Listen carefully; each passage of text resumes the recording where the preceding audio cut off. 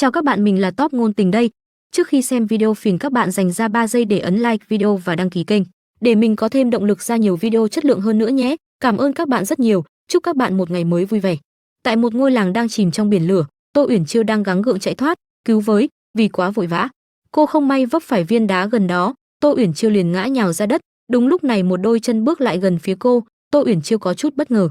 Đôi mắt cô rơm rớm vì sợ hãi, là Trầm Nghiễn Trạch, anh cầm thanh kiếm kiêu ngạo nói, ngã có đau không? Tô Uyển Chiêu bất lực nghĩ thầm, tiêu rồi, không chạy nổi nữa. Nhìn dáng vẻ tuyệt vọng của Tô Uyển Chiêu, Trầm Nghiễn Trạch vô cùng thích thú, đừng sợ hãi, như thế này sẽ không còn đau nữa. Dứt lời, anh lập tức dùng thanh kiếm kết liễu cô.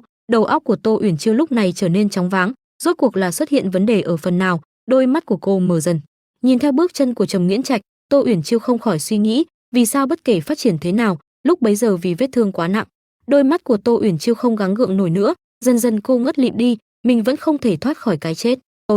Tô Uyển Chiêu, tức ra là do xuyên không tới, và lý do vì sao lại xuyên không, đều trách tại kết cục của cuốn tiểu thuyết ngôn tình kia.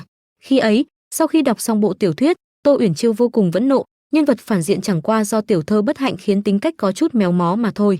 Bỏ qua chuyện anh ta tra tấn khắp nơi trong tiểu thuyết đi, vì sao kết cục vẫn là phải chết? Cô tức giận nghĩ, không được, mình phải minh oan cho Trầm Nghiễn Trạch nhỏ bé, xinh đẹp mạnh mẽ mà đáng thương này. Tôi vì quá tức giận kết cục chuyện, trong lúc tâm trạng xúc động đã quá nhập tâm viết bài phê bình. Không ngờ lại phát sinh chuyện ngoài ý muốn này, màn hình laptop của Tô Uyển Chiêu bỗng xuất hiện nhiều luồng sáng bay ra, khiến cô ngỡ ngàng trong giây phút. Đợi đã, đây là tình huống gì? Tôi đột nhiên rơi vào trạng thái hôn mê, nhưng bên tai luôn có một giọng nói lặp đi lặp lại, bóng dáng của một cô bé vô thức xuất hiện trong tâm trí của Tô Uyển Chiêu. Cùng một giọng nói thì thào, nếu cô đã muốn vì nhân vật phản diện minh oan, vậy cô hãy tự tay giúp hắn thay đổi vận mệnh để quay trở lại lần nữa đi. Lần thứ hai thức dậy, tôi đã trở thành con gái của thái phó trong nguyên tắc, bị phản diện giết chết cả gia đình. Tô Uyển Chiêu, thời gian quay lại thời thơ ấu của nhân vật phản diện. Khi bị đưa tới đất nước kẻ thù làm con tin, Tô Uyển Chiêu ngồi trước gương thích thú nghĩ, hóa ra đây chính là cảm giác xuyên không. Cô mỉm cười nhìn khuôn mặt xinh đẹp được phản chiếu. Mặc dù chỉ là bia đỡ đạn, nhưng khuôn mặt này thật sự rất xinh đẹp, rất phù hợp theo con đường tiểu bạch hoa đó. Tôi đã thử tạo ra các cách gặp gỡ khác nhau với nhân vật phản diện, nhưng ngay đến chuyện cả gia đình bị giết trong nguyên tắc cũng không cách nào thoát khỏi, chứ đừng nói đến cứu sống Trầm Nghiễn Trạch. Chuyển cảnh, Tô Uyển Chiêu đang ngồi trong xe ngựa. Lúc này, một giọng nói vang lên, "Chiêu Nhi, chúng ta tới rồi." Tô Uyển Chiêu đáp lại với dáng vẻ háo hức, "Vâng thưa phụ thân, có điều sau mỗi lần bỏ mạng, thời gian sẽ lại lùi về đúng thời điểm này, có phải là ở thời điểm này tôi đã bỏ lỡ thông tin quan trọng gì rồi không? Lần này sau khi thời gian lùi lại tôi lập tức tới hoàng cung, ông trời phù hộ nhất định phải biến suy đoán của tôi thành sự thật." Tô Uyển Chiêu bước đến gần cánh cửa, ngay lúc này, những giọng nói mắng nhiếc, chửi rủa vang lên, "Ngươi chẳng qua chỉ là kẻ vô dụng mà Kỳ Quốc bại trận gửi tới cầu hòa mà thôi, ngươi còn dám chọc giận hoàng tử mà chưa sáng mắt ra." Tô Uyển Chiêu liền hé mở cánh cửa, bên trong là ba thái giám đang hùa nhau ức hiếp Trầm Nghiễn Trạch. "Này, gia cũng không thể không tuân lệnh. Thay đại hoàng tử dạy dỗ tiểu tử, ngươi biết thế nào là phép tắc." Thấy vậy Tô Uyển Chiêu sững sờ trong giây lát, có lẽ nào đây chính là tình tiết quan trọng mình vẫn luôn bỏ qua sao? Thái giám kia nói tiếp, "May mà gia cũng không phải loại người độc ác, mặc dù đại hoàng tử có lệnh." Ông đưa tay nắm chặt lấy tóc của Trầm Nghiễn Trạch, "Miễn là ngươi hầu hạ tốt gia." Nghe vậy, Tô Uyển Chiêu nhăn mặt bất bình, tên thái giám biến thái. Bên kia, tên thái giám khẽ cười, "Gia sẽ dừng lại ở đây, thế nào?" Còn Trầm Nghiễn Trạch lúc bấy giờ cũng đã sắp đạt đến giới hạn của sự nhẫn nhịn. "Không được, lão nương không thể chịu được nữa rồi." Đúng lúc này, Tô Uyển Chiêu hét lên. Cô gọi đây là tuyệt kỹ số 1 của tiểu bạch hoa, mỹ nhân xuất hiện cứu anh hùng. Tên thái giám liền bị tiếng động làm cho có chút sợ hãi. Ông ta quát lớn, "Ở đâu ra nha đầu quê mùa kia?" Nhìn khuôn mặt của Trầm Nghiễn Trạch, Tô Uyển Chiêu tự nhủ, đặt cược vào danh dự vô số lần đọc tiểu thuyết của tôi, lần này nhất định phải giúp cậu ta thoát khỏi kết cục phản diện phải chết. Tuyệt kỹ số 2 của tiểu bạch hoa, tiết lộ thân phận để gây áp lực. Cô liền nghiêng ngang bước tới giới thiệu, "Ta không phải là nha đầu quê mùa, ta là con gái của thái phó, Tô Uyển Chiêu." Tên thái giám nhíu mày, "Vậy thì sao? Gia ta đây là đang giúp đại hoàng tử làm việc." "Tô tiểu thư." Nghe Gia khuyên một câu, "Tốt nhất ngươi đừng nên xen vào." Tuyệt kỹ số 3 của tiểu bạch hoa, giành lấy thế chủ động. Tô Uyển Chiêu tự tin đáp, "Nhưng phụ thân ta đã dặn, đánh người là không đúng, người của hoàng gia cần tốt bụng và nhân từ, lẽ nào đại hoàng tử không nghe lời dạy bảo của phụ thân sao?" Tên thái giám liền bị cứng họng, xú nha đầu này miệng lưỡi sắc sảo, mặc dù thái phó nhỏ nhoi không có gì đáng phải sợ, nhưng đại hoàng tử thực sự học hành không tốt, ngày thường vẫn phải giúp hắn nói tốt trước hoàng thượng. Quên đi, dù sao tên nhóc này cũng đã bị trừng phạt rồi, tốt hơn hết đừng gây chuyện.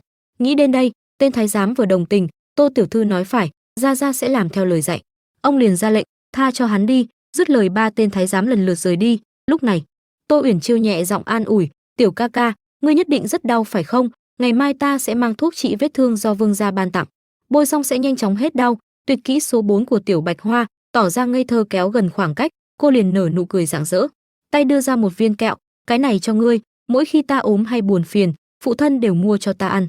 Rất ngọt đó. Ăn xong vết thương biến mất luôn. Trầm Nghiễn Trạch xoay người đứng dậy, cảm ơn ý tốt của Tô tiểu thư.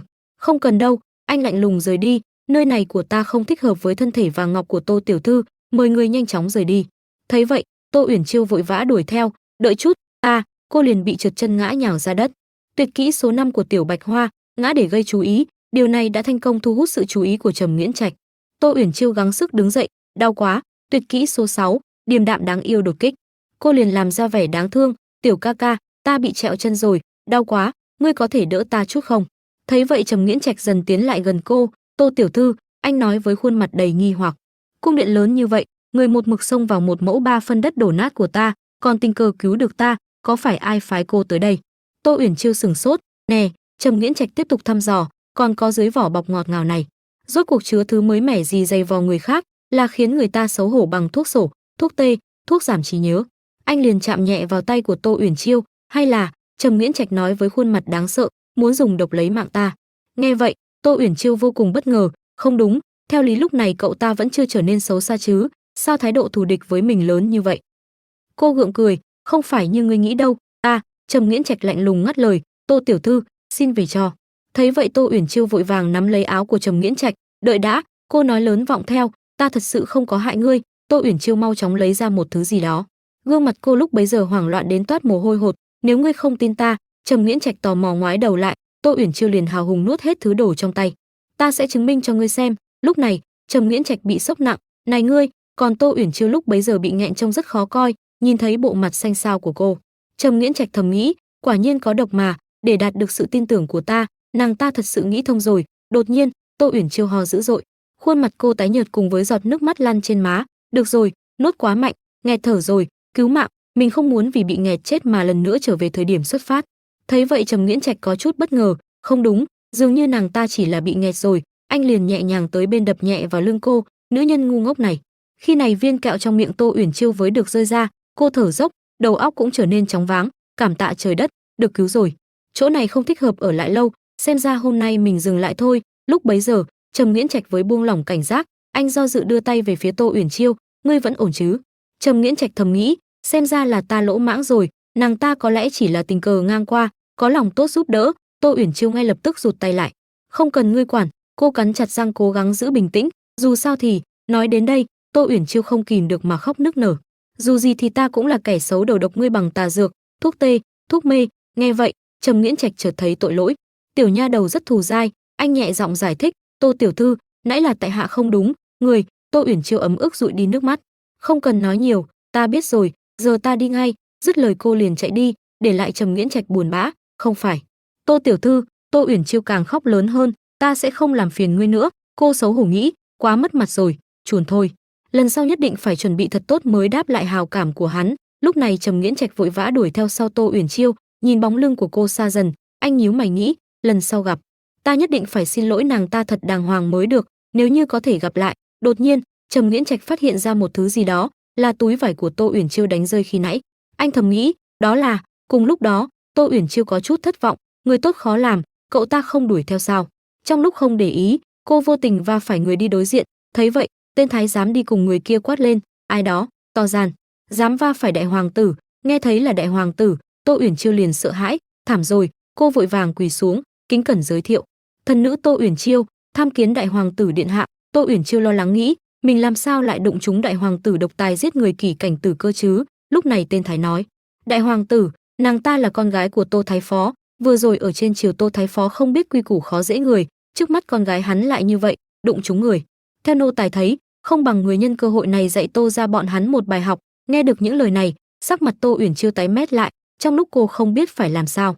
Đại hoàng tử bỗng tiến tới trước mặt cô ra lệnh, ngẩng đầu, Tô Uyển Chiêu lo lắng làm theo, "Đại hoàng tử, thần nữ." Gương mặt đại hoàng tử liền trở nên đáng sợ, "Ta, cho ngươi nói chuyện rồi à?" Anh liền lệnh cho thái giám, "Roi của ta đâu?" Ông ta cũng mau chóng đem chiếc roi đến, "Đây ạ." Đại hoàng tử vừa cầm được chiếc roi thì liền vung nó dương oai, anh cười khỉnh, "Ngươi nói đúng, Tô gia quả thực phải dạy cho một bài học, học lại quy củ một chút." Dứt lời, Đại hoàng tử vung chiếc roi lên, lúc bấy giờ, Tô Uyển Chiêu đã sợ đến mức toàn thân run lên lẩy bẩy, thật muốn mạng mà, nào mình lại phải chết quay lại điểm xuất phát sao?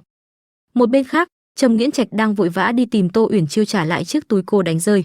Nếu nàng ta đã là con gái của thái phó thì thế nào cũng sẽ đứng ở cửa học đường để đợi thái phó rời đi, mình nhớ là cổng học đường ở ngay phía trước, anh nắm chặt tay tự dối lòng. Mình không cố ý đi tìm nàng ta đâu, chỉ là mình sợ nàng ta sẽ vu oan cho mình ăn cắp đồ của nàng ta mà thôi. Khi này Trầm Nghiễn Trạch cũng đã tới nơi. Vừa nhìn anh đã bị sững sờ bởi khung cảnh trước mắt, Trầm Nghiễn Trạch bất ngờ khi thấy Tô Uyển Chiêu sắp bị đại hoàng tử đánh, đợi không kịp suy nghĩ nhiều, anh liền hét lớn, dừng tay, nhận thấy bản thân đã quá hồ đồ. Trầm Nghiễn Trạch vội nấp đi, Tô Uyển Chiêu bên kia cũng hé mắt nhìn, là hắn. Vừa mở mắt, khung cảnh đập vào mắt cô là hình ảnh chiếc roi được vung xuống đất, Tô Uyển Chiêu vội vã né qua một bên. Nhìn thấy chiếc roi tiếp tục vụt tới, cô kinh hãi mở to mắt, nguy quá, xem tí nữa là bị hủy dung rồi, thật là tàn nhẫn, lại còn nhắm vào mặt mình.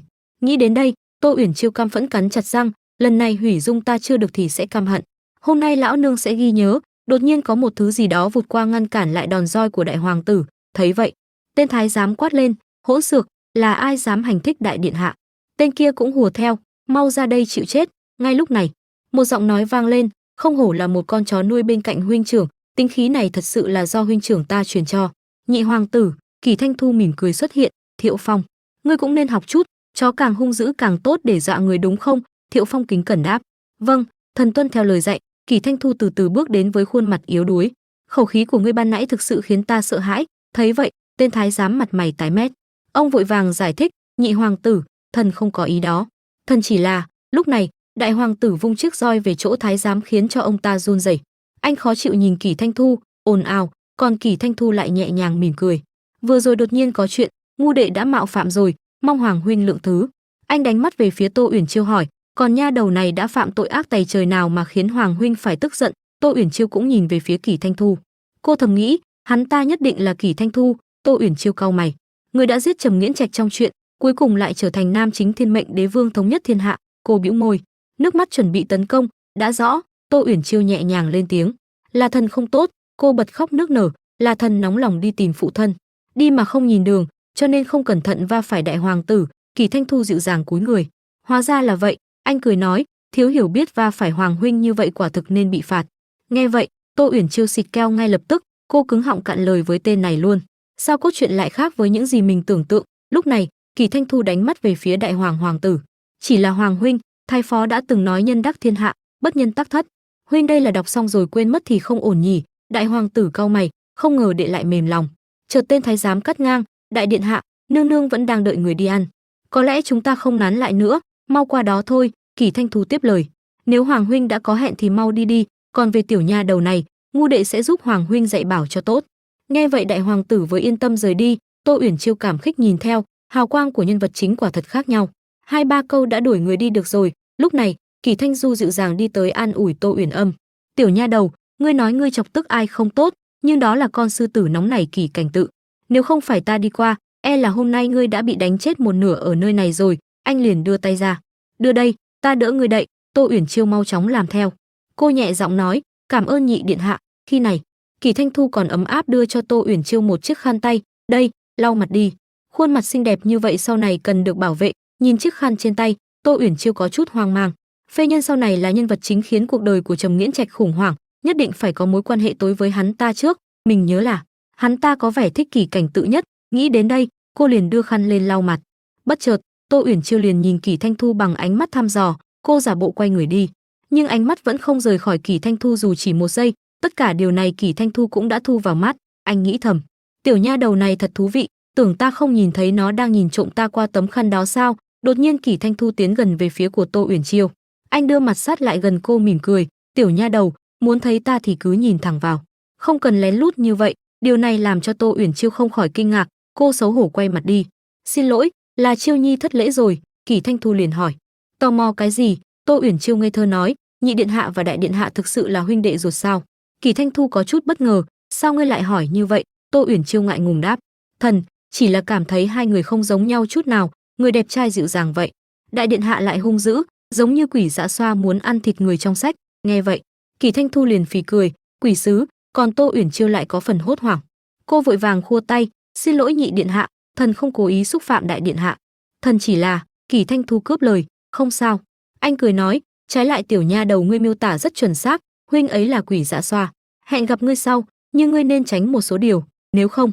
Đột nhiên Kỷ Thanh Thu bị khựng lại, nét mặt cũng trở nên bất an, anh lo lắng nhìn về hướng xa. Lạ thật, sao ta cảm giác có một ánh mắt chẳng lành. Tô Uyển Chiêu thấy vậy cũng bất giác nhìn theo. Hắn ta đang nhìn gì vậy? Cô thầm nghĩ, không có ai. Chờ đã, Tô Uyển Chiêu liền chú ý ngay đến chiếc túi của cô bị rơi ở mép tường, đó chẳng phải là túi thơm của mình sao? Cô liền chạy tới nhặt lấy nó, thấy vậy, Kỷ Thanh Thu tò mò hỏi, đây là của ngươi? Tô Uyển Chiêu đáp, có thể thần đã không cẩn thận đánh rơi nó ở đây. Kỷ Thanh Thu nhạy nhẽ nhận ra ngay, cỏ dại ở góc tường rõ ràng đã bị người dẫm lên, theo ta thấy, chắc hẳn có người tốt vô tình nhặt được, đặc biệt mang đến trả lại thì phải. Tô Uyển Chiêu cũng hoài nghi, thật là, mình chỉ đến nơi ở của Trầm Nghiễn Trạch, nhất định là cậu ta đã nhặt được nó và lén đưa về đây. Khuôn mặt cô liền trở nên gian tà. Xem ra mình trở về cũng không hoàn toàn vô công mà. Dứt dòng suy nghĩ, Tô Uyển Chiêu lập tức trở mặt, cô cười nói với Kỷ Thanh Thu, người có thể phát hiện ra tình tiết nhỏ như vậy, thật lợi hại. Nhị điện hạ, người có thể giúp thần thiếp tìm người tốt này được không? Kỷ Thanh Thu vui vẻ đáp, nếu đã lấy được đồ của mình rồi thì còn tìm người làm gì? Tô Uyển Chiêu liền nói, cha đã từng nói, con người phải biết ơn và báo đáp lòng tốt, vậy nên thần muốn tìm người đó, trực tiếp nói lời cảm ơn. Kỷ Thanh Thu mỉm cười, ngươi trái lại rất biết đạo lý. Nghe vậy Tô Uyển Chiêu đắc ý, tất nhiên, lão nương trong sáng, lương thiện, tiểu Bạch Hoa được thiết lập không bao giờ sụp đổ. Cùng lúc đó một giọng nói khàn vang lên, Chiêu Nhi. Cha của Tô Uyển Chiêu kính cẩn khoanh tay trước ngực, thần thăm kiến nhị điện hạ. Tiểu nữ bướng bỉnh, không biết có mạo phạm đến người không? Kỷ Thanh Thu ngắt lời, thái phó quá lời rồi. Anh liền đi tới nắm lấy tay của ông, là ta thấy nó khéo léo dễ thương, không nhịn được mà tiến tới nói vài câu trêu đùa. Cũng không còn sớm nữa, e là tiểu nha đầu cũng đói rồi, ngươi về đi. Cha của Tô Uyển Chiêu đáp, vâng. Dứt lời, ông liêng nắm tay Tô Uyển Chiêu rời đi. Vừa đi, Tô Uyển Chiêu vừa ngoái đầu lại nhìn Kỷ Thanh Thu, thấy vậy, Kỷ Thanh Thu liền làm khẩu hình miệng ra hiệu, yên tâm, ta sẽ giúp ngươi tìm người. Tối hôm đó, tại nhà của Tô Uyển Chiêu, cô đang ngồi trước bàn, cô thích thú liếm môi. Hôm nay Trầm Nghiễn Trạch đưa túi thơm cho mình là một điểm tốt, mình phải tranh thủ cho kịp thời cơ, tiếp tục gây thiện cảm. Nghĩ rồi Tô Uyển Chiêu mau chóng khua tay múa bút. Kế hoạch nuôi dưỡng, gây thiện cảm, Trầm Nghiễn Trạch, tìm trợ giúp, thay đổi tính cách và cũng phải tránh kết cục cũ bị Trầm Nghiễn Trạch giết. Tô Uyển Chiêu ngẩn người suy nghĩ. Suy cho cùng thì Kỷ Thanh Thu cũng có hào quang của nam chính nguyên tác, giá như mình có thể biến hắn thành bằng hữu của Trầm Nghiễn Trạch và nhờ giúp. Nghĩ đến đây, cô bất giác viết tên Kỷ Cảnh Tự rồi khoanh tròn, có rồi, kẻ thù của kẻ thù là bạn. Tô Uyển Chiêu đắc ý, xin lỗi đại điện hạ, cần ngài hy sinh một chút để trở thành kẻ thù chung của bọn họ. Chưa mừng được bao lâu, Tô Uyển Chiêu bắt đầu vào đầu suy nghĩ, còn việc làm thế nào để thay đổi tính cách giết người của Trầm Nghiễn Trạch trong nguyên tắc. Đột nhiên cô nhận ra, có rồi. Tô Uyển Chiêu mừng rỡ, quyết định rồi, tri thức thay đổi số mệnh, mình muốn tìm cách đưa tiểu phản diện này đi học, cải tạo cho tốt. Ngày hôm sau, Tô Uyển Chiêu đã chuẩn bị một túi lớn, thấy vậy, cha của cô vô cùng khó hiểu, Chiêu Nhi, sao con lại mang nhiều đồ vậy? Tô Uyển Chiêu cười đáp, cha, hôm qua Chiêu Nhi đã gặp một bé mèo nhỏ bị thương trong hoàng cung, thấy đáng thương nên con mang theo ít thuốc và lương thực để cứu giúp nó. Cha của cô nghiêm mặt ngăn cản, không được, lỡ như con bị mèo đả thương thì sẽ phiền phức lắm. Tô Uyển Chiêu lập tức quỳ xuống cầu xin, cha yên tâm, Chiêu Nhi sẽ cẩn thận. Nghe vậy, cha của Tô Uyển Chiêu mới bớt lo phần nào, được rồi, cẩn thận đó, nếu con thực sự thích nó thì đưa con mèo về nhà nuôi. Tô Uyển Chiêu vui vẻ đáp, được rồi cha, nếu có cơ hội con nhất định sẽ đưa nó về nhà. Cô thầm nghĩ, chỉ hy vọng trong thời gian tới nó không làm người sợ. Một lát sau, vừa tới hoàng cung, Tô Uyển Chiêu đã bịt mặt kín mít, cô lén lút thăm dò, còn không quên ngó nghiêng ngó dọc tìm kiếm. Tốt quá, không nhìn thấy tạp vụ nào, đây là cơ hội tốt để gây thiện cảm. Tô Uyển Chiêu liền tới bên nơi ở của Trầm Nghiễn Trạch, này tiểu ca ca, ngươi có ở trong đó không? Ta là Tô Uyển Chiêu, hôm qua đã đến đây, ta vào nha. Cô dùng sức đưa tay đẩy chiếc cửa, thế nhưng nó lại không di chuyển dù chỉ là một chút. Tô Uyển Chiêu suy đoán, cửa bị khóa từ bên trong, tên này nhất định là ở trong nhà, nhưng tại sao tiểu tử này lại phớt lờ mình? Nghĩ đến đây, Tô Uyển Chiêu liền nói tiếp, tiểu ca ca, ta biết ngươi ở bên trong, ta mang cho ngươi đồ tốt đến, ngươi ra ngoài nhìn đi. Cô thầm nghĩ, xem ra phải cần chút thủ đoạn. Lúc này, Tô Uyển Chiêu ra vẻ ủy khuất nói, được rồi, vì ngươi không muốn gặp ta nên ta sẽ đặt mọi thứ ở cửa. Cô buồn bã, trong đây có lương thực và dược phẩm, ngày mai ta sẽ mang đến phần còn lại. Những điều này đã được Trầm Nghiễn Trạch qua lỗ rách trên cửa quan sát tất cả. Tô Uyển Chiêu tiếp tục nói vọng vào, tiểu ca ca, vậy hôm nay ta về trước đây. Thấy vậy, Trầm Nghiễn Trạch căng thẳng nghĩ, đi đi, mau rời khỏi nơi này đi. Anh nhíu mày, vốn dĩ nàng ấy không nên ở đây. Đột nhiên, Trầm Nghiễn Trạch cảm nhận được có tiếng động lạ, hả? Nhìn ra khe cửa, anh vô cùng bất ngờ, nàng ấy thế nào lại leo lên cây rồi? Bên kia, Tô Uyển Chiêu thầm nghĩ, lão nương tốn nhiều công sức như vậy, chỉ đóng cửa là có thể đuổi được đi sao? Được rồi, ta không xuống địa ngục thì ai xuống địa ngục, để lừa cậu ta ra khỏi nhà, liều thôi. Nghĩ đến đây, cô liền thả tay ra hét lớn. Kết quả là Tô Uyển Chiêu đã bị rơi xuống, cứu mạng. Tô Uyển Chiêu thầm cầu, tiểu tử, ngươi tuyệt đối đừng làm ta thất vọng. Lúc bấy giờ, Tô Uyển Chiêu với biết sợ, mặt mày cô tái mét lại, không uổng công Tô Uyển Chiêu mong đợi, Trầm Nghiễn Trạch thật sự đã đến. Anh vội vàng đỡ lấy cô, nhìn khuôn mặt của anh, Tô Uyển Chiêu có chút bất ngờ, mình rơi nhanh như thế, thế quái nào cậu ta lại lao ra khỏi nhà đỡ mình. Cô suy đoán, lẽ nào cậu ta biết võ công, nghĩ tới cảnh tượng bị Trầm Nghiễn Trạch giết chết, Tô Uyển Chiêu bắt đầu hoảng sợ. Không, nguyên tắc nói là cậu ta tình cờ có được thần công khi trưởng thành, khi ấy, Trầm Nghiễn Trạch đang đối mặt trước Kỷ Thanh Thu bên vách đá hiểm trở, Kỷ Thanh Thu cười khỉnh, khoanh tay chịu chết đi, ngươi đã không còn lối thoát rồi. Trầm Nghiễn Trạch lo lắng toát mồ hôi, là ngươi. Tô Uyển Chiêu nhớ lại, nhớ năm đó ngày Trầm Nghiễn Trạch bước vào tuổi trưởng thành, những hành vi xấu xa cậu ta bị ép làm đã phơi bày, dẫn đến việc Kỷ Thanh Thu bao vây truy kích, Trầm Nghiễn Trạch đã không do dự nhảy thẳng xuống vách đá, ta chưa hẳn bị mắc kẹt đâu. Dù không biết võ công, cũng không cách nào chống lại được, với sự tự tôn kiêu hãnh đã chọn nhảy xuống vách đá kết thúc cuộc đời, nhưng có một vực sâu dưới vách đá, để cậu ta không chỉ bảo toàn tính mạng, còn phát hiện ra một mật động có ma thuật, tiếc là thiếu kiên nhẫn dẫn đến tẩu hỏa nhập ma, điều này chính thức mở ra con đường phản diện bi thảm nửa trang sau. Quay trở lại thời điểm hiện tại, Tô Uyển Chiêu thẫn thờ, hiện tại vẫn còn rất sớm với khoảng cách bị ép nhảy khỏi vách đá, hắn vốn là một tiểu đáng thương bị áp bức, không biết võ công là đúng rồi. Nhìn Tô Uyển Chiêu bất động, Trầm Nghiễn Trạch khó hiểu, thế nào mà nàng ấy lại nhăn mặt không nói chuyện, chẳng lẽ nàng ấy, anh liền nói, bị thương rồi. Nghe vậy Tô Uyển Chiêu xấu hổ quay mặt sang bên khác, bỏ đi, chẳng muốn nữa, điều quan trọng trước tiên là phải ổn định thiết lập Bạch Tiểu Hoa của mình. Khi này, Trầm Nghiễn Trạch nhẹ nhàng đặt Tô Uyển Chiêu xuống, anh tò mò hỏi, sao lại leo lên cây? Tô Uyển Chiêu ấp úng đáp, ta chính là nghĩ ngươi sẽ bí mật ra ngoài. Trầm Nghiễn Trạch ngắt lời, nằm vùng. Thấy vậy, Tô Uyển Chiêu vội vã giải thích, ta không có ác ý, ta chính là, cô cúi mặt ra vẻ đáng thương, lo cho người. Trầm Nghiễn Trạch kinh ngạc, lo cho ta? Tô Uyển Chiêu tiếp tục bày ra bộ mặt thế gian thuần lương, người vật vô hại của mình. Sao? Ta lo cho người ra ngoài để lấy gói hàng, bị bọn thái giám xấu xa hôm qua mang đi, ta đặc biệt chuẩn bị cho ngươi, vậy nên ta sẽ để mắt đến ngươi. Cô mỉm cười nói những lời mật ngọt, liên tục tấn công vào trái tim của Trầm Nghiễn Trạch, cho dù gói hàng thật sự bị thái giám mang đi, ta cũng có thể kịp thời báo tin cho ngươi, lúc đó ngươi sẽ chạy trốn bằng cửa sổ phía sau. Bọn chúng không bắt được ngươi thì ngươi sẽ không bị ức hiếp nữa rồi. Nhìn dáng vẻ nhiệt tình của Tô Uyển Chiêu, Trầm Nghiễn Trạch không khỏi cảm thấy ngại, cô không sợ chúng sẽ khiến cô bị thương. Tô Uyển Chiêu đắc ý vỗ nhẹ lên ngực, không sợ, ta là con gái Tô thái phó, chúng không dám đâu. Thấy vậy, Trầm Nghiễn Trạch liền nói, Tô cô nương, chỉ là một thái phó thôi, ở trong cung cũng không phải nhân vật lớn gì. Sắc mặt Tô Uyển Chiêu trầm xuống, nhưng mà lúc này Trầm Nghiễn Trạch lặng lẽ quay người rời đi. Thấy vậy, Tô Uyển Chiêu hốt hoảng hỏi, này, ngươi đi đâu? Trầm Nghiễn Trạch thản nhiên đáp, về nhà. Nghe vậy, Tô Uyển Chiêu có chút buồn bã, chẳng lẽ tiểu tử này lại nhẫn tâm bỏ mình rồi? Bỗng Trầm Nghiễn Trạch nói, Tô tiểu thư, không phải lúc nãy cô nói muốn vào sao? Tô Uyển Chiêu bất ngờ, ta có thể vào rồi. Trầm Nghiễn Trạch mỉm cười, chẳng lẽ bây giờ lại đổi chủ ý rồi? Thấy vậy Tô Uyển Chiêu đôi mắt sáng rực lên, cô kéo theo cái túi chạy về phía Trầm Nghiễn Trạch, ta đến ngay đây. Trong lòng cô vô cùng phấn khích, cơ hội tới rồi. Vào bên trong, Tô Uyển Chiêu ngỡ ngàng quan sát, cũng thảm quá rồi, điều kiện ăn ở có lẽ còn không tốt bằng của thái giám hay cung nữ. Lúc này, Trầm Nghiễn Trạch lên tiếng, nếu Tô tiểu thư không chê thì qua đây ngồi nhé. Tô Uyển Chiêu vui vẻ đáp, được. Cô thầm nghĩ, sau này mình nhất định phải mang sự ấm áp đến chơi mỗi ngày. Trầm Nghiễn Trạch chu đáo mời nước, ở đây ta chỉ có nước lã. Được chứ? Tô Uyển Chiêu gượng cười, được. Cô liền mở chiếc túi bên người ra, thấy ngươi ở đây cái gì cũng không có. Vết thương hôm qua chắc là vẫn chưa xử lý tốt nhỉ? Tô Uyển Chiêu từ từ lôi ra từng cái một, vừa hay, ta mang đến đây một ít thuốc, ngươi xem, chữa bỏng, chữa đau thương, chữa vết thương mũi cắn, giải độc, còn có cái này. Nhìn những món đồ được Tô Uyển Chiêu lấy ra, Trầm Nghiễn Trạch cảm thán, nhiều như vậy. Đột nhiên, Tô Uyển Chiêu tiến lại gần vạch áo của anh ra, khiến cho Trầm Nghiễn Trạch kinh ngạc lùi lại phía sau.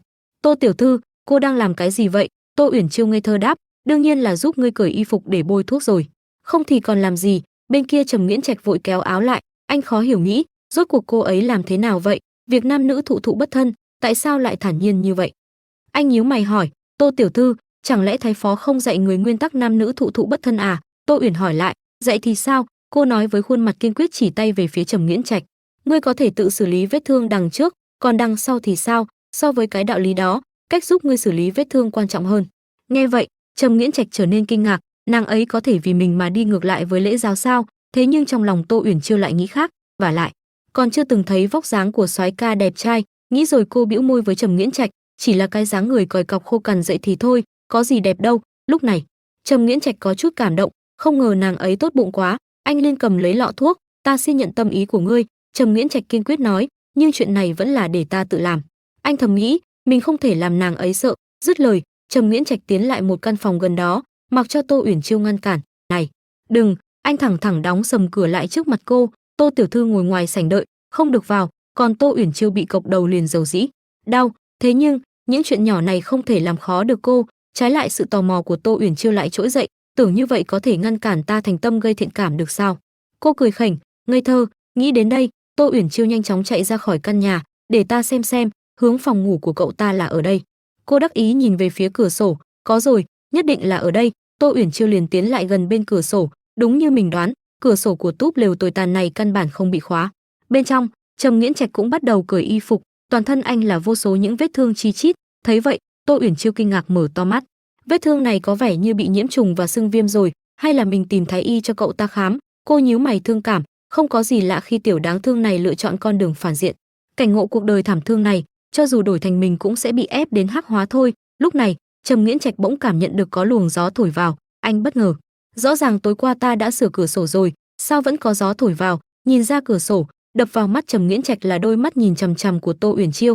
Thấy vậy, Tô Uyển Chiêu liền bị dọa giật mình, cô vội vàng cúi người xuống. Tô Uyển Chiêu xấu hổ nghĩ, sao đột nhiên cậu ta lại quay đầu lại chứ?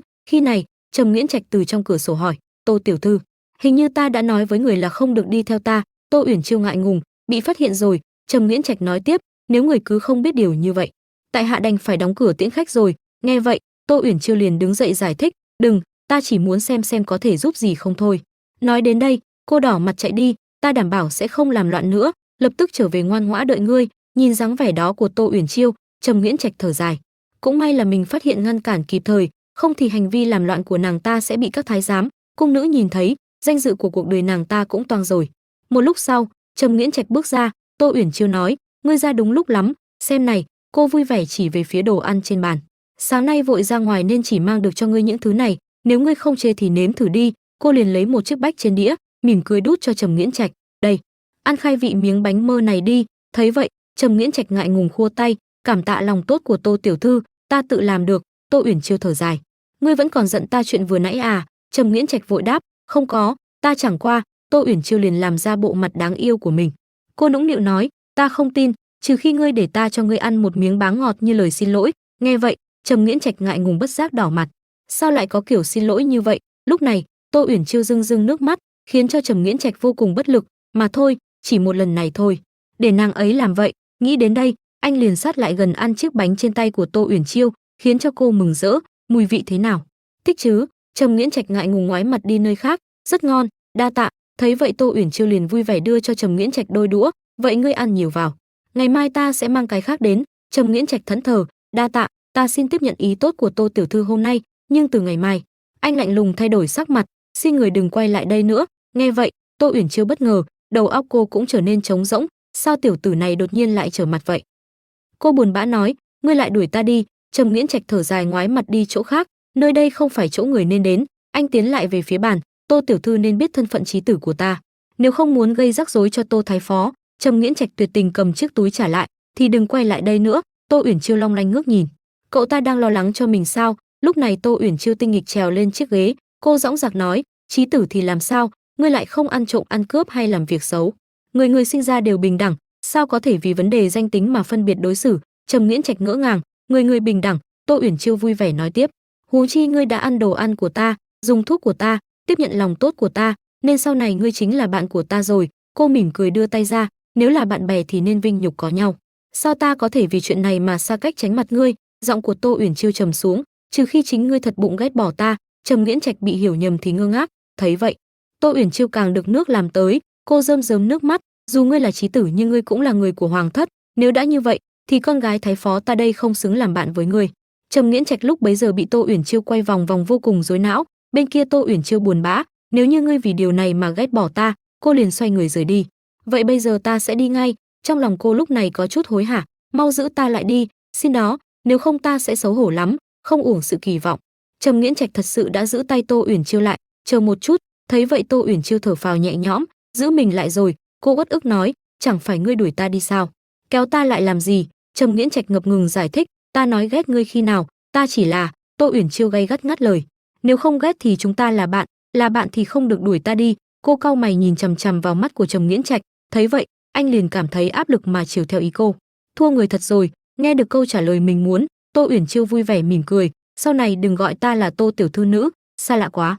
Cứ gọi ta là Chiêu Nhi nhé. Trầm Nghiễn Trạch đồng ý, được. Anh liền kéo Tô Uyển Chiêu tới bên bàn nước tò mò hỏi, Chiêu Nhi, những câu như người người bình đẳng, vinh nhục có nhau, kia đều do tôi thái phó dạy muội sao? Tô Uyển Chiêu ấp úng, cái này thực ra, cô cảm thấy có chút khó xử, ban nãy tranh luận với người xưa.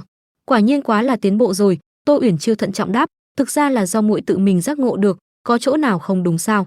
Trầm Nghiễn Trạch mỉm cười, không, muội nói rất sâu sắc, quả nhiên thái phó đã giáo dục muội quá tốt. Nghe vậy, Tô Uyển Chiêu với thở phào, cũng may là lừa được rồi. Lúc này, Trầm Nghiễn Trạch bỗng trở nên nghiêm túc, chỉ là sau này, muội không nên nói như vậy với người ngoài, tránh bị vạ miệng. Tô Uyển Chiêu liền nháy mắt đồng ý, yên tâm muội thông minh lắm, đảm bảo sau này sẽ là một tài nữ khiêm tốn. Cô hào hứng nói tiếp, tiếc là trước đây muội không có bạn bè để tâm sự cùng, sau này muội có thể tìm huynh để chia sẻ không? Trầm Nghiễn Trạch khẽ đáp, tất nhiên cầu còn không được. Nghe vậy Tô Uyển Chiêu vui vẻ đưa tay ra, sau này đây sẽ là bí mật của chúng ta. Cô nghĩ bụng, vừa hay truyền cho cậu ta tư tưởng hiện đại, tránh sau này đánh giết.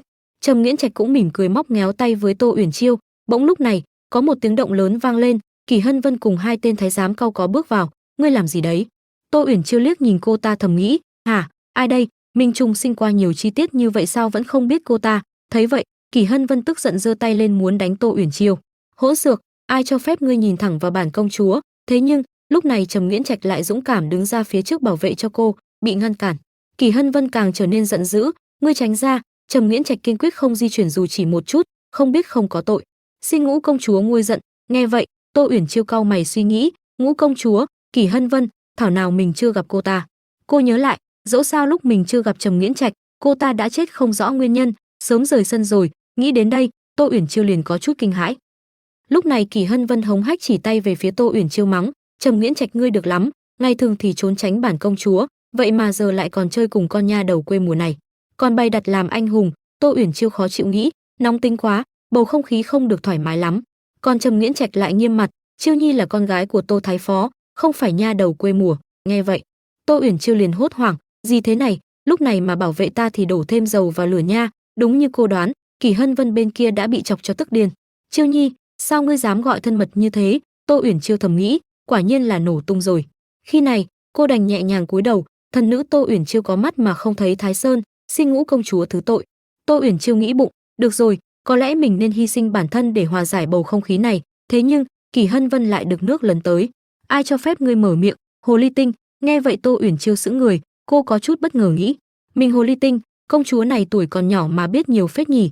Ngay lúc này Trầm Nghiễn Trạch lên tiếng, xin công chúa điện hạ thận trọng. Kỳ Hân Vân phản bác, ta thấy nàng ta sắp hớp hồn ngươi rồi, không phải hồ ly tinh thì là gì? Kỳ Hân Vân nói như muốn khóc, rõ ràng ta mới là người đến kết bạn với ngươi trước. Ta đến đây rất nhiều lần nhưng ngươi đều phớt lờ lòng yêu mến của ta. Nhìn gương mặt buồn bã của Kỳ Hân Vân, Tô Uyển Chiêu thầm nghĩ, tiểu công chúa này hình như rất thích Trầm Nghiễn Trạch. Vậy sao trước đây cô ta lại chết sớm như vậy? Cô liền tưởng tượng ra khung cảnh Trầm Nghiễn Trạch bị Kỳ Hân Vân trói lên cột, lẽ nào cô ta tán tỉnh không được bèn dùng phương pháp biến thái.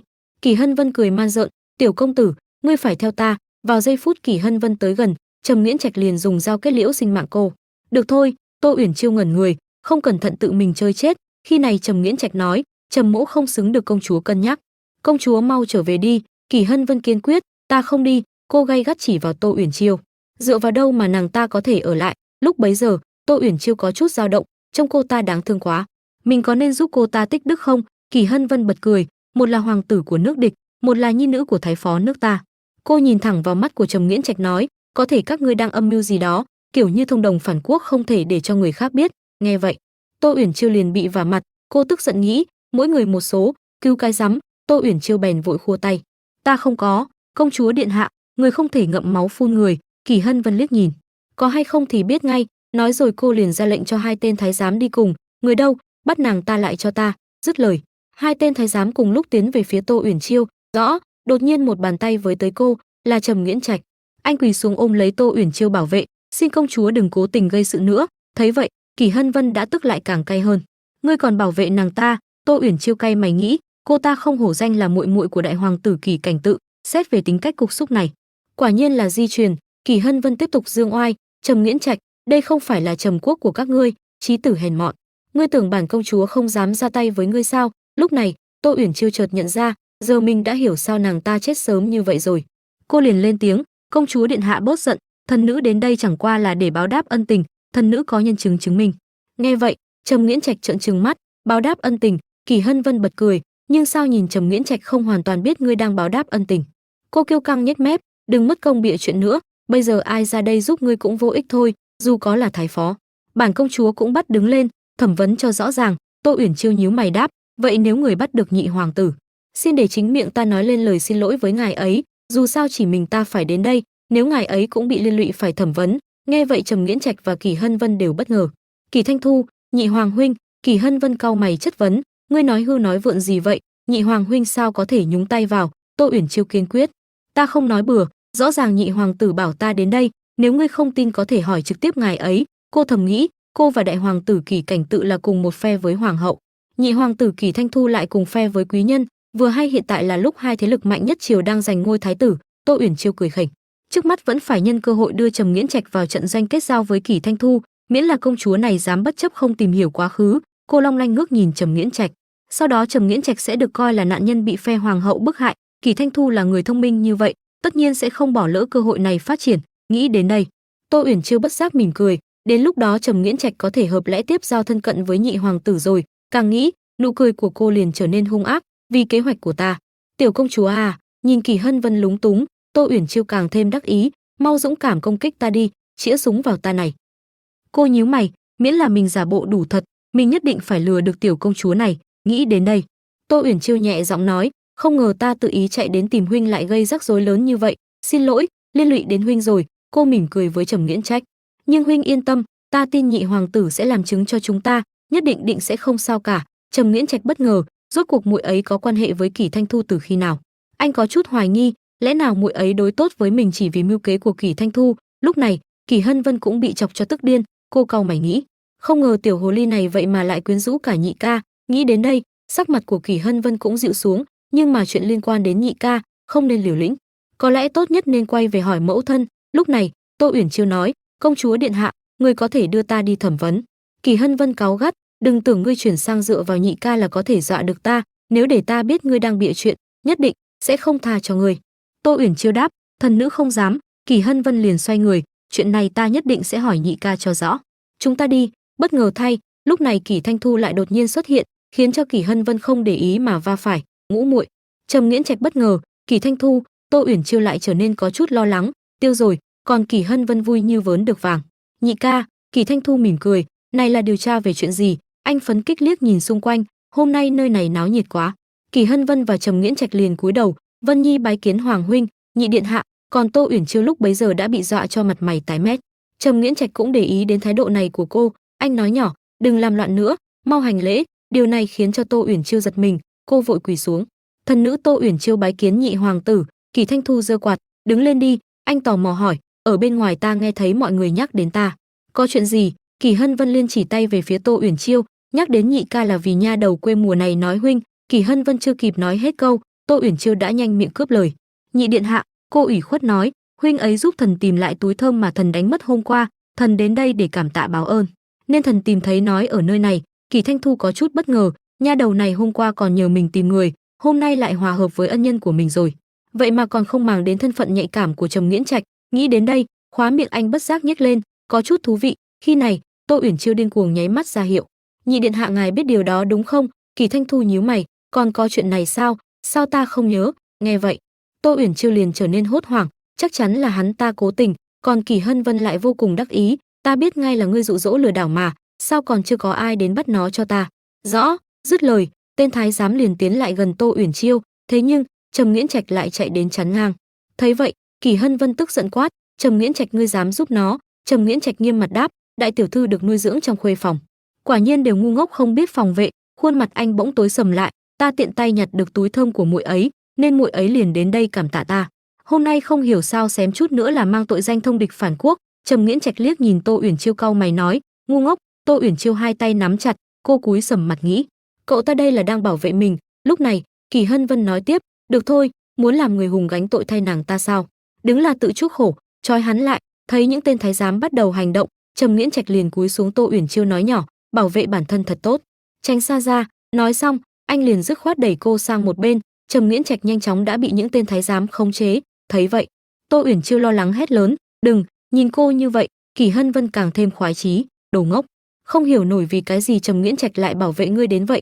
Khi này, bước chân của Tô Uyển Chiêu bỗng dừng lại. Cô nghĩ thầm, không được, lúc này mình lao lên là quá ngu rồi. Tô Uyển Chiêu rơm rớm nước mắt quay qua cầu cứu, nhị điện hạ, cứu mạng. Thế nhưng khi này, anh ta lại nhàn nhã ngồi ghế mỉm cười. Thấy vậy, Tô Uyển Chiêu vô cùng lúng túng, cục diện đã rối ren lắm rồi, tên này lại có thể còn tâm trạng xem kịch. Cô cau mày nhìn khuôn mặt đang thích thú của Kỳ Thanh Thu, hắn ta vẫn còn có thể bình tĩnh được, nhìn sang Trầm Nghiễn Trạch, cảm giác bất lực bao trùm lấy tâm trí cô. Tô Uyển Chiêu liền liều mình chạy lại phía Kỳ Thanh Thu, thế nhưng lại bị Thiệu Phong chặn lại. Tô Uyển Chiêu đành phải đứng từ xa nói vọng vào, nhị điện hạ, người thực sự không nhớ chuyện này sao? Nếu không phải ngài hứa giúp ta tìm ân nhân, sao lại chạy đến cái sân hẻo lánh nơi chí tử của nước địch bị giam lỏng? Cô kiên quyết nói tiếp, cũng không thể là ngài có việc riêng cần tìm huynh ấy.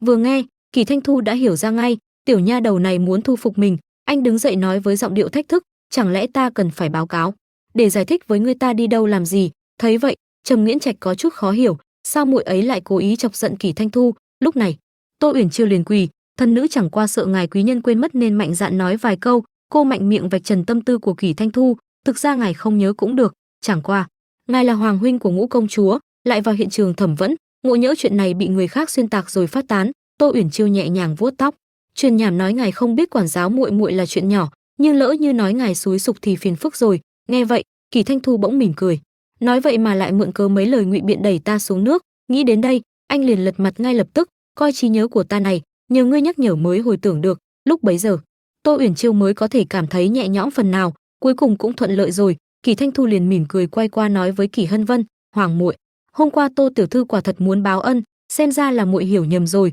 còn không mau bảo người của muội dừng tay lại. Nghe vậy, Kỳ Hân Vân vô cùng tức giận, xem náo nhiệt nửa ngày rồi, giờ huynh ấy còn giả vờ người tốt cái gì? Bên kia những tên thái giám cũng khó hiểu, cả hai đều chần chừ không tiếp tục ra tay. Thấy vậy, Kỳ Hân Vân liền lớn giọng ra lệnh, ai cho các ngươi dừng lại, tiếp tục cho ta. Ngay lúc này, Kỳ Thanh Thu liền phi quạt tới. Thế nào, muội ngay cả hoàng huynh cũng không nghe lời sao? Chỉ một cái phi quạt nhẹ nhàng của Kỳ Thanh Thu đã lập tức giải quyết được hai tên thái giám đang khống chế lấy Trầm Nghiễn Trạch. Trầm Nghiễn Trạch thầm cảm thán, võ công thực sự đẹp. Sau khi giải quyết xong, chiếc quạt cũng quay về với chủ nhân của nó. Kỳ Thanh Thu khẽ cười, tiểu muội bướng bỉnh, xin lỗi. Khi này Tô Uyển Chiêu lo lắng chạy lại bên Trầm Nghiễn Trạch hỏi thăm, xin lỗi muội. Trầm Nghiễn Trạch ngắt lời, ta không sao. Anh liền đưa tay lau cằm, trong lòng không khỏi phán xét, Kỳ Hân Vân cũng tốt, Kỳ Thanh Thu cũng được, bọn chúng chỉ cần nói qua loa cũng có thể ung dung thao túng sự sống chết của người khác. Nhìn đôi mắt long lanh của Tô Uyển Chiêu, Trầm Nghiễn Trạch thầm ước, nếu mình cũng có quyền nói như vậy, vừa rồi đã không bị. Lúc này, Tô Uyển Chiêu hỏi, thế nào rồi? Trầm Nghiễn Trạch cúi mặt, không sao, anh nghĩ bụng, quyền thế địa vị thực sự là thứ đồ tốt. Tô Uyển Chiêu liền đỡ Trầm Nghiễn Trạch đứng dậy. Cô kính cẩn nói, vẫn là nhị điện hạ hiểu lý lẽ, không như công chúa điện hạ. Cô nhíu mày, chưa điều tra rõ ràng đã tư hình đe dọa. Nghe vậy, Kỳ Hân Vân liền cảm thấy như bị xúc phạm, cô lớn tiếng phản bác, ngươi thì biết nịnh hót rồi, có tin ta xé mồm ngươi không? Kỳ Thanh Thu nhăn mặt, im ngay, muội tưởng muội làm mất thể diện hoàng thất chưa đủ à? Anh buồn bã nói tiếp, để hai vị chê cười rồi, hồi nhỏ rõ ràng nó không như vậy, nói cho cùng là do đại hoàng huynh, cho dù trên huynh ấy không có điểm mạnh nào, còn truyền tính khí bạo lực lỗ mãng xấu xa sang cho người khác. Thấy vậy, Tô Uyển Chiêu nhanh miệng tiếp lời, đây có phải là những gì cha đã nói, gần mực thì đen gần đèn thì dạng. Kỳ Thanh Thu mỉm cười, chính xác. Tô Uyển Chiêu thuận thế nói tiếp, vậy thì cô ấy và đại hoàng tử nên khiêm tốn học hỏi từ ngài nhiều. Kỳ Thanh Thu không phản đối, đúng vậy. Khi này, Kỳ Hân Vân khó chịu ra mặt, hoàng huynh, không ngờ huynh lại nói giúp cô ta. Kỳ Thanh Thu cười đáp, nói cho cùng cũng là muội quá lỗ mãng, lẽ ra nên xin lỗi. Kỳ Hân Vân có chút không phục, để muội xin lỗi, hai người bọn chúng không xứng. Cô liền bước đến gần Tô Uyển Chiêu, hống hách khoanh tay trước ngực, hôm nay là ta nể mặt hoàng huynh, các ngươi đừng tưởng chuyện này dễ cho qua. Kỳ Thanh Thu cười khỉnh, còn ngươi? Cô ghé sát mặt Tô Uyển Chiêu đe dọa, ta sẽ nhổ cái miệng lanh lợi của ngươi ra, để ngươi khóc cầu xin ta tha thứ. Tô Uyển Chiêu đáp với khuôn mặt vô cảm, sợ quá đi. Thấy vậy, Kỳ Hân Vân liền cảm thấy mất hứng, chúng ta đi. Sau khi Kỳ Hân Vân rời đi, Tô Uyển Chiêu thầm nghĩ, không biết vết thương trên người cậu ta thế nào, nhưng trước mắt đây là cơ hội tốt để tìm thái y cho cậu ta. Nghĩ đến đây, Tô Uyển Chiêu liền cúi đầu kính cẩn thưa, cảm ơn điện hạ đã đến để giải trừ nỗi oan của ta. Thần nữ thì không có gì đáng ngại, chỉ là trên người huynh ấy bị thương nghiêm trọng. Ở trong tẩm cung của hoàng hậu, Kỳ Hân Vân và Kỳ Cảnh Tự cùng xuất hiện. Hoàng hậu hỏi Kỳ Hân Vân, Vân Nhi con chắc chắn là Kỳ Thanh Thu với tiểu nha đầu Tô ra đến gần chứ? Kỳ Hân Vân gật đầu trả lời hoàng hậu vô cùng chắc chắn, vâng thưa mẫu hậu, nếu không thì sao anh ấy lại bảo vệ con tiểu hồ ly đó chứ? Kỳ Cảnh Tự nghe Kỳ Hân Vân nói xong liền ngộ ra rồi bảo với hoàng hậu, thì ra Tô thái phó đến nay vẫn không chịu đầu hàng là vì đi tiếp cận Kỳ Thanh Thu và Thẩm Phi. Hoàng hậu bình tĩnh vươn tay lấy một quả nho đưa lên ăn rồi nói với hai đứa con của mình, cũng chỉ là một thái phó không cách nào lợi dụng thì hủy đi. Chỉ là Kỳ Thanh Thu hắn thông minh như vậy thật sự sẽ vì một tiểu nha đầu mà ra mặt hay sao? Kỳ Cảnh Tự liền nghi ngờ rồi hỏi hoàng hậu, liệu có phải hắn giúp Tô Uyển Chiêu là giả thực ra muốn giúp Trầm Nghiễn Trạch? Hoàng hậu nghe thấy Kỳ Cảnh Tự nói thế thì liền mỉm cười đáp, tùy thôi, rốt cuộc hắn nghĩ như thế nào không quan trọng là chuyện này đáng để lợi dụng, con đi đem chuyện của hắn và Trầm Nghiễn Trạch truyền ra ngoài tạo thành tin đồn thông đồng với kẻ địch. Kỳ Cảnh Tự nghe thấy hoàng hậu nói như thế thì giật mình rồi sợ hãi nói, phụ hoàng người sẽ không nghe những tin đồn vu khống này đâu. Hoàng hậu mỉm cười độc ác nói với Kỳ Cảnh Tự, bệ hạ anh minh tự nhiên sẽ không tin những lời này, nhưng mà lời người đáng sợ, chuyện mà chúng ta phải làm chính là đem hạt giống nghi ngờ khúc mắc này trồng vào lòng bệ hạ. Xem ra chuyến đi săn mùa thu nửa tháng sau định sẵn là một vũ đài náo nhiệt đặc sắc rồi, ta mệt rồi, các con lui xuống chuẩn bị cho tốt đi. Nói rồi hoàng hậu liền được thị nữ đỡ đứng dậy dìu đi. Kỳ Cảnh Tự cùng Kỳ Hân Vân ở phía sau lập tức hành lễ nói với hoàng hậu, vâng mẫu hậu. Ở một bên khác trong tẩm cung của Trầm Nghiễn Trạch, Tô Uyển Chiêu đứng ở ngoài cửa muốn nhìn vào bên trong thầm nghĩ, cởi y phục cho Ngự Y xem có gì đáng xấu hổ cơ chứ, đến mức lại phải chạy về phòng ngủ để trốn mình sao? Đáng ghét, căn bản không nhìn thấy vết thương của huynh ấy. Tô Uyển Chiêu vô cùng lo lắng muốn nhìn vào bên trong nhưng đáng tiếc là không thể. Cùng lúc đó ở bên trong phòng Trầm Nghiễn Trạch đang được thái y giúp khám bệnh và băng bó vết thương cho. Trầm Nghiễn Trạch sau khi được băng bó vết thương thì thầm nghĩ, Chiêu Nhi tại sao lại không hiểu đạo lý nam nữ khác biệt cơ chứ? May mà ngoài cửa vẫn còn có Kỳ Thanh Thu trông chừng, không thì có lẽ muội ấy lại tìm cách chui vào rồi. Ở ngoài cửa, Kỳ Thanh Thu bỗng nhiên xuất hiện ở sau lưng Tô Uyển Chiêu rồi nói với Tô Uyển Chiêu, yên tâm, Ngự Y nhất định sẽ giúp cậu ta xử lý ổn thỏa. Tô Uyển Chiêu nghe thấy Kỳ Thanh Thu nói như thế thì giật mình. Kỳ Thanh Thu tiếp tục nói, có phải bây giờ chúng ta nên nói chuyện chút không? Tô Uyển Chiêu ghét bỏ Kỳ Thanh Thu thầm nghĩ, đừng có mà gì sát mặt qua đây nói chuyện dọa chết mình rồi. Kỳ Thanh Thu liền bắt đầu chất vấn Tô Uyển Chiêu, Trầm Nghiễn Trạch thường xuyên ở đây, làm sao lại có thể vô duyên vô cớ nhặt được túi thơm, sau đó lại biết được ngươi là chủ nhân của cái túi thơm đó. Tô tiểu thư, ngươi đây là đang cố tình tiếp cận bọn ta nhỉ? Tô Uyển Chiêu nghe thấy Kỳ Thanh Thu suy đoán chính xác mục đích của cô thì thầm nghĩ, để mình nghĩ xem nào giờ phải nói dối như thế nào đây. Kỳ Thanh Thu thấy Tô Uyển Chiêu không nói lời nào thì tiếp tục xòe quạt ra đe dọa, điều tra hành tung của ngươi trong cung không phải là chuyện gì khó, ngươi tốt nhất nên có gì nói đó đi. Tô Uyển Chiêu thầm nghĩ, bỏ đi, xem ra nói dối cũng không được rồi, mình cứ thành thật thôi. Cô liền bảo, được thôi, ta thừa nhận là ta cố ý tiếp cận người, hơn nữa cũng cố ý tiếp cận Trầm Nghiễn Trạch. Trầm Nghiễn Trạch được băng bó xong vừa mở cửa đi ra ngoài thì nghe được Tô Uyển Chiêu nói như thế. Trầm Nghiễn Trạch lập tức liền hỏi Tô Uyển Chiêu, cố ý tiếp cận ta có mục đích gì? Tô Uyển Chiêu nghe thấy giọng của Trầm Nghiễn Trạch thì giật mình thầm nghĩ, có cần phải thảm như vậy không? Cứ phải để huynh ấy nghe thấy những lời này. Tô Uyển Chiêu đáp, ta thật sự là vì muốn tốt cho các người. Hoàng hậu sẽ ở tiệc săn mùa thu hoàng gia lên kế hoạch với các người, ta không muốn các người rơi vào cái bẫy gây hấn lẫn nhau đấy, nên mới can dự vào để các người hiểu lẫn nhau mà thôi. Tô Uyển Chiêu thầm nghĩ, tuy rằng trong nguyên tắc xung đột giữa hai người bọn họ không phải là vì hoàng hậu, nhưng đổ thừa cho bà ta thì có sao cơ chứ? Kỳ Thanh Thu nghe thấy thế liền nghi hoặc hỏi Tô Uyển Chiêu, sao ngươi biết hoàng hậu muốn tính kế bọn ta? Tô Uyển Chiêu đắc ý đáp, cái mà ta biết rất nhiều, ta còn biết đến lúc đó sẽ có cao thủ ẩn danh xuất hiện ở gần trường săn cơ. Tô Uyển Chiêu thầm nghĩ, dù sao thì cảnh ở trường săn cũng là nơi mà Kỳ Thanh Thu bái sư nhập môn cùng với nữ chính trong nguyên tắc gặp mặt mà.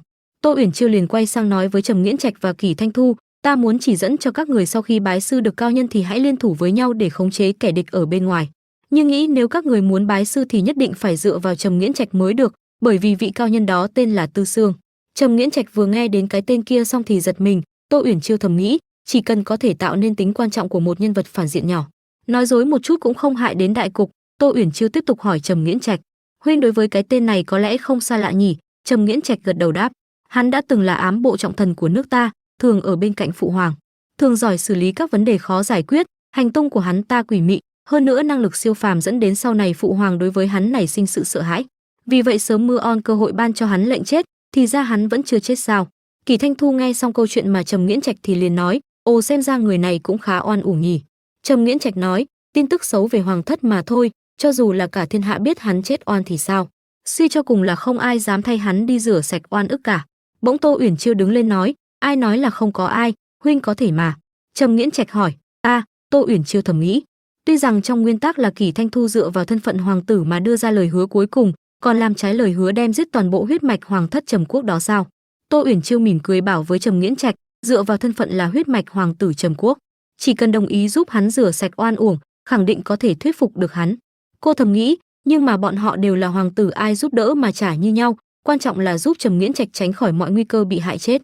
Kỳ Thanh Thu vẫn còn nghi ngờ những lời mà Tô Uyển Chiêu nói nên thầm nghĩ, tính chân thực trong lời của cô ta xem ra chỉ có thể để ta đích thân đi kiểm chứng rồi. Kỳ Thanh Thu nói với Tô Uyển Chiêu, nếu đã như vậy buổi tiệc hôm đi săn các ngươi đi cùng ta vậy. Tô Uyển Chiêu lập tức từ chối lời mời của Kỳ Thanh Thu, tiểu cô nương ta chỉ là một khuê nữ không tiện đi trường săn xuất đầu lộ diện đâu. Ngài dẫn theo huynh ấy đi là được. Tô Uyển Chiêu thầm nghĩ, dù sao thì tình tiết trong nguyên tắc không có sự tham gia của mình, cũng sẽ thuận lợi tiến lên, dạo này rất mệt không bằng ở nhà nghỉ ngơi tập trung suy nghĩ lại thời gian này. Kỳ Thanh Thu nghe thấy thế liền mỉm cười cà khịa Tô Uyển Chiêu bằng câu hỏi, lúc nãy khi ngươi nằm ở khe hở trên cửa nhìn cậu ta cởi y phục sao không nghĩ đến mình là một tiểu thư khuê các vậy. Tô Uyển Chiêu bị Kỳ Thanh Thu vạch trần trước mặt đương sự là Trầm Nghiễn Trạch thì ngại ngùng đến mức đỏ bừng mặt nói, cái đấy không giống, ai bảo quan hệ của bọn ta tốt cơ chứ. Kỳ Thanh Thu nói tiếp, ta sẽ nghĩ cách đưa cậu ta đi tham gia. Chỉ là rốt cuộc tại sao ngươi lại biết được chuyện này? Tô Uyển Chiêu tự tin nói. Vậy ta nói thật nhé, thực ra ta là người mà ông trời phải đến để giúp các ngươi đó. Kỳ Thanh Thu coi thường nói, không muốn nói thì thôi ta đi về trước đây. Tô Uyển Chiêu thấy Kỳ Thanh Thu không tin tưởng lời nói của mình thì tức giận hỏi, tại sao ta nói thật mà hắn lại cứ không tin cơ chứ? Huynh tin ta nhỉ đúng không? Trầm Nghiễn Trạch nghe thấy Tô Uyển Chiêu hỏi mình câu ấy thì nói, ngẩng đầu 3 thước có thần linh, những lời nói dối quỷ thần như này vẫn là ít nói sẽ tốt hơn. Tô Uyển Chiêu bị phũ như thế, nghe xong liền hóa đá đau lòng thầm nghĩ, ngày nay muốn làm một người thẳng thắn thành thật thật khó quá đi. Tô Uyển Chiêu đứng ở trên ghế phụng phịu nói, cái khác huynh có thể không tin nhưng những gì muội vừa nói, huynh nhất định phải nghe vào tai, còn về cách cư xử trong việc đi săn muội sẽ dạy huynh trong nửa tháng tới. Tô Uyển Chiêu gửi sự ấm áp mà vỗ vai Trầm Nghiễn Trạch, thấy Trầm Nghiễn Trạch không trả lời mình, Tô Uyển Chiêu khó hiểu ngẩng đầu lên hỏi, sao huynh không nói gì, huynh không tin tưởng muội sao? Trầm Nghiễn Trạch đáp, không tin. Tô Uyển Chiêu nghe thấy thế thì thất vọng thầm nghĩ, đừng có trả lời thẳng thắn như vậy được không? Cô thầm nghĩ, quả nhiên tính khí trong sách không phải là thứ có thể thay đổi qua 1-2 lần gặp gỡ. Sau đó Tô Uyển Chiêu lập tức lấy lại tinh thần mỉm cười nói, được rồi, muội sẽ dùng hành động để chứng minh muội là người đáng tin cậy. Cũng muộn rồi, cha không tìm thấy muội chắc sẽ sốt ruột lắm, hẹn gặp lại huynh vào ngày mai nha. Thế rồi Tô Uyển Chiêu lập tức rời đi. Trầm Nghiễn Trạch nhìn theo hướng Tô Uyển Chiêu đi thầm nghĩ, mặc dù không có mục đích muộn ấy đến đây là gì nhưng có vẻ như cố gắng tin tưởng muội ấy không phải là không thể. Ở bên trên xe ngựa, cha của Tô Uyển Chiêu hỏi, sao con lại thở dài, chẳng lẽ hôm nay con vào cung không tìm thấy mèo hoang nhỏ mà con thích ư? Tô Uyển Chiêu đau lòng nói, con tìm được rồi, chỉ là tính khí nó quá cảnh giác không dễ thương chút nào. Cha của Tô Uyển Chiêu xoa đầu con gái nhỏ nói, nếu đã như vậy con phải bồi dưỡng tình cảm nhiều hơn, ở chung lâu con sẽ có khoảng thời gian để bước vào trái tim mèo con. Tô Uyển Chiêu đáp, vâng. Cô chống cằm thầm nghĩ, phải nói là thực sự quá khó. Ngay khi xe ngựa vừa dừng lại lập tức có hạ nhân ở trong phủ chạy ra nói, lão gia ngài về rồi, Triệu công công từ hoàng cung đến đang đợi ngài ở sảnh. Tô Uyển Chiêu được cha đỡ ra khỏi xe ngựa, nghe thấy thế thầm nghĩ, Triệu công công chẳng phải đại thái giám ở bên cạnh hoàng hậu nương nương sao? Cốt truyện trước đây không có nói ngài ấy đến phủ thái phó. Cha của Tô Uyển Chiêu bế cô lên rồi hỏi, ngài ấy đến làm gì? Hạ nhân đáp, không rõ ạ, chỉ biết là chuyện mừng. Tô Uyển Chiêu thầm nghĩ, không có việc gì mà ra vẻ nịnh bợ thì không gian trá thì là ăn trộm. Cha của Tô Uyển Chiêu đi vào nói, không biết Triệu công công ghé thăm Hàn Xá không, nên đón từ xa vẫn mong lượng thứ. Triệu công công đáp, Tô thái phó khách sáo rồi, ngài thường ngày vất vả bận rộn dạy các hoàng tử học, dù hôm nay ngài không về thì có lẽ ta cũng sẽ đợi ở đây cả đêm. Đây chắc hẳn là Tô Uyển Chiêu tiểu thư rồi, quả nhiên rất đáng yêu và thông minh, khiến người ta thấy vui vẻ. Tô Uyển Chiêu cảnh giác thầm nghĩ, thái độ này là đang công kích mình. Triệu công công tiến đến hỏi, Tô thái phó có biết Ngũ công chúa và Tô tiểu thư hôm nay vừa gặp đã thân ngay lập tức kết bạn không? Muốn xin hoàng hậu nương nương cho phép người cùng Tô tiểu thư tham gia chuyến đi săn mùa thu của hoàng gia để phát triển tình bạn. Tô Uyển Chiêu nghe thấy thế thì liền sầm mặt. Tô thái phó nói, sao Ngũ công chúa có thể hòa hợp với Chiêu nhi? Triệu công công báo, ta chỉ là người chuyển lời, làm sao biết rõ được chi tiết. Được tham gia tiệc đi săn của hoàng thất là điều hết sức vinh dự, Tô tiểu thư quả thật rất may mắn. Tô Uyển Chiêu tức giận nghĩ, ông có muốn tôi đưa may mắn này cho ông không? Tô Uyển Chiêu kêu lên, Triệu công công ta. Triệu công công ngắt lời cô, Tô tiểu thư ta chỉ là chuyển lời cần phải trở về phục mệnh. Tốt nhất cô đừng khiến ta khó xử, đừng để phụ lòng tốt của công chúa và hoàng hậu. Ngũ công chúa còn đặc biệt chuẩn bị bất ngờ cho tiểu thư, mong tiểu thư sẽ thích. Tô Uyển Chiêu nghe thấy thế thì giật mình. Thế rồi Triệu công công rời đi nói, trời không còn sớm nữa, ta xin phép cáo từ trước. Tô thái phó kêu lên, làm phiền Triệu công công rồi, ta tiễn ngài. Sau đó ông liền quay vào hỏi Tô Uyển Chi, Chiêu nhi chuyện này là thế nào? Sao con lại có quan hệ với Ngũ công chúa? Cô đáp, không có gì, hôm nay con gặp cô ấy khi đang cho mèo con ăn. Con cũng không biết vì sao cô ấy lại mời con. Cha, Chiêu nhi có chút mệt, con về phòng nghỉ ngơi trước. Tô thái phó kêu lên, Chiêu nhi. Tô Uyển Chiêu thay đồ đi lên giường thầm nghĩ, mình đây né trái né phải sao vẫn chưa thoát khỏi số phận tham gia tiệc đi săn vậy. Cô giật mình thầm nghĩ, có thứ gì đó đang chuyển động, bình tĩnh mình chỉ là chết thêm lần nữa thôi. Chẳng qua là làm lại tất cả không có gì phải sợ cả. Tô Uyển Chiêu lập tức kéo chăn ra thì thấy một con rắn bên trong. Cô giật mình nghĩ, xong rồi mình thấy lạnh toát rồi sao nó không tấn công mình. Tô Uyển Chiêu mở mắt ra thấy con rắn nhỏ đang quấn lên trên tay mình. Cô chạm vào đầu nó thầm nghĩ, trông dáng vẻ của nó lạ quá, rốt cuộc bởi vì đây là thế giới tiểu thuyết thiết lập vạn vật đều có linh hồn hay là nói hào quang nhân vật chính là mình sao? Lúc này ở bên ngoài Lãng Đạt thầm nghĩ, cảm nhận được rồi ở ngay chỗ đó. Sau đó ở bên trong tiệc đi săn của hoàng cung, Tô Uyển Chiêu thay đồ rồi nói, mình không hiểu nổi mời mình tham gia tiệc đi săn thì thôi đi sao còn phải tham gia cùng một nơi ở trường săn. Mình bao nhiêu tuổi rồi chứ? Kỳ Thanh Thu chỉnh lại trang phục rồi mỉm cười nói, lần trước là ai miệng mồm lanh lợi chiếm được tâm hồn thiếu nữ của ngũ muội ta nhỉ?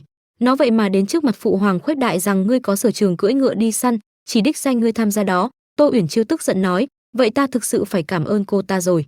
Với con mắt tinh tường khai thác được cả sở trường mà đến ta cũng không biết, đúng là muốn làm ta xấu mặt mà. Trầm Nghiễn Trạch vén rèm bước vào nói, cô ta sẽ không đạt được đâu.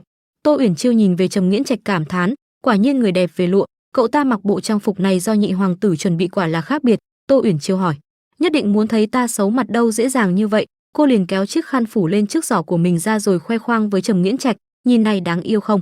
Đây là đại lễ muội bí mật tặng cho ngũ công chúa đấy. Trầm Nghiễn Trạch hỏi, rắn? Tô Uyển Chiêu xoa đầu rắn nhỏ bảo, tiểu gia hỏa này đã ăn uống ở chỗ của muội rồi, hôm nay là ngày nó về thăm nhà. Kỳ Thanh Thu hỏi, ngươi làm sao lẻn vào được lều trại của ngũ muội khi lực lượng đội tuần tra hùng hậu được? Nhắc nhở một câu còn chưa đầy nửa giờ nữa là tiệc đi săn sẽ bắt đầu. Tô Uyển Chiêu thở dài nói, vốn dĩ mình muốn đợi lúc mọi người chuẩn bị đi săn sẽ lặng lẽ hành động nhưng không ngờ bây giờ mình phải tham gia theo. Trầm Nghiễn Trạch nói, để huynh đi cho. Tô Uyển Chiêu nghe thấy thế liền hỏi, huynh? Trầm Nghiễn Trạch đáp, trước kia là huynh khiêu khích khiến ngũ công chúa để ý đến muội, lẽ ra huynh lên giúp. Yên tâm huynh sẽ quay lại trước khi cuộc đi săn bắt đầu. Nói rồi Trầm Nghiễn Trạch liền xách cái giỏ rời đi. Ở bên ngoài công công kêu lên, hoàng thượng giá đáo. Ở phía đằng sau hoàng hậu và Kỷ Hân Vân vô cùng đắc ý, quý phi cũng đi theo, tất cả các đại thần đều quỳ xuống hành lễ nói, hoàng thượng vạn tuế vạn tuế vạn vạn tuế. Tô Uyển Chiêu thầm nghĩ, hoàng thượng đã đến rồi sao huynh ấy vẫn chưa về? Bỗng Trầm Nghiễn Trạch đè đầu của Tô Uyển Chiêu xuống hỏi, sao không hành lễ? Tô Uyển Chiêu thầm nghĩ, rốt cuộc huynh ấy đứng sau mình từ khi nào vậy? Kỷ Hân Vân chỉ vào Tô Uyển Chiêu nói, phụ hoàng người xem đó là người mà con đã nhắc qua, Tô Uyển Chiêu con gái của Tô thái phó. Hoàng thượng nói, chúng ái khanh miễn lễ bình thân. Tô Uyển Chiêu ta nghe Vân Nhi nói rằng ngươi rất giỏi cưỡi ngựa đi săn. Kỷ Hân Vân vỗ tay nói, phụ hoàng một con ngựa bình thường không thể hiện tài năng của cô ấy, sao còn chưa dắt con ngựa mà ta chuẩn bị ra? Thái giám lập tức kêu lên, rõ. Ngay khi con ngựa vừa được mang ra thì Kỷ Thanh Thu, Trầm Nghiễn Trạch và Tô Uyển Chiêu đều giật mình. Kỷ Hân Vân thì vô cùng đắc ý nói, phụ hoàng người xem ngay cả một con ngựa hoang dại như vậy đối với Tô tiểu thư cũng không thành vấn đề. Hoàng thượng hỏi, ô Tô Uyển Chiêu tuổi còn nhỏ lại có bản lĩnh như vậy, vậy thì ta được mở mang tầm mắt rồi. Kỷ Hân Vân nói tiếp, Tô tiểu thư nếu ngươi có thể thuần phục được con ngựa hoang này ta sẽ mang nó tặng ngươi, nhưng dù sao cũng phải cẩn thận đừng để mình bị thương. Tô Uyển Chiêu tức giận thầm nghĩ, khá lắm, cô đang muốn làm mình xấu mặt hay là hận không thể để mình bị con ngựa trực tiếp đá một phát chết? Tô Uyển Chiêu hành lễ nói, đa tạ công chúa điện hạ nhắc nhở. Trầm Nghiễn Trạch ở một bên thầm nghĩ, nếu để bị thương bởi một con ngựa mạnh như vậy thì không phải chuyện nhỏ, cho dù có bộc lộ kỹ năng của mình cũng không thành vấn đề, nhất định phải bảo vệ muội ấy chu toàn. Thế rồi Tô Uyển Chiêu chạy đến chỗ con ngựa kia leo một phát lên lưng của con ngựa. Trầm Nghiễn Trạch giật mình nghĩ, muội ấy đây là. Sau một hồi chú ngựa kia liền bị Tô Uyển Chiêu thuần phục. Kỷ Hân Vân giật mình nghĩ, không, chuyện này không thể nào. Tô Uyển Chiêu thầm nghĩ, kỹ thuật được rèn luyện qua nhiều lần tái sinh, há hốc mồm rồi sao? Chị đây không gì không thể. Thế rồi Tô Uyển Chiêu đi xuống nói, con ngựa này quả thực không tệ, đa tạ ngũ công chúa đã bỏ nó, thần nữ sẽ nhận. Cô thầm nghĩ, cho ngươi giận chết. Hoàng thượng mỉm cười khen ngợi, được làm ngươi thực sự đã khiến trẫm mở mang tầm mắt. Kỷ Vân Vân hành lễ nói, phụ hoàng trời nóng quá, Vân Nhi có chút không thoải mái nên về lều nghỉ ngơi trước. Tô Uyển Chiêu dùng khẩu hình miệng của mình hỏi Trầm Nghiễn Trạch, muội có lợi hại không? Trầm Nghiễn Trạch thở dài nói, lợi hại. Hoàng thượng hô lên, tiệc đi săn mùa thu chính thức bắt đầu. Kỷ Thanh Thu dẫn ngựa đi hỏi, Tô tiểu thư trên người ngươi vẫn còn giấu bao nhiêu bất ngờ? Tô Uyển Chiêu đáp, còn nhiều lắm. Kỷ Thanh Thu lên tiếng nói, này là những thứ ta đã chuẩn bị cho ngươi. Chúng ta xuất phát thôi. Tô Uyển Chiêu nói, đợi một chút ta vẫn chưa nghe. Bỗng có tiếng kêu lên, người đâu mau lên có rắn. Tô Uyển Chiêu thầm nghĩ, công chúa đúng là công chúa, ngay cả giọng nói còn lanh lảnh hơn người thường. Người khác nghe tương đối sảng khoái, ta rất hài lòng. Tô Uyển Chiêu nhảy lên ngựa kêu lên, đi nào, trước tiên chúng ta đi lấy tiểu khả ái về. Kỷ Thanh Thu và Trầm Nghiễn Trạch khó hiểu hỏi, hả, tiểu khả ái gì cơ? Tô Uyển Chiêu vươn tay đến trước con rắn nhỏ nâng nó lên. Kỷ Thanh Thu khen ngợi, không ngờ con rắn nhỏ này lại có thể tự mình quay về rồi. Tô Uyển Chiêu vô cùng yêu thích con rắn nhỏ. Kỷ Thanh Thu tiếp tục hỏi, Nếu đã như vậy tại sao ban nãy Trầm Nghiễn Trạch phải đi mạo hiểm? Tô Uyển Chiêu đáp, ai bảo tiểu gia hỏa này thông minh nhưng cũng không phải thông minh, hoàn toàn cũng không biết trên người ta có gì mà lại thu hút nó. Nó không nhận thức được đường đi, chỉ nhận ra ta. Kỳ Thanh Thu khen ngợi, quả là thú vị. Thế rồi anh nhảy lên ngựa nói, đi nào chúng ta cũng tranh thủ thời gian khởi hành thôi. Tô Uyển Chiêu đáp Rồi cô chú ý vào con rắn của mình thầm nghĩ, hả nó đã nhìn thấy cái gì, sao kỳ lạ quá. Trầm Nghiễn Trạch ở bên cạnh đang cưỡi ngựa nhắc nhở cô, đi gần chút đừng đi một mình. Tô Uyển Chiêu mỉm cười đáp, đến liền. Thế rồi cả ba người cưỡi ngựa rời đi, Lãng Đạt ở phía sau thầm nghĩ, gần rồi. Ở bên trong rừng một con thỏ trắng xuất hiện chưa được bao lâu liền bị một mũi tên bắn chết. Kỳ Thanh Thu khen ngợi Trầm Nghiễn Trạch, bắn chuẩn đấy. Tô Uyển Chiêu lập tức chạy đến chỗ con thỏ kia nói, ta sẽ mang con thỏ này về. Cô vừa ngồi xuống định cầm lấy con thỏ thì bỗng nhiên một luồng ánh sáng ở bên trong rừng lóe lên. Trầm Nghiễn Trạch giật mình kéo lấy Tô Uyển Chiêu kêu lên, Chiêu Nhi cẩn thận. Trầm Nghiễn Trạch lập tức rút cung bắn một mũi tên về phía vừa phóng ra mũi tên. Thị vệ lập tức chặn lại mũi tên hỏi, ai to gan như vậy dám tập kích đại hoàng tử điện hạ? Tô Uyển Chiêu nói với Trầm Nghiễn Trạch, muội không sao đừng có xung đột với hắn ta. Kỳ Cảnh tự cưỡi ngựa nói, ta cứ tưởng là con thỏ hoang không biết chạy từ đâu ra, hóa ra lại là dã nha đầu Tô gia. Tô Uyển Chiêu mỉm cười nói, cứ tưởng ai mắt không tốt bắn lung tung, hóa ra là đại hoàng tử điện hạ. Thần nữ Tô Uyển Chiêu bài kiến đại điện hạ. Cô thầm nghĩ, người với thỏ sao có thể không phân biệt được, nhất định là tên khốn này cố tình. Kỳ Thanh Thu ở trên ngựa hỏi, Tô tiểu thư ăn nói cho cẩn thận, hoàng huynh tai thính mắt thính kiến thức sâu rộng sao lại nói mắt không tốt? Tô Uyển Chiêu mỉm cười nói, nhị điện hạ chỉ bảo rất đúng, xem ra mũi tên vừa nãy nhất định là lỗi kỹ thuật cá nhân rồi, là thần nữ trách nhầm đại điện hạ, vẫn mong điện hạ thứ lỗi. Kỳ Thanh Thu nghe thấy thế thì che miệng nhịn cười, còn Kỳ Cảnh tự thì vô cùng tức giận kêu lên, Tô Uyển Chiêu. Thị vệ của hắn lập tức nói, điện hạ bớt giận, chỗ này gần nơi của hoàng thượng, đừng quấy nhiễu hoàng thượng, tránh hành động lỗ mãng. Kỳ Cảnh tự nghe thấy thế lập tức lấy roi đánh vào mông ngựa kêu lên, ta có gì mà lỗ mãng chứ, không dễ để tiểu cô nương tham gia tiệc săn, cẩn thận mà tận hưởng cho tốt, chúng ta đi. Hắn dứt lời đoàn đội của hắn liền rời đi. Trầm Nghiễn Trạch nói, lời của hắn ta dường như có hàm ý khác. Tô Uyển Chiêu đáp, không quan tâm hắn ta ẩn ý cái gì, chúng ta làm chuyện quan trọng trước, lễ vật đã có rồi đi thôi, chúng ta đi tìm chỗ bái sư. Sau đó cô liền cầm con thỏ lên. Sau một hồi Kỳ Thanh Thu hỏi, Tô tiểu thư không phải cô nói đưa bọn ta đi bái sư sao? Sao đột nhiên? Tô Uyển Chiêu lúc này đang nướng thỏ nháy mắt nói, vì đây là vũ khí tốt dụ dỗ để nhằm vào sư phụ, các người cứ chờ xem là được. Cô lau mồ hôi thầm nghĩ, cốt truyện trong sách là sư phụ háu ăn bị thu hút bởi thỏ nướng mà đến, liền quen biết nam chính. Vậy nên cách này chắc chắn hiệu quả. 15 phút sau Tô Uyển Chiêu thèm chảy nước dãi thầm nghĩ, thơm quá, sư phụ đại nhân trong truyền thuyết sẽ mau xuất hiện. 30 phút sau cô lạnh mặt nghĩ, kỳ lạ khi khoa học quá sao ngài ấy vẫn chưa xuất hiện. 45 phút sau Tô Uyển Chiêu thầm nghĩ, cứu mạng, nếu ngài ấy không đến thì thỏ sẽ cháy thành than mất. Trầm Nghiễn Trạch nói, Chiêu Nhi tuy không biết sao muội lại dùng thỏ nướng nhưng duyên phận không thể cưỡng ép muội, rồi lên đường quay về nơi đóng quân thôi. Tô Uyển Chiêu thầm nghĩ, thất bại rồi, cơ hội quả nhiên chỉ dành cho hào quang nhân vật chính, mình đây vô danh tiểu tốt không xứng. Bỗng cô giật mình nhìn lên nghĩ, hai đại nhân vật chính phản đều đang ở ngay trước mặt mình. Cô liền cầm được con thỏ lên nói, hai người lấy cái này châm lửa sơ qua rồi nướng chín xin đó, chỉ một chút thôi, ta muốn xác minh một việc. Kỳ Thanh Thu nói đây. Trầm Nghiễn Trạch đáp được, thế rồi anh liền châm lửa nướng con thỏ. Kỳ Thanh Thu nói, được rồi. Bỗng có tiếng động vang lên. Tô Uyển Chiêu thầm nghĩ, có động tĩnh rồi, hào quang nhân vật chính quả nhiên là Trụy Điêu Tích. Bỗng có một vài mũi tên xuất hiện, Trầm Nghiễn Trạch lập tức lao lên. Kỳ Thanh Thu dặn dò cẩn thận có địch tập kích. Trầm Nghiễn Trạch kêu lên, Chiêu Nhi nằm xuống. Cô thầm nghĩ, tình tiết này sao lại khác với những chuyện trong hồi ức của mình. Trầm Nghiễn Trạch thấy hàng loạt mũi tên lao đến chỗ của Tô Uyển Chiêu thì anh không bất chấp nguy hiểm mà lao đến kéo Tô Uyển Chiêu vào lòng, che chắn cho Tô Uyển Chiêu. Trầm Nghiễn Trạch đặt Tô Uyển Chiêu nằm dưới đất, còn mình thì che chắn bên trên, may mắn không mũi tên nào trúng phải người họ. Tô Uyển Chiêu giật thấy thế thì mình nghĩ, nguy quá, suýt nữa thì thành nhím gai rồi. Sau đó Trầm Nghiễn Trạch liền đứng lên. Tô Uyển Chiêu nhìn theo Trầm Nghiễn Trạch thầm nghĩ, những kỹ năng võ thuật của Trầm Nghiễn Trạch chưa được giải thích trong sách. Đến Ngũ công chúa không có bia đỡ đạn ngoại tuyến trái lại xuất hiện ngạo mạn, bây giờ thậm chí còn xuất hiện một trận bao vây không có trong sách. Cốt truyện trong sách chắc chắn đã thay đổi.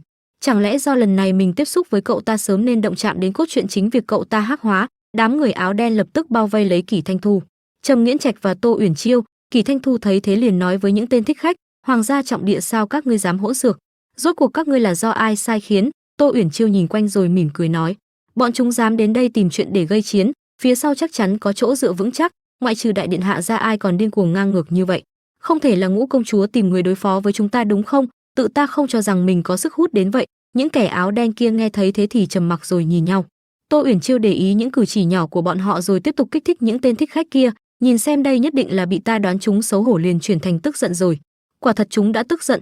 Tô Uyển Chiêu vừa nói xong thì ngay lập tức một tên áo đen lập tức cầm kiếm lao đến tấn công về phía Tô Uyển Chiêu. Tô Uyển Chiêu thầm nghĩ, quả thật dễ bị kích động, bị mình nói chúng liền không đánh tự khai. Trầm Nghiễn Trạch lập tức kéo Tô Uyển Chiêu lùi lại về phía đằng sau mình, đồng thời anh cũng né tránh đường kiếm khiến kẻ kia đâm trượt. Trầm Nghiễn Trạch nói với Tô Uyển Chiêu, đừng khiêu khích bọn chúng nữa, nhìn phía sau bên phải có những cây to không? Tô Uyển Chiêu nhìn về phía sau rồi hỏi, sao? Trầm Nghiễn Trạch lập tức đẩy Tô Uyển Chi về đằng sau rồi nói, trốn kỹ đừng ra ngoài. Kỳ Thanh Thu ném một thanh kiếm về phía Trầm Nghiễn Trạch bắt lấy. Trầm Nghiễn Trạch bắt được thanh kiếm lập tức tấn công về những tên mặc áo đen kia. Tô Uyển Chiêu đứng ở một bên thầm nghĩ, kỳ cảnh tự này quả thực rất nham hiểm, lại có thể tìm nhiều người đến vậy. Đúng lúc này có một người ở đằng sau đang xông đến chỗ Trầm Nghiễn Trạch. Tô Uyển Chiêu lo lắng chạy đến nói, Trầm Nghiễn Trạch cẩn thận, phía sau có đánh lén. Trầm Nghiễn Trạch giật mình, Tô Uyển Chiêu lập tức chạy lên đỡ lấy một đao cho anh. Trầm Nghiễn Trạch kêu lên Chiêu Nhi. Trầm Nghiễn Trạch lập tức rút lấy kiếm chĩa vào cổ của tên thích khách kia rồi xoẹt một đường, cổ tên thích khách bị chém đứt trước sự tức giận của Trầm Nghiễn Trạch. Đồng thời Trầm Nghiễn Trạch cũng đỡ lấy Tô Uyển Chiêu lúc này đang bị thương nặng. Trầm Nghiễn Trạch lo lắng kêu lên biệt danh của Tô Uyển Chiêu, Chiêu Nhi muội sao rồi? Tô Uyển Chiêu nằm trong lòng của Trầm Nghiễn Trạch, đau đớn kêu lên đau, muội thấy thế nào? Không cảm thấy. Thế rồi Tô Uyển Chiêu phun một búng máu, muội đây là.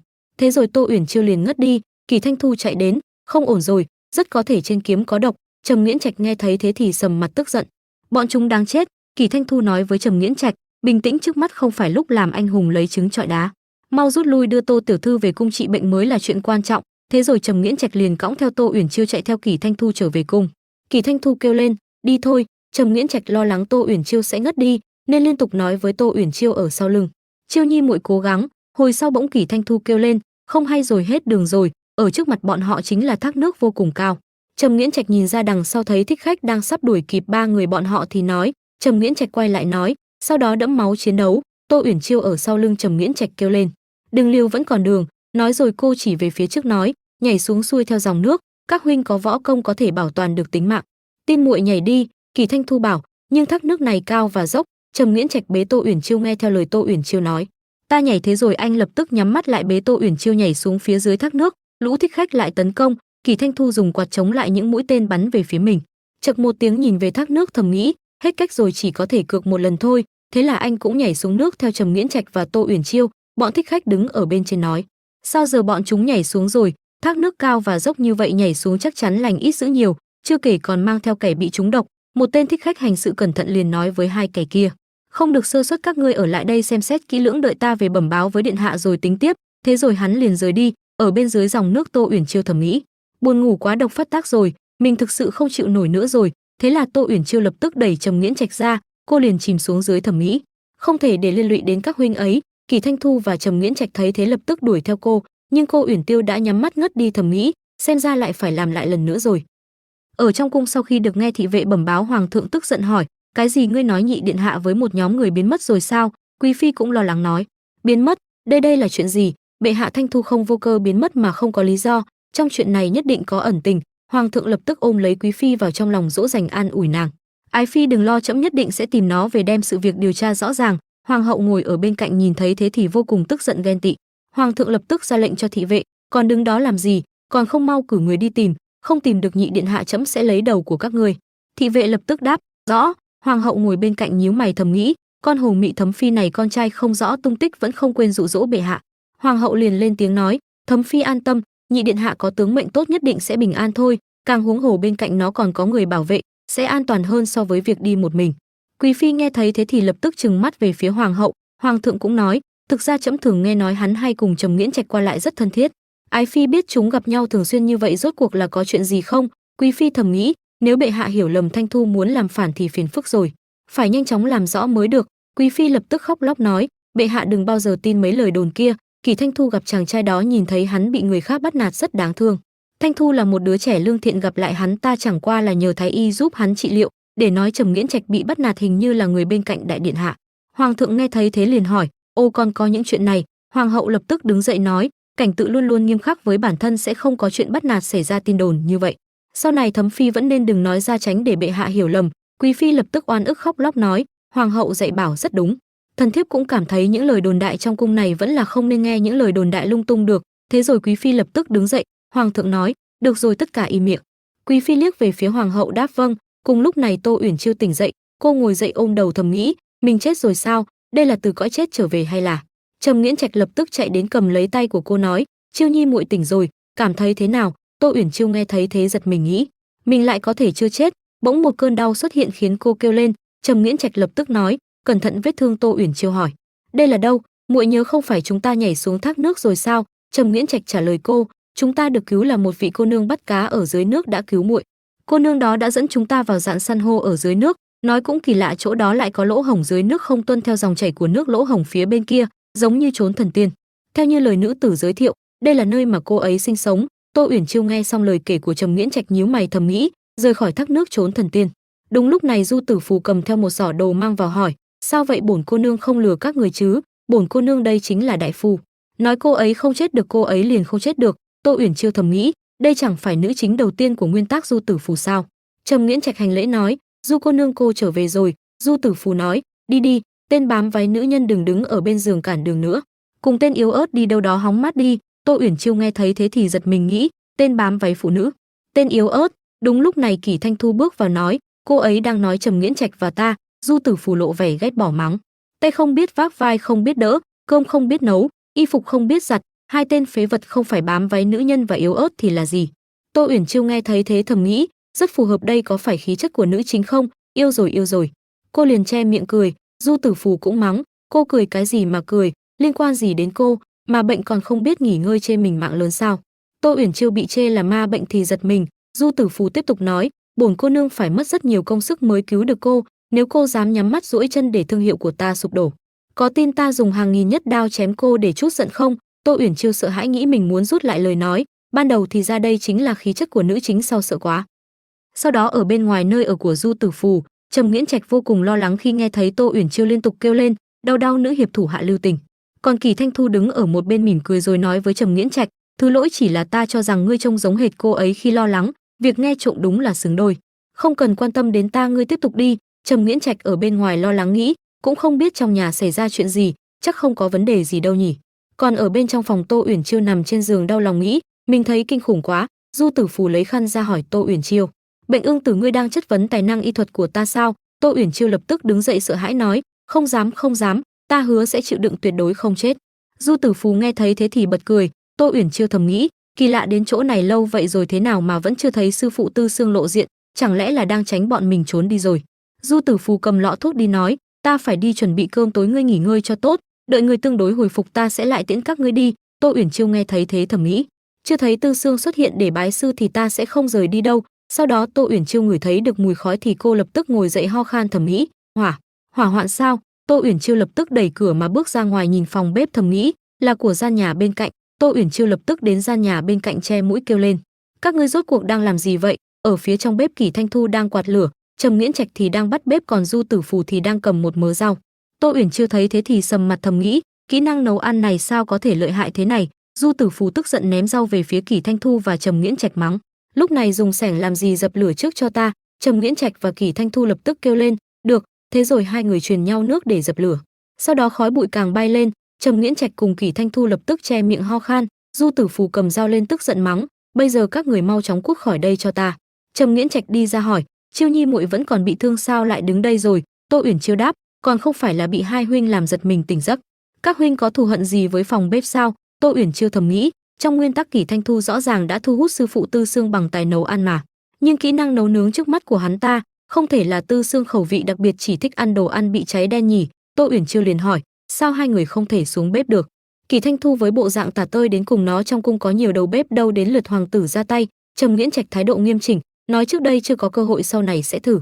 Tô Uyển Chiêu nghe thấy thế thầm nghĩ, vẫn là nữ chính nguyên tắc có mắt nhìn nham hiểm, Kỷ Thanh Thu đúng là thanh tao 10 ngón tay không chạm vào suối. Tô Uyển Chiêu kêu lên, điện hạ không sợ gặp phải tình huống phiêu bạt dã ngoại như vậy một thân một mình sẽ chết đói sao? Kỷ Thanh Thu nói, nếu không phải ngươi nói người ngoài đi theo bái sư không tiện, ta sao có thể để Thiểu Phong ở lại trại chứ? Có hắn ở bên tuyệt đối không thể chết đói. Tô Uyển Chiêu đáp, được rồi. Cô thầm nghĩ, phá án xong kỹ năng nấu nướng cũng là do thuộc hạ tiên sinh kia làm. Trầm Nghiễn Trạch nói, bữa tối đoán chừng phải đợi một lúc nữa, ta đưa muội về phòng nghỉ ngơi trước. Cô lắc đầu nói, không được nằm lâu như vậy, cơ thể muội cứng đờ rồi, muội muốn đi xem xung quanh vận động bên dưới. Cô thầm nghĩ, trong khi Du Tử Phù đang bận phải tranh thủ thời gian tìm tung tích của Tư Xương. Trầm Nghiễn Trạch nói, nhưng buổi tối gió lớn muội vẫn đang bị thương. Tô Uyển Chiêu nói, muội không sao, hơn nữa muội không phải còn có huynh bên cạnh sao? huynh sẽ không cự tuyệt muội đúng không? Trầm Nghiễn Trạch nghe thấy thế thì thỏa hiệp nói, được rồi, nhị điện hạ muốn cùng nhau đi dạo không? Kỳ Thanh Thu đáp, không cần đâu. Anh ta thầm nghĩ, tiểu nha đầu này rõ ràng có ý định khác, có lẽ là muốn thăm dò hoàn cảnh sao, loại chuyện vật này ta không can thiệp.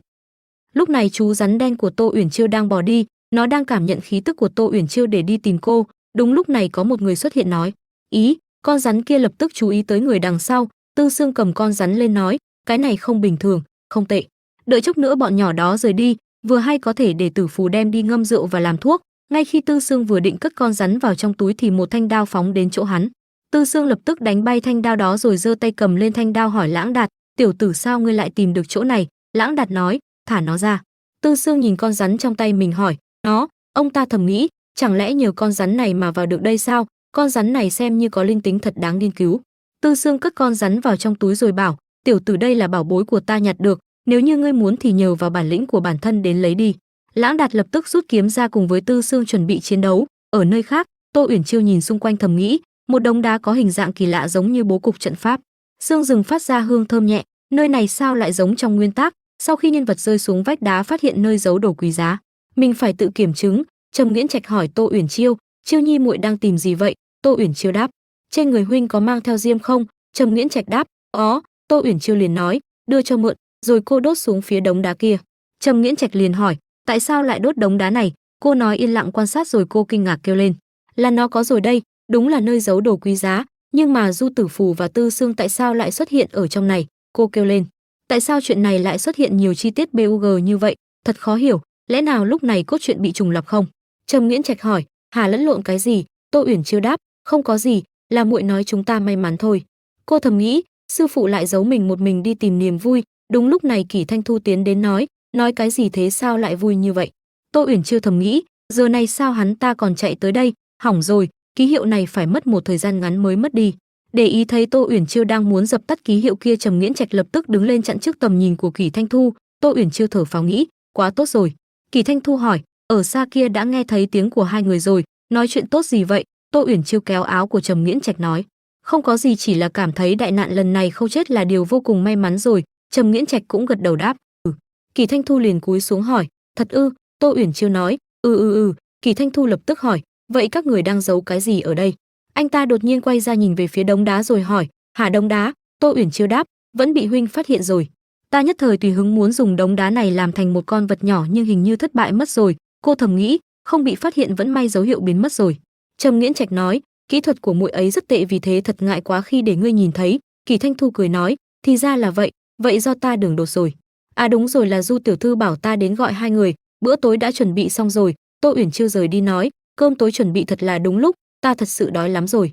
Kỷ Thanh Thu ở phía sau thầm nghĩ, trên người còn đang mang vết thương mà không rảnh đến mức lại đi chơi với những viên đá nặng như vậy, bọn họ chắc chắn là có việc gì giấu mình. Ở bên trong phòng, Du Tử Phù nói với Tô Uyển Chiêu, ta kiểm tra qua rồi, chất độc trong người cô đã được loại bỏ, các vết thương cũng đã hồi phục ổn định. Đợi ngày kia ta sẽ dẫn các người rời đi. Nói rồi Du Tử Phù lập tức cầm hộp thuốc đứng dậy. Tô Uyển Chiêu nghe thấy thế thì giật mình. Du Tử Phù nói, bây giờ ta đi chuẩn bị nguyên liệu cho bữa trưa, lát nữa cô qua giúp ta một tay. Tô Uyển Chiêu đáp, được. Thế rồi cô nằm lên trên giường thầm nghĩ, không ổn rồi, ngày kia đã phải đi rồi, thời gian gấp gáp, trước mắt không những không tìm thấy Tư Sương sư phụ đang ẩn náu ở đâu. Kỷ Thanh Thu trên đường cũng như âm hồn không tan ra, căn bản không có cơ hội để tiếp tục đi điều tra nơi giấu mật thất, còn Du Tử Phù ở đó sai bảo cô như cô ly. Có lẽ không thể trông cậy vào hai quý công tử làm thì ta tự làm vậy, đáng ghét, căn bản là không có thời gian cho ta hành động, ngày kia phải đi rồi, ta không thể tiếp tục đợi thêm được nữa. Tối nay bắt buộc phải hành động. Thế rồi buổi tối khi Kỷ Thanh Thu và Trầm Nghiễn Trạch đang ngủ, bỗng nhiên Trầm Nghiễn Trạch mở mắt ra nhìn về phía Kỷ Thanh Thu thầm nghĩ, hắn ta chắc là đã ngủ say rồi, không thể để Chiêu Nhi đợi quá lâu. Thế rồi anh lập tức ngồi dậy đi ra bên ngoài rồi cẩn thận đóng cửa. Kỷ Thanh Thu lập tức tỉnh lại. Bên chỗ đống đá, Tô Uyển Chiêu đang đi đi lại thầm nghĩ, đã đến thời gian rồi sao huynh ấy vẫn chưa tới. Đúng lúc này Trầm Nghiễn Trạch chạy đến nói, Chiêu Nhi. Cô vui vẻ nói, chắc là đến rồi. Trầm Nghiễn Trạch hỏi, Chiêu Nhi muội bảo ta giấu nhị điện hạ nửa đêm đến chỗ này gặp mặt, rốt cuộc là có chuyện gì? Tô Uyển Chiêu mỉm cười nói, đương nhiên là chuyện tốt, khiến huynh mở mang tầm mắt. Thế rồi Tô Uyển Chiêu lập tức lấy đồ ở trong túi áo ra. Trầm Nghiễn Trạch liền hỏi, Chiêu Nhi muội như thế này là muốn? Tô Uyển Chiêu rút ra thanh đao nói, để muội làm trước rồi đến huynh làm theo. Kỷ Thanh Thu nấp ở một bên nhìn về phía bọn họ thầm nghĩ, dao, muội ấy chắc không phải nửa đêm gọi Trầm Nghiễn Trạch ra là để ám sát cậu ta đấy chứ. Tô Uyển Chiêu lấy một ít máu từ đầu tay rồi đưa dao cho Trầm Nghiễn Trạch nói, Nào huynh cũng làm giống như muội, lấy một ít máu từ đầu ngón tay ra. Trầm Nghiễn Trạch lập tức làm theo thế rồi Tô Uyển Chiêu lập tức cùng Trầm Nghiễn Trạch đặt tay lên trên tảng đá, lập tức có một luồng linh khí hiện lên. Tô Uyển Chiêu dắt tay Trầm Nghiễn Trạch đi nói: "Đường đến kho báu đã được mở, chúng ta đi thôi." Thế rồi Tô Uyển Chiêu và Trầm Nghiễn Trạch lập tức chạy đi. Kỳ Thanh Thu ở phía sau thầm nghĩ, có chút thú vị. Đúng lúc này Du Tử Phù ngồi dậy kêu lên, không hay rồi, có người đang khởi động trận pháp, ba người bọn chúng đáng chết. Cô lập tức lấy áo khoác ngoài cùng roi chạy đi. Trầm Nghiễn Trạch cùng với Tô Uyển Chiêu bước vào khu rừng, sau một hồi đánh giá Trầm Nghiễn Trạch nói: "Địa hình của khu rừng này dường như thay đổi liên tục." Tô Uyển Chiêu đáp: "Mọi thứ trong khu rừng này không hề thay đổi, chẳng qua là ảo giác mà mắt của huynh nhìn thấy thôi. Mê hồn trận này chính là dựa vào cảm giác để dụ kẻ địch đi vào hoặc đi sai quỹ đạo, từ đó bị lạc vào trong khu rừng.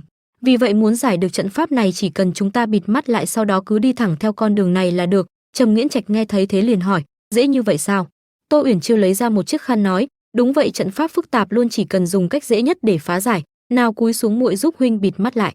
Sau khi buộc khăn bịt mắt cho Trầm Nghiễn Trạch, Tô Uyển Chiêu thầm nghĩ, dù sao trên sách dạy như thế này, rồi Tô Uyển Chiêu cũng buộc khăn lên mắt mình rồi nắm lấy tay của Trầm Nghiễn Trạch dẫn đi nói: "Lát nữa cho dù như thế nào đi chăng nữa thì huynh cũng không được buông tay muội." Trầm Nghiễn Trạch nghe thấy thế thì đỏ mặt rồi nói: Ở đằng sau Kỷ Thanh Thu nhìn theo hai người kia thầm nghĩ, thật không ngờ ở nơi này muốn mở trận pháp phải dùng đến máu, xem bọn họ đi quyết đoán như vậy chắc đã biết làm thế nào để thoát ra khỏi nơi này. Mình phải theo sát một chút." Anh ta vừa vào trong thì đã bị đám sương mù bao vây, lập tức dùng quạt phất đi thầm nghĩ, sương mù ở đây sao càng ngày càng nhiều như thế này. Kỳ lạ, sao mình có cảm giác bọn họ dường như đã dừng lại rồi. Kỷ Thanh Thu bước lên phía trên thầm nghĩ, có gì đó không đúng, thân hình của hai người họ sao lại to lớn như vậy. Kỷ Thanh Thu nhìn xung quanh một hồi rồi nghĩ, rõ ràng là cả đoạn đường mình đi đều rất gần, rốt cuộc là bắt đầu đi sai từ lúc nào đây, mình nên đi như thế nào đây. Ở một bên khác sau một hồi Tô Uyển Chiêu nói, đến rồi. Trầm Nghiễn Trạch liền tháo khăn che mắt ra. Tô Uyển Chiêu vui vẻ chạy đến một cái đình nói, đừng đứng đó nữa, mau đến đây. Trầm Nghiễn Trạch nhìn xung quanh thầm nghĩ, nhìn sơ qua có thể thấy cái đình này thông gió các hướng, Chiêu Nhi muội chắc chắn chỗ này là nơi giấu châu báu mà muội nói chứ. Tô Uyển Chiêu đến gần chỗ giếng nói, muội chắc chắn chính là chỗ này, đợi muội tìm xem. Muội tìm thấy rồi huynh mau qua đây đi. Trầm Nghiễn Trạch quay sang thì thấy Tô Uyển Chiêu kêu lên một tiếng hình như sắp bị rơi xuống giếng. Trầm Nghiễn Trạch lập tức chạy lên gọi, Chiêu Nhi, muội không sao chứ? Chiêu Nhi muội có nghe thấy ta nói không? Chiêu Nhi, ở bên dưới. Tô Uyển Chiêu nói, muội không sao, lối đi bí mật giấu kho báu ở dưới này, huynh mau xuống đây đi. Trầm Nghiễn Trạch cũng nhảy xuống theo Tô Uyển Chiêu rồi gọi, Chiêu Nhi muội. Tô Uyển Chiêu hai mắt sáng lên chỉ vào hạt châu, huynh xem lối đi bí mật này được trang trí những hạt có ánh sáng, cũng không biết có thể mang chúng đi không. Trầm Nghiễn Trạch thấy thế thì tức giận nói, Chiêu Nhi sao muội không quan sát tình hình rõ ràng trước đã liều lĩnh nhảy xuống rồi hả? Muội có biết làm như vậy nguy hiểm như thế nào hay không? Lỡ như dưới này có bẫy được sắp đặt thì làm sao? Muội. Tô Uyển Chiêu liền hỏi, huynh đây là đang lo lắng cho muội sao? Trầm Nghiễn Trạch đỏ mặt nói, ta, anh thầm nghĩ, quen nhau cũng lâu rồi, ta có lẽ xem muội như muội muội của ta. Anh nói, chúng ta không phải là bạn sao? Bạn bè quan tâm giúp đỡ lẫn nhau là chuyện rất bình thường mà. Tô Uyển Chiêu hai mắt sáng lên nói, đúng vậy, là bạn bè. Cô thầm nghĩ, đã xem mình là bạn bè rồi sau này chắc sẽ không giết mình nữa đâu nhỉ. Trầm Nghiễn Trạch hỏi, chúng ta đi đường nào? Tô Uyển Chiêu không chút do dự chỉ vào một hướng nói, đi đường này đi. Trầm Nghiễn Trạch hỏi, muội không quan sát kỹ càng sao? Ta lại có cảm giác muội đang đoán bừa vậy. Cô đáp, bị huynh phát hiện rồi. Trầm Nghiễn Trạch hỏi, muội chắc không phải không biết đi đường nào mới chính xác đấy chứ? Cô đáp, đúng vậy. Cô thầm nghĩ, ai bảo nguyên chủ không nói rõ. Thế rồi cô lập tức đẩy Trầm Nghiễn Trạch đi nói, đừng lo, vấn đề này không nghiêm trọng. Cô thầm nghĩ, dù sao nguyên chủ bí mật thuộc về huynh ấy, chỉ cần kết quả thành công, quá trình khổ cực một chút cũng không sao. Sau một hồi Tô Uyển Chiêu thầm nghĩ, muội lấy trở lại Fred, lúc nãy ai nói chỉ cần có thể lấy được thành công thì quá trình cực khổ một chút cũng không sao, vấn đề này đơn giản quá lớn rồi. Tô Uyển Chiêu nhớ lại lúc nãy mình bị đàn rơi đuổi theo, có bẫy dập kim châm bắn ra, cùng với mình suýt rơi xuống hố cắm đầy trong sợ hãi, nghĩ nguy hiểm quá, suýt chút nữa thì rơi xuống trở thành món thịt xiên rồi. Sau đó Tô Uyển Chiêu thở phào nói, may mà có huynh ở đây. Trầm Nghiễn Trạch kêu lên, cẩn thận phía sau. Cô giật mình nghĩ, đây rốt cuộc là đủ chưa vậy? Cô lập tức bật một chiếc công tắc, lập tức có những tiếng động lớn vang lên. Tô Uyển Chiêu hỏi, huynh mau nói cho muội biết âm thanh này là do muội nghe nhầm có phải không? Anh đen mặt đáp, không chắc là muội đã kích hoạt bẫy trong lối đi bí mật.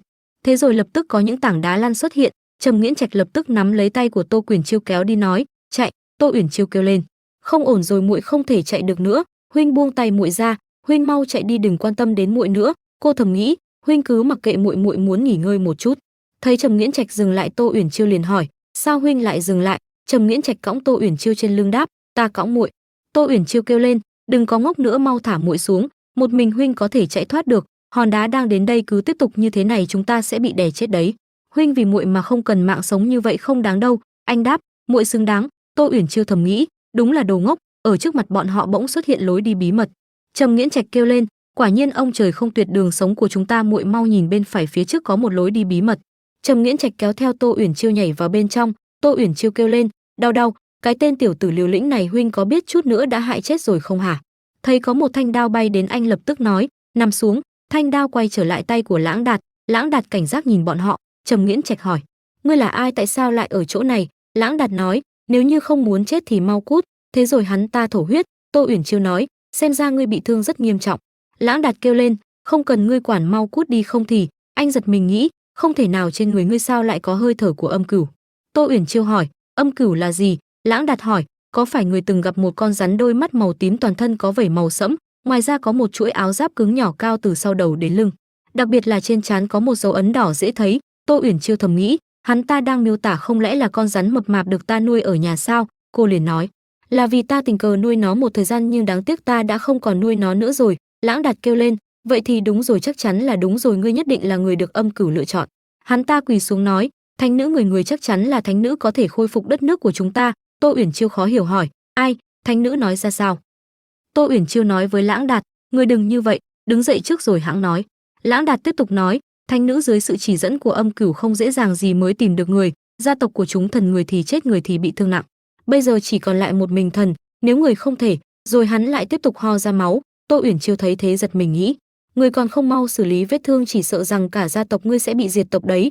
Lãng Đạt vừa ho vừa nói, vừa là hy vọng cuối cùng của gia tộc thần, nếu không thể phục hưng lại gia tộc, không bằng thần chết ở ngay nơi này. Tô Uyển Chiêu thầm nghĩ, tiểu soái ca đẹp trai thế này làm sao trong đầu lại có một suy nghĩ hạn hẹp đến như vậy. Cô lẩm bẩm nói, làm thế nào bây giờ? Trầm Nghiễn Trạch nói, trước tiên phải đáp ứng yêu cầu. Cô liền bảo, được ta hứa với ngươi, nhưng ngươi cũng phải nói rõ cho ta có chuyện gì vậy. Lãng Đạt lau máu nói, tạ ơn thánh nữ. Cô lấy trong người mình một lọ thuốc ra, nào trước tiên để ta giúp ngươi kiểm tra vết thương và bôi thuốc cho ngươi. Nói rồi cô liền giúp Lãng Đạt lau vết thương. Anh kêu lên, thánh nữ, người đây là không nỡ. Trầm Nghiễn Trạch thấy thế thì giật mình. Tô Uyển Chiêu nói, đừng cử động. Bỗng Trầm Nghiễn Trạch nhấc Tô Uyển Chiêu lên. Cô liền hỏi, huynh làm gì vậy? Trầm Nghiễn Trạch tức giận nói, nam nữ thụ bất thân. Cô mỉm cười nói, đều là trẻ con, sợ cái gì chứ, với lại không phải muội cũng giúp huynh. Bỗng Trầm Nghiễn Trạch lập tức che lấy miệng cô rồi bảo, ta đến giúp hắn bôi thuốc. Cô hỏi, thực sự không cần ta giúp đỡ sao? Anh nói, không cần, muội quay mặt sang hướng khác đừng nhìn. Cô gật đầu bảo, vậy được thôi. Cô xoay người che mắt, nhắc mới nhớ vị thánh nữ kia vừa rồi rốt cuộc là đã xảy ra chuyện gì. Vậy tại sao ngươi lại đột nhập vào đây? Lãng Đạt nói, đó là mệnh lệnh của gia tộc chúng thần nói, chỉ cần cùng với rồng thần có thể tìm thấy thánh nhân có thể khôi phục lại gia tộc chúng thần. Thần đang cùng với âm cửu suốt dọc đường đi cùng với nhau nhưng vô tình lạc mất nhau. Anh rời đi hỏi, âm cửu ngươi đang ở đâu? Âm cửu có một người bắt lấy nó rồi, con rắn nhỏ này thật kỳ lạ, vừa hay có thể làm vật cống nạp cho bệ hạ. Anh tiếp tục nói, mặc dù rất nhanh thần đã nắm bắt được tin của âm cửu nhưng trên con đường truy đuổi khó khăn, không biết rằng đã đến nơi này lúc đấy. Kỳ Hân Vân đã chỉ vào con rắn mà nói, bắt con rắn nhỏ xấu xí kia lại gửi nó đến dọa cho con cáo già kia sợ chết cho ta. Người kia đáp, rõ. Lãng Đạt tiếp tục nói, âm cửu bị một vị cao thủ không rõ danh tính bắt lấy, đó chính là Tư Xương cầm lấy âm cửu đi nói, xem như tên tiểu tử nhà ngươi chạy nhanh. Lãng Đạt tiếp tục kể, thần bị ông ta làm trọng thương, không may bị rơi xuống nơi này, sau đó đã gặp người. Cô thầm nghĩ, lượng tin tức khá lớn, để ta suy nghĩ một chút. Người có thể xuất hiện ở đây có thể bắt con rắn nhỏ chắc có lẽ là Tư Xương, xem ra ông ấy đang ở gần đây. Việc bái sư có hy vọng rồi, nhưng mà ông ấy đã xem kịch bản làm thế nào mà trong nguyên tắc thì đó luôn bên cạnh Trầm Nghiễn Trạch có thể điều khiển con chăn khổng lồ giống như thế. Mặc dù ta thoát chết nhiều lần nhưng chưa từng gặp qua chân dung của vị khách thần bí ấy, chỉ có con rắn ấy là ta đã từng gặp qua, nó rõ ràng có kích thước nhỏ. Nhìn nó với con rắn mà ta từng nuôi ở nhà căn bản là không giống nhau. Cô thở dài hỏi, ngươi chắc không phải là Lãng Đạt chứ? Người kia giật mình hỏi, thánh nữ, người biết thần chính là Lãng Đạt. Anh thầm nghĩ, thánh nữ quả là người hiểu biết, là người được ban xuống để cứu giúp gia tộc chúng thần. Còn Trầm Nghiễn Trạch lại nghĩ, sao muội ấy lại biết nhỉ? Cô toát mồ hôi nghĩ, không sai, quả thật là cốt truyện lại biến đổi rồi. Đây là ác quỷ trong nguyên tắc cũng cần theo tiết tấu của mình nghĩ rằng mình sắp phá hủy nguyên tắc rồi. Ở ngoài bìa rừng, Kỳ Thanh Thu lúc này vẫn đang trốn chạy khỏi làn sương mù. Anh vừa chạy vừa nghĩ, không ngờ rằng trong khu rừng này có nhiều thú độc đến như vậy. Ta phải nhanh chóng rời khỏi nơi này mới được. Tốt quá rồi, đi theo dòng nước nói không chừng có thể thoát thân. Anh đang rời đi bỗng nhìn thấy một con rắn xuất hiện. Ngay khi anh định lao xuống nước thì con rắn kia lập tức túm lấy anh, quấn chặt anh rồi để anh xuống đất. Anh sợ hãi nghĩ không thể chạy được nữa, sau đó anh liền bị tát một phát. Du Tử Phú nói, Tên yếu ớt này, ngươi mau tỉnh lại cho ta. Con rắn kia lập tức biến mất, thay vào đó chính là roi. Du Tử Phù nói, ngươi nhìn cho rõ là ta Du Tử Phù. Anh giật mình hỏi, Du cô nương. Cô nói, các ngươi không thành tâm như vậy, sớm biết như thế này cứu các ngươi, ta thà dẫn hổ vào hang còn hơn. Kỳ Thanh Thu giật mình hỏi, Du cô nương sao cô lại xuất hiện ở nơi này? Cô nói, ta còn không xuất hiện, ngươi đã bị lừa bởi ảo giác và biến thành con nhím rồi. Anh nhìn ra đằng sau thì thấy bên dưới toàn là trông sắc. Anh giật mình nghĩ, cái gì, những việc xảy ra vừa rồi đều là ảo giác ư? Anh lập tức hành lễ nói, tạ ơn Du cô nương đã cứu mạng. Cô phất tay bảo, đừng nhiều lời nữa, bịt cái này lên mắt ta, đem ngươi đi tìm tên bám váy và con ma ốm kia. Kỳ Thanh Thu bịt mắt rồi hỏi, Du cô nương, hình như cô không bị ảnh hưởng bởi ảo giác này phải không? Cô nói, nhiều lời, ta có lẽ. Thế rồi cô không nói gì nữa. Kỳ Thanh Thu hỏi, cô nói cái gì? Cô đáp, không có gì, ta bảo ngươi đưa tay ra nên xuất phát rồi. Anh ta lập tức ngoan ngoãn nói, được. Du Tử Phù trói anh ta bằng roi của mình dẫn đi. Anh ta thầm nghĩ, tại sao cô ấy lại trói mình đi? Ở bên trong hang động, Tô Uyển Chiêu nói, sao vẫn là ngã ba? Cơ hội tìm mật thất kho báu thánh thú trong truyền thuyết, nơi giấu kho báu rốt cuộc là hướng nào? Bỗng có tiếng kêu lên. Tô Uyển Chiêu quay lại hỏi, ngươi không sao chứ? Có phải là vết thương bị đau không? Có cần nghỉ ngơi một lát không? Lãng Đạt đáp, không phải, thần cảm nhận được rồi, âm cửu đang ở ngay phía trước. Tô Uyển Chiêu thầm nghĩ, nếu như con rắn nhỏ ở trong này vậy Tư sư phụ không phải cũng nhìn vào nhân phẩm của chúng ta, thanh thú và cơ hội đều không phải là ở đây sao? Cô lập tức nói, vậy chúng ta mau đi thôi. Lãng Đạt thầm nghĩ, ở đây rất nguy hiểm, bọn họ sao lại dám mạo hiểm đi qua? Trầm Nghiễn Trạch đụng vào người của Lãng Đạt nói, đi thôi. Anh nói, hai người qua đó để làm gì? Hai người không sợ chết ư? Trầm Nghiễn Trạch đáp, sợ, vì thế ta không thể để muội ấy chết. Trầm Nghiễn Trạch quay sang nói với Tô Uyển Chiêu, nếu lát nữa gặp phải nguy hiểm mọi người trốn đi đừng có. Cô nói, khi nãy ta có nghe được những lời hai người nói rồi, huynh không sợ bị ta hại chết ư? Anh đáp, ta tin muội. Cô liền mỉm cười nói, được, ta nhất định sẽ không phụ sự kỳ vọng của huynh. Thế là cả ba người đều đi theo. Cô giật mình nói, huynh có ngửi thấy mùi không? Phía trước hình như có mùi thơm của thịt nướng, chờ chút chắc không phải con rắn nhỏ đó đã bị làm xiên thịt rồi chứ? Cô thò đầu ra thì nhìn thấy Kỳ Thanh Thu đang bị trói. Hắn nhìn thấy cô thì nói, xin chào. Cô liền hỏi, sao ngươi lại ở đây? Kỳ Thanh Thu cười nói ra thì dài lắm, đại khái chính là sau khi ta bị, là khi ta trốn đi theo các ngươi đã được người tốt bụng như Du cô nương cứu mạng, thực tế là bị bắt làm con tin. Ta phải im lặng cùng với các ngươi, đột nhập vào khu vực cấm này. Tư Sương trói rắn nhỏ lên que ở một bên nói, mấy tên nhóc các ngươi lén vào khu vực cấm này chắc chắn đã đến đủ cả rồi nhỉ? Vừa hay vận động một chút rồi ăn cơm, hai đấu một là muốn trực tiếp bị ta giết chết hay là đấu một chút lại bị ta giết chết? Tô Uyển Chiêu thầm nghĩ trong lòng. Sư phụ nguyên tắc, thánh thú nguyên tắc, nam chính nguyên tắc và nữ chính nguyên tắc ở một bên, còn phía bên mình là phản diện chưa xuất hiện. Nữ bia đỡ đạn nguyên tắc và người hầu nhỏ bị trọng thương. Cô thầm nghĩ, khoảng cách đội hình này còn cần đấu gì nữa, rõ ràng lợi thế đã nghiêng về bốn người bên kia. Tô Uyển Chiêu bỗng kêu lên, sư phụ Tư Sương đao hạ lưu nhân. Du Tử Phù giật mình nghĩ, sao cô ấy biết được danh tính thực sự của sư phụ? Tô Uyển Chiêu thầm nghĩ, sao bọn họ lại nhìn mình như vậy? Tư Sương hỏi, ngươi quen ta sao? Cô đáp, ta không quen nhưng mà ta biết ngài. Cô nắm lấy tay của Trầm Nghiễn Trạch thầm nghĩ, mặc kệ đi theo như ý định ban đầu, cần nắm lấy cơ hội bái sư. Cô liền lộ vẻ mặt sùng bái nói, ta biết ngài từng là trọng thần Trầm Quốc, một lòng trung thành với nước, nhưng bị kẻ gian hãm hại phải giả chết để bảo toàn mạng sống. Tư Sương mỉm cười nói, tiểu nha đầu biết rất nhiều chuyện, xem ra. Cô thở dài nghĩ, xem ra mình đã lấy được lòng tin của hắn, cũng có thể yên tâm nói chuyện với ngài ấy rồi. Ai ngờ Tư Sương cầm kiếm lao đến nói, xem ra ta chỉ có thể trừ khử ngươi thôi. Tô Uyển Chiêu giật mình nghĩ, tại sao ông ấy lại không làm theo giống như kế hoạch vậy? Trầm Nghiễn Trạch lập tức kéo lấy Tô Uyển Chiêu kêu lên, cúi đầu. Hai người tránh được một đao của Tư Sương. Kỳ Thanh Thu kêu lên, cẩn thận thanh kiếm của ông ta. Trầm Nghiễn Trạch đẩy Tô Uyển Chiêu đi nói, mau tránh đi. Thế rồi anh liền bị Tư Sương đâm trúng bả vai. Tô Uyển Chiêu kêu lên, Trầm Nghiễn Trạch. Tư Sương giật mình hỏi, ngươi nói nó tên là gì? Tô Uyển Chiêu đến gần nói, huynh ổn không, để ta xem. Kỳ Thanh Thu ở một bên nói, Tư tiên sinh chẳng lẽ ngay cả hoàng tử của nước mình cũng không nhận ra chứ? Ông ta nghe xong thầm nghĩ, chẳng trách ta cảm thấy nó nhìn khá quen. Năm ấy nhóc đó bị xem như phế vật khi đem đến Kỳ Quốc là ta đã bí mật hộ tống, nhưng mà làm thế nào có thể thoát khỏi được sự kiểm soát của Kỳ Quốc? Tô Uyển Chiêu tức giận nói, khen ông ấy hay là khen muội là anh hùng trung thành yêu nước? Thật không ngờ trước mắt không phân biệt được thật giả lại đi bắt kẻ yếu, thật không thể tin được. Tư Sương kêu lên, Trầm Quốc hại ta vào tình thế như thế này, đối mặt với con trai của kẻ thù ta lại mềm lòng. Tô Uyển Chiêu kêu lên, ngài nói bậy, huynh ấy không được cha mẹ yêu thương, bị cô lập không ai giúp đỡ, là một người đáng thương, làm gì có khả năng làm kẻ thù của ngài. Sau khi ngài giả chết, huynh ấy luôn nhớ, một ngày nào đó về nước có thể thay ngài đòi lại công bằng. Khi vô tình biết được ngài đã thoát chết, huynh ấy đã cầu xin nhị điện hạ đem huynh ấy xuất cung để đi tìm ngài. Kỳ Thanh Thu nghe xong thầm nghĩ, kỹ thuật nói dối của nhỏ này thật là lợi hại. Tô Uyển Chiêu khóc lóc kêu lên, nhưng ngài xem huynh ấy quá thảm rồi. Cô nói thầm với Trầm Nghiễn Trạch, nhanh phối hợp với muội. Trầm Nghiễn Trạch lau máu nói, là Trầm Quốc có lỗi với Tư tiên sinh, ta không thể chối cãi, lần xâm phạm lãnh địa này cũng là chủ ý của ta, bọn họ đều vô tội. Ta nguyện giao tính mạng của ta cho ngài xử lý, chỉ mong ngài hãy tha cho Chiêu Nhi và những người khác một con đường sống. Tư Sương liền hỏi, ta hỏi ngươi tìm ta để làm gì? Tô Uyển Chiêu mừng thầm nghĩ, có thể quay trở lại vấn đề rồi, nhanh mau đưa ra đề nghị bái sư đi. Mạnh dạn lên. Trầm Nghiễn Trạch nói, muốn bái ngài làm thầy, mong ngài dạy võ thuật cho ta, giúp ta dốc hết sức trở về Trầm Quốc lấy lại những thứ thuộc về ta, lên ngôi hoàng đế. Tô Uyển Chiêu nghe thấy thế thì giật mình nghĩ, tại sao nhân vật phản diện đột ngột thay đổi tình hình, âm mưu muốn vào cung để tranh đoạt ngôi vị. Một tháng sau, Tô Uyển Chiêu cùng Du Tử Phù cùng luyện công. Tô Uyển Chiêu run rẩy nghĩ, cứu mạng, người muốn bái sư rõ ràng là Trầm Nghiễn Trạch và Kỷ Thanh Thu mà, tại sao Tư Sương lại bắt ta cũng phải tập luyện chứ? Mặc dù ngày đó Tư Sương cuối cùng cũng tha mạng cho bọn ta, ngày hôm ấy Tư Sương nói, khẩu khí không nhỏ, nhưng ra dựa vào cái gì lại phải giúp ngươi? Ngươi hiện tại không có năng lực, thậm chí không đủ tư cách để trở về cung điện thi đấu. Trầm Nghiễn Trạch nói, chắc chắn có, 5 năm, không 3 năm, trong vòng 3 năm ta nhất định học được võ thuật thi đấu chứng minh cho ngài thấy. Tư Sương nghe thấy thế thì nhếch môi nói, được thôi, vậy ta sẽ cho ngươi một cơ hội để chứng minh bản thân, nhưng tội chết có thể tránh, tội sống khó thoát. Các ngươi phải ở lại nhận khổ cực để giảm bớt tội xâm phạm lãnh địa đi. Tử Phù đưa bọn chúng về. Du Tử Phù đáp, vâng sư phụ. Tô Uyển Chiêu tiếp tục nghĩ, đương nhiên rồi, dưới sự cổ vũ ủng hộ của ta và sự nhiệt tình học hỏi của họ, đương nhiên sẽ không chấm dứt vì sự đả kích nhỏ này. Nhưng Tư Sương cuối cùng cũng an tâm.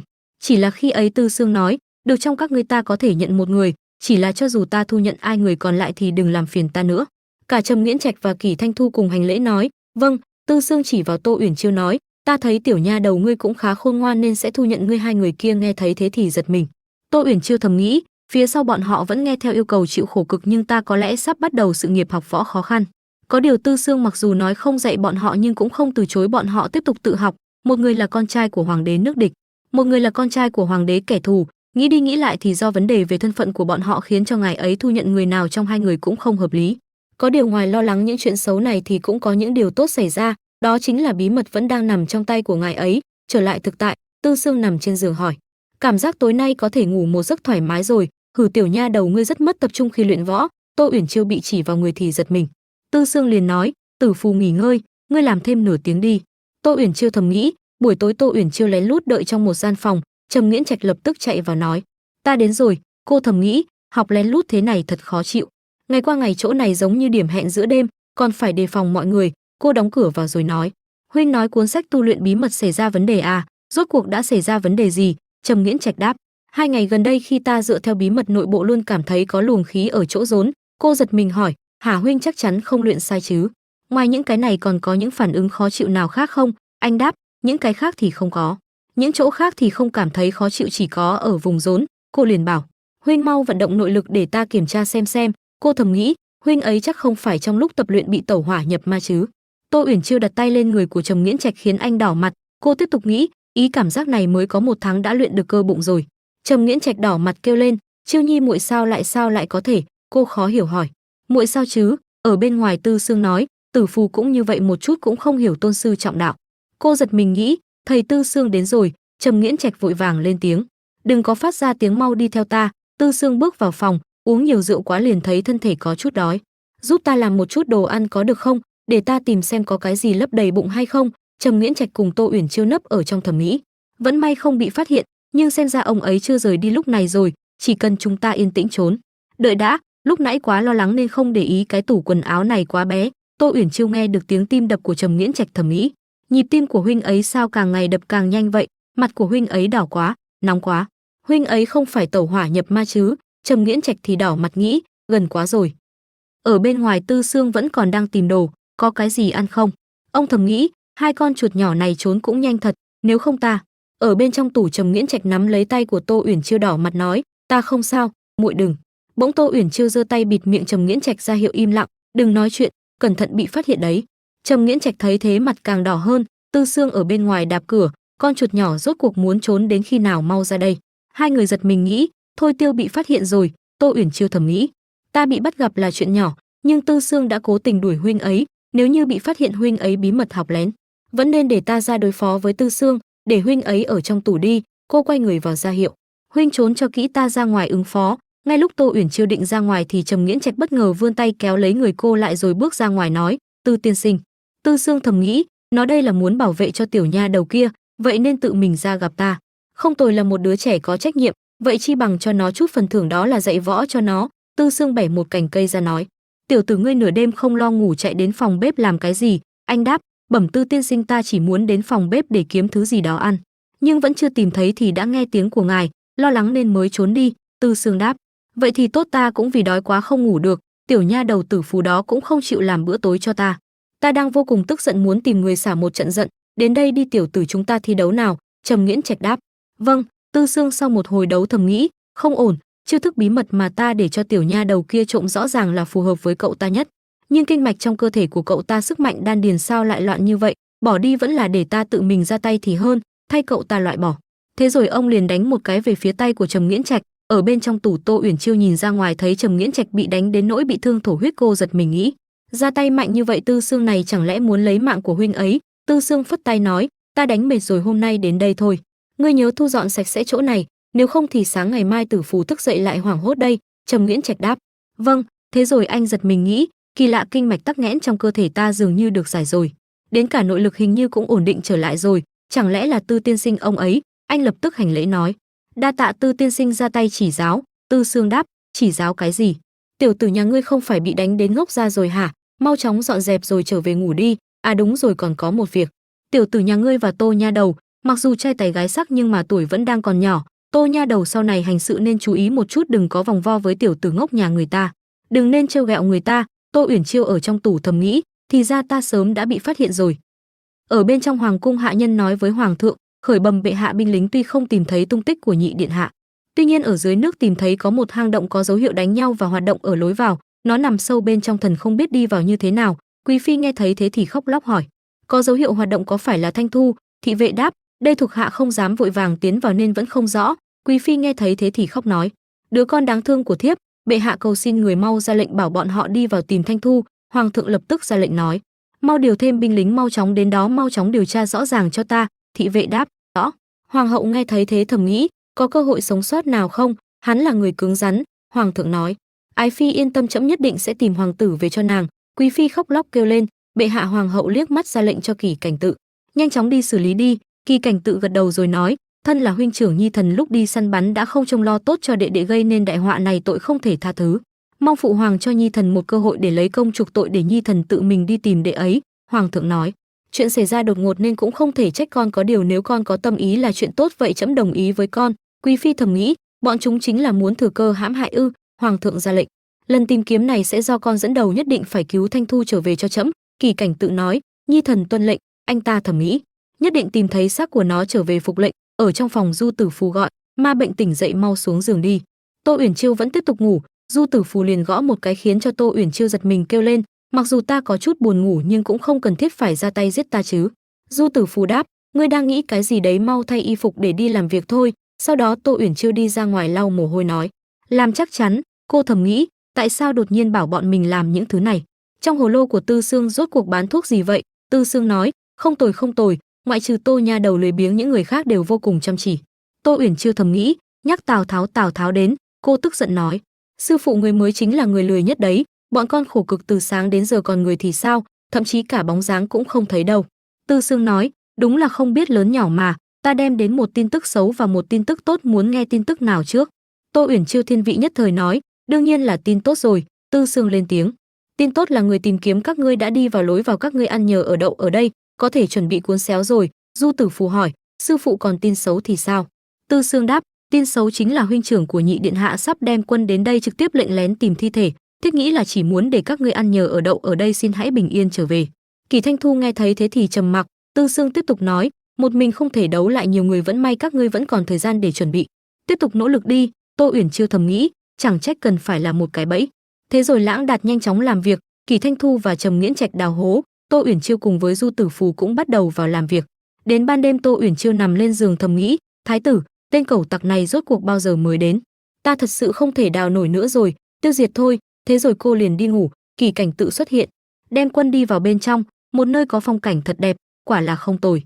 Các tướng lĩnh nghe lệnh, lập tức đi theo bổn điện hạ đi điều tra xuất phát. Tất cả mọi người đều nói, rõ. Thế nhưng bọn họ vừa đi vào thì đã gặp phải bẫy dập. Kỳ Cảnh Tự thầm nghĩ, có thể thiết kế được cái bẫy như thế này chắc chắn là nó. Kỳ Cảnh Tự lập tức rút kiếm ra xông lên thầm nghĩ, Kỳ Thanh Thu. Kỳ Cảnh Tự mở cửa phòng ra đâm kiếm đến, trong lòng hắn nghĩ, chịu chết đi. Tô Uyển Chiêu tỉnh dậy nghĩ, ồn quá đi. Tô Uyển Chiêu đang ngủ thì bị tiếng ồn làm cho tỉnh dậy. Tô Uyển Chiêu mơ màng mở mắt ra thì nhìn thấy Trầm Nghiễn Trạch ở trước mặt mình. Tô Uyển Chiêu ngồi dậy dụi mắt hỏi Trầm Nghiễn Trạch, sao huynh lại đến đây? Trầm Nghiễn Trạch đỡ Tô Uyển Chiêu dậy rồi kể chuyện của Kỳ Cảnh Tự với Tô Uyển Chiêu. Kỳ Cảnh Tự bị mắc bẫy khi đưa người tấn công vào ban đêm, bị Tư tiên sinh khống chế. Những người khác đã đến đó rồi. Tô Uyển Chiêu nghe Trầm Nghiễn Trạch kể xong thì thầm nghĩ, chả trách lúc nãy nghe thấy có tiếng cãi nhau. Tô Uyển Chiêu với tâm thế muốn hóng chuyện thì lập tức đứng dậy kéo tay Trầm Nghiễn Trạch đi ra khỏi phòng. Đi thôi, đi xem. Trầm Nghiễn Trạch mỉm cười sủng nịnh chiều theo ý Tô Uyển Chiêu. Sau khi ra khỏi phòng, nhìn quang cảnh trận đánh, Tô Uyển Chiêu liền cảm thán, trận đánh lớn quá. Tô Uyển Chiêu từ trên đồi nhìn xuống phía dưới căn nhà tranh khi trước cô cùng đám người Trầm Nghiễn Trạch, Kỳ Thanh Thu, Tư Sương, Lãng Đạt và Du Tử Phù từng ở thì thầm nghĩ, vẫn may mình đã di chuyển đến chỗ này, không thì sợ rằng sẽ bị trộm tấn công khủng khiếp rồi. Kỳ Cảnh Tự dẫm phải cơ quan lúc này đang bị trói ngược ở phía dưới. Hắn nổi trận lôi đình tức giận kêu lên, to gan các ngươi có biết ta là ai không hả? Nếu dám trói ta các ngươi sẽ bị chém đầu đấy, còn không mau cởi trói cho bổn điện hạ. Đúng lúc này Tô Uyển Chiêu xuất hiện. Tô Uyển Chiêu đến gần chỗ Kỳ Cảnh Tự đầy ý tứ trêu chọc, ái chà, kẻ trộm đêm nay là ai đây? Khẩu khí lớn như vậy làm ta sợ quá đi. Tư Sương thấy Tô Uyển Chiêu và Trầm Nghiễn Trạch đi đến thì mỉm cười nhìn Kỳ Cảnh Tự, người ta còn tự xưng là thái tử Kỳ Cảnh Tự nữa kìa, thật là nực cười. Làm gì có hoàng tử nào đem quân tấn công vào nhà bách tính như vậy chứ? Thế rồi Tư Sương liền chém đứt dây thừng đang trói ngược Kỳ Cảnh Tự khiến cho hắn ta ngã xuống đất. Tô Uyển Chiêu liền mắng Kỳ Cảnh Tự, người đúng thật là to gan, có biết rằng mạo danh hoàng thất là tội chém đầu hay không? Kỳ Cảnh Tự nghe thấy Tô Uyển Chiêu nói như thế thì tức giận nói, các người, mấy người, Kỳ Thanh Thu ngươi đừng có quá đáng, mau bảo bọn họ thả ta ra. Kỳ Thanh Thu mỉm cười hỏi Kỳ Cảnh Tự, ngươi nhận ra ta ư? Chẳng lẽ đúng là hoàng huynh của ta? Không phải, nhưng vẻ mặt xám xịt của hắn ta làm gì có điểm nào giống với khí chất hoàng tử của đất nước ta chứ? Trầm Nghiễn Trạch cũng vui vẻ đáp, đúng vậy, nếu huynh ấy là thái tử vậy tại sao không ứng cứu mà lại chọn hành thích nhị điện hạ chứ?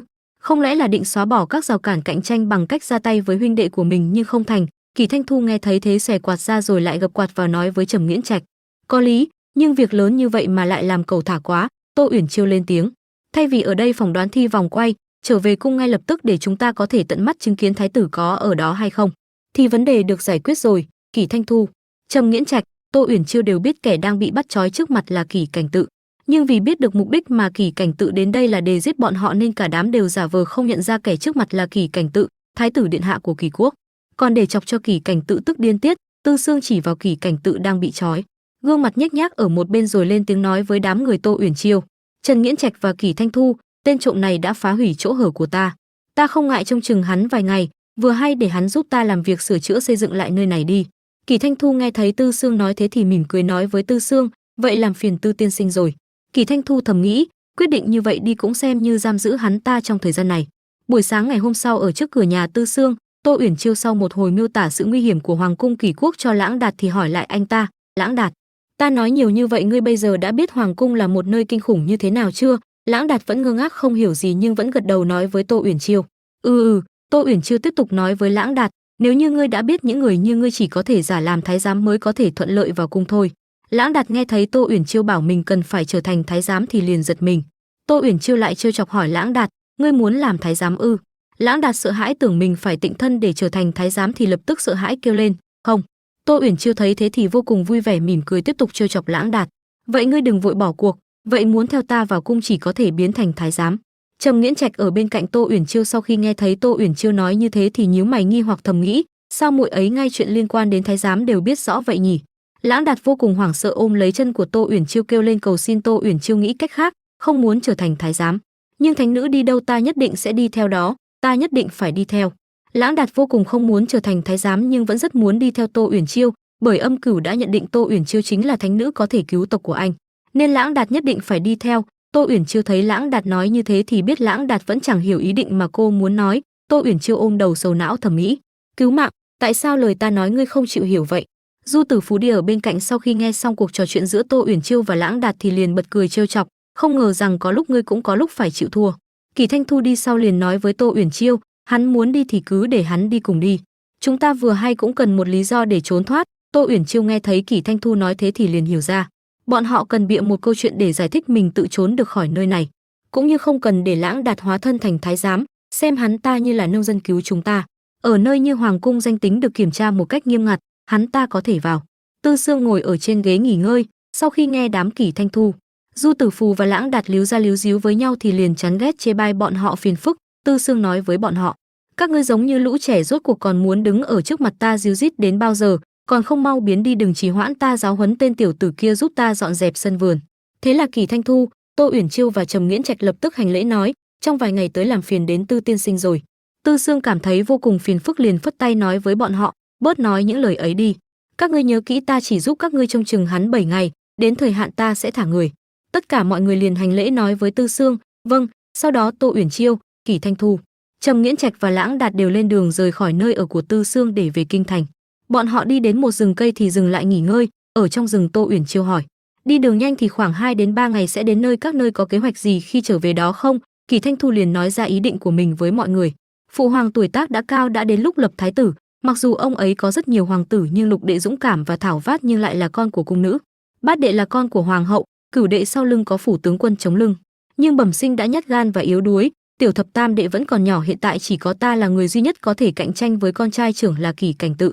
Hắn ta giết người vô cùng tàn ác để có thể đường đường chính chính lên ngôi hoàng đế, trong cung sẽ không còn những ngày bình yên nữa. Trầm quốc các ngươi luôn là cái gai trong mắt Kỷ quốc, thân phận đặc biệt này của ngươi chỉ sợ rằng sẽ càng trở thành công cụ tốt nhất để sỉ nhục Kỷ Cảnh Tự. Trầm Nghiễn Trạch, hãy giúp ta một tay, ta dám chắc rằng trong hoàng cung rộng lớn này người duy nhất có thể bảo vệ người của người chỉ có ta. Ta dám lấy danh dự quốc gia của ta để bảo đảm, chỉ cần ngươi giúp ta lên ngôi hoàng đế, ta chắc chắn đưa ngươi trở về an toàn. Kỷ Thanh Thu đã phân tích kỹ càng tình hình trong hoàng cung Kỷ quốc, rồi nói ra ý định muốn hợp tác với Trầm Nghiễn Trạch để lật đổ Kỷ Cảnh Tự lên ngôi hoàng đế. Tô Uyển Chiêu ở bên cạnh nghe xong thì vui sướng thầm nghĩ: tuyệt quá, bọn họ có thể được coi là triển khai theo kế hoạch của mình, sẵn sàng hợp tác với nhau. Kỷ Thanh Thu giơ tay ra tỏ ý muốn hợp tác. Trầm Nghiễn Trạch sau khi nghe thấy những lời phân tích của Kỷ Thanh Thu cùng những lời hứa đưa ra, thấy chúng có lợi với những ý định của mình thì liền muốn hợp tác. Trầm Nghiễn Trạch liền vươn ta bắt tay Kỷ Thanh Thu nói: hơn nữa thứ ta cần không đơn giản chỉ có thể thuận lợi vào cung. Kỷ Thanh Thu hiểu được những điều mà Trầm Nghiễn Trạch nói thì mỉm cười: ta hiểu. Vài ngày sau, đoàn người Kỷ Thanh Thu, Trầm Nghiễn Trạch, Lãng Đạt và Tô Uyển Chiêu đã trở về được kinh thành. Ở trên điện, Trầm Nghiễn Trạch, Tô Uyển Chiêu và Lãng Đạt đang quỳ xuống hành lễ. Sau khi nghe hoàng thượng nói xong, Kỷ Thanh Thu giả vờ kinh ngạc hỏi hoàng thượng: cái gì phụ hoàng? Người nói hoàng huynh huynh ấy đem binh lính đến vách đá nơi mà Nhi thần rơi xuống để tìm Nhi thần ư? Kỷ Thanh Thu chỉ vào đám người Tô Uyển Chiêu, Trầm Nghiễn Trạch và Lãng Đạt nói: địa hình nơi đó vô cùng dốc và hiểm trở, Nhi thần tình cờ được người khác cứu giúp mới giữ được tính mạng. Hoàng huynh lại vì tìm kiếm Nhi thần và đi vào chỗ nguy hiểm vậy, không được rồi, như vậy quá nguy hiểm, cần phải quay lại đó để cứu huynh ấy. Thế rồi Kỷ Thanh Thu liền ho vài tiếng, giả vờ mình vẫn còn đang bị bệnh, nhưng vẫn vô cùng lo lắng cho huynh trưởng của mình, diễn một vở kịch huynh để tình thâm. Trầm Nghiễn Trạch và Tô Uyển Chiêu nghe thấy thế thầm nghĩ: nhị điện hạ diễn xuất thật giỏi, giải Oscar cho nam diễn viên chính xuất sắc nhất năm sau không có huynh ấy thì ta không xem. Hoàng thượng cảm động nói với Kỷ Thanh Thu: thật đúng là huynh đệ tình thâm, nhưng mà cơ thể của con đang yếu, vẫn là không nên làm khó bản thân. Tô Uyển Chiêu nghe thấy hoàng đế nói như vậy thì thầm nghĩ: có vẻ như đã thành công rồi. Trầm Nghiễn Trạch đáp: Kỷ Thanh Thu tiếp tục diễn kịch nói với hoàng thượng: là hài nhi vô dụng, không chỉ là phụ hoàng lo lắng mà còn liên quan đến hoàng huynh. Bỗng có một tiếng cười vang lên. Kỷ Thanh Thu, Tô Uyển Chiêu và Trầm Nghiễn Trạch nghe thấy tiếng cười này thì lập tức nhận ra chủ nhân của tiếng cười này là Kỷ Cảnh Tự. Cả đám đều giật mình thầm nghĩ: không phải Tư Sương nói sẽ giúp chúng ta cản hắn ta lại ư? Hắn ta rốt cuộc tại sao lại có thể trở về đây được vậy? Trước khi Kỷ Thanh Thu, Tô Uyển Chiêu và Trầm Nghiễn Trạch rời đi, Tư Sương đã nói sẽ giữ chân Kỷ Cảnh Tự lại 7 ngày. Lẽ ra Kỷ Cảnh Tự lúc này vẫn còn phải đang ở chỗ của Tư Xưởng mà sửa nhà cho Tư Sương, nhưng không ngờ hắn lại có thể trở về hoàng cung ngay sau bọn họ không lâu. Kỷ Cảnh Tự bước vào đại điện nói với hoàng thượng: thật không ngờ vừa không hoàn thành được nhiệm vụ ngược lại để nhị điện hạ phải lo lắng rồi. Ta thiếu chút nữa cho rằng không kịp đến để cứu đệ, thật không ngờ nhị đệ có thể tự mình quay về rồi. Nhi thần Kỷ Cảnh Tự bái kiến phụ hoàng, vì có tin cấp báo cần tâu lên nên thần chưa kịp thay y phục, mong phụ hoàng thứ lỗi. Hoàng thượng thấy Kỷ Cảnh Tự cũng bình an trở về thì lập tức nói với Kỷ Cảnh Tự: bình thân, nhanh nói cho trẫm biết rốt cuộc có chuyện như thế nào. Kỷ Cảnh Tự lập tức bịa chuyện với hoàng thượng: bẩm phụ hoàng, do thần bị phục kích trên đường đi cứu nhị đệ, toàn bộ binh lính thương vong vô cùng nặng, thần cũng bị bắt trong vụ phục kích ấy. Tô Uyển Chiêu nghe thấy Kỷ Cảnh Tự nói như thế thì nhíu mày thầm nghĩ: hắn ta không phải bị chúng ta làm cho phát điên lên, hắn thực sự định đem mọi chuyện bẩm báo lên ư? Hắn ta không sợ liên lụy đến việc hãm hại huynh đệ của bản thân ư?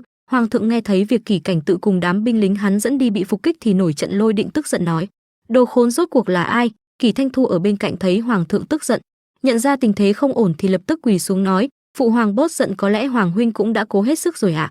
Kỳ Cảnh Tự liền bảo với hoàng thượng là do nhi thần quá khinh suất nên đã gây ra thảm họa này, mong phụ hoàng trách tội.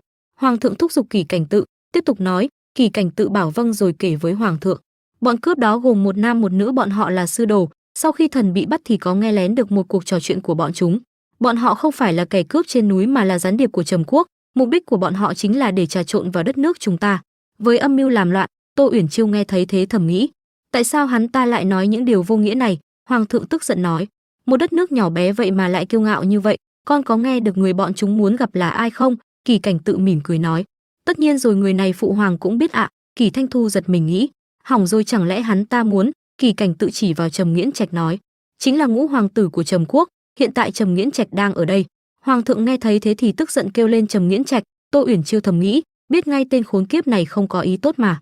Kỳ Cảnh Tự rõ là dẫn quân đến định ám sát Kỳ Thanh Thu để loại bỏ người cản đường mình lên ngôi vị rồi mang xác về cho hoàng thượng, thế nhưng bị Tư Sương phát hiện, cùng bọn họ ngăn lại Kỳ Cảnh Tự, thế mà giờ đây hắn lại bịa chuyện nhằm đổ lỗi cho Trầm Quốc và Trầm Nghiễn Trạch, vô cùng vô sỉ. Hoàng thượng nghe xong liền hỏi Kỳ Cảnh Tự, những lời con nói là thật? Kỳ Cảnh Tự lập tức thề thốt nói, mỗi lời nói của thần đều là thật, bọn họ đã đề cập rằng họ muốn gặp Trầm Chí Tử để thương lượng, chỉ là kế hoạch cụ thể thì thần không nghe rõ. Tô Uyển Chiêu ở phía sau lập tức mỉm cười bảo, tuy rằng không ngờ được hoàng tử lại có thể nghe thấy kế hoạch của bọn họ nhưng vẫn có cơ hội đưa tin tức này về. Đám người này thật sự quá tự tin, cực kỳ ngu ngốc. Tô Uyển Chiêu ra hiệu cho Kỳ Thanh Thu thầm nghĩ, ta chỉ có thể nhắc nhở ngươi đến đây thôi, mau đến giúp đỡ. Kỳ Thanh Thu hiểu được ý định của Tô Uyển Chiêu, lập tức nói với Kỳ Cảnh Tự, đúng vậy, hai người đó mang trọng trách nặng nề, làm sao lại có thể cầu thả như vậy, trừ khi bọn họ bày ra câu chuyện này là có mục đích gì đó. Phụ hoàng, theo ý kiến của nhi thần thì chuyện này đang có rất nhiều uẩn khúc, bây giờ cũng không có người đối chứng, đừng hoang mang về việc ngăn chặn kẻ gian. Kỳ Cảnh Tự đắc ý nói với Kỳ Thanh Thu, ai nói là không có nhân chứng vậy? Khởi bẩm phụ hoàng, tin tức tình báo của thần bị bắt cũng luôn tìm cơ hội để thoát thân, cuối cùng để ta tìm được cơ hội lúc tên gián điệp cao thủ đi ra ngoài. Hắn ta nhớ lại lúc còn ở chỗ Tư Sương, Kỳ Cảnh Tự đang bị ép làm việc. Tư Sương có việc rời đi, chỉ còn Du Tử Phù trông chừng hắn. Kỳ Cảnh Tự lập tức nhận ra cơ hội thoát thân đã đến. Khi ấy Kỳ Cảnh Tự đang làm việc thì liền giả bộ bị thu ong mà kêu lên một tiếng. Du Tử Phù ở bên cạnh trông chừng nhìn thấy thế tức giận mắng, có chút việc nhỏ như vậy cũng làm không xong, đúng là tên phế vật. Kỳ Cảnh Tự tiếp tục kêu lên, đau quá, đau chết đi được. Du Tử Phù đi đến chỗ hắn định kiểm tra vết thương rồi nói, vết thương nhỏ như thế có gì mà phải kêu lên như vậy, im miệng để ta xem. Ngươi. Thế rồi Kỳ Cảnh Tự nhân lúc Du Tử Phù buông lỏng phòng bị đến gần hắn để kiểm tra vết thương thì lập tức ra tay đánh Du Tử Phù trốn thoát khỏi chỗ của Tư Sương. Kỳ Cảnh Tự tiếp tục kể với hoàng thượng, nữ gián điệp đó đã mắc bẫy của thần bày ra, thần không những có thể thoát thân còn đánh trả lại đối phương. Thần tìm tất cả mọi cách để dẫn nữ gián điệp đó nhanh chóng trở về, hiện nay cô ta đang bị nhốt ở trong đại lao. Hắn ta nhớ lại việc mình cướp ngựa rồi trói tay Du Tử Phù lại, dẫn Du Tử Phù bắt cô đi theo ở phía sau dẫn về hoàng cung. Tô Uyển Chiêu nghe thấy Kỳ Thanh Thu nói như thế thì giật mình thầm nghĩ, Du Tử Phù bị bọn chúng bắt đến đây rồi ư? Còn hoàng thượng nghe xong mỉm cười đắc ý, vỗ tay vui sướng khen ngợi Kỳ Cảnh Tự, tốt, rất có chí khí, không hổ danh là con trai của ta. Kỳ Cảnh Tử nhân cơ hội hoàng thượng đang vui sướng thì tiếp tục quỳ xuống đưa ra lời thỉnh cầu với hoàng thượng, mong phụ hoàng ra lệnh cho phép thần được thẩm vấn nữ gián điệp này và Trầm Nghiễn Trạch. Thần nhất định sẽ điều tra sự việc này đến cùng, điều tra đầu đuôi ngọn ngành sự việc, trình báo lên phụ hoàng. Trầm Nghiễn Trạch nghe thấy thế thì thầm nghĩ, lần này phiền phức lớn rồi. Trầm Nghiễn Trạch hiểu được ý định của Kỳ Cảnh Tự, muốn nhân cơ hội điều tra này đổ hết tội lỗi lên đầu của Trầm Nghiễn Trạch cùng Tư Sương và Du Tử Phù để thoát tội ám sát huynh đệ bất thành, cũng như cắt bớt những người theo phe của Kỳ Thanh Thu. Hoàng thượng nói, nếu người là do con bắt được thì để con thẩm vấn luôn đi, con hãy điều tra rõ việc này và báo cáo lại cho trẫm càng sớm càng tốt. Kỳ Cảnh Tự nói, vậy hôm nay sẽ. Bỗng Kỳ Thanh Thu lên tiếng, phụ hoàng, nhi thần to gan khuẩn xin phụ hoàng ân chuẩn nhi thần cùng với hoàng huynh thẩm vấn. Hoàng thượng hỏi, con? Kỳ Thanh Thu đáp, hồi bẩm phụ hoàng, thảm họa lần này của nhi thần đều là nhờ cậu ấy ra tay tương trợ nên mới có thể bình an trở về. Việc này còn nhiều điều hoài nghi nhi, thần chỉ muốn biết cậu ấy oan uổng hay quả thật có sự việc này. Mong phụ hoàng ân chuẩn cho nhi thần cùng tham gia thẩm vấn. Kỳ Cảnh Tự nói, lòng người khó đoán, nhị đệ đừng có ngây thơ như vậy.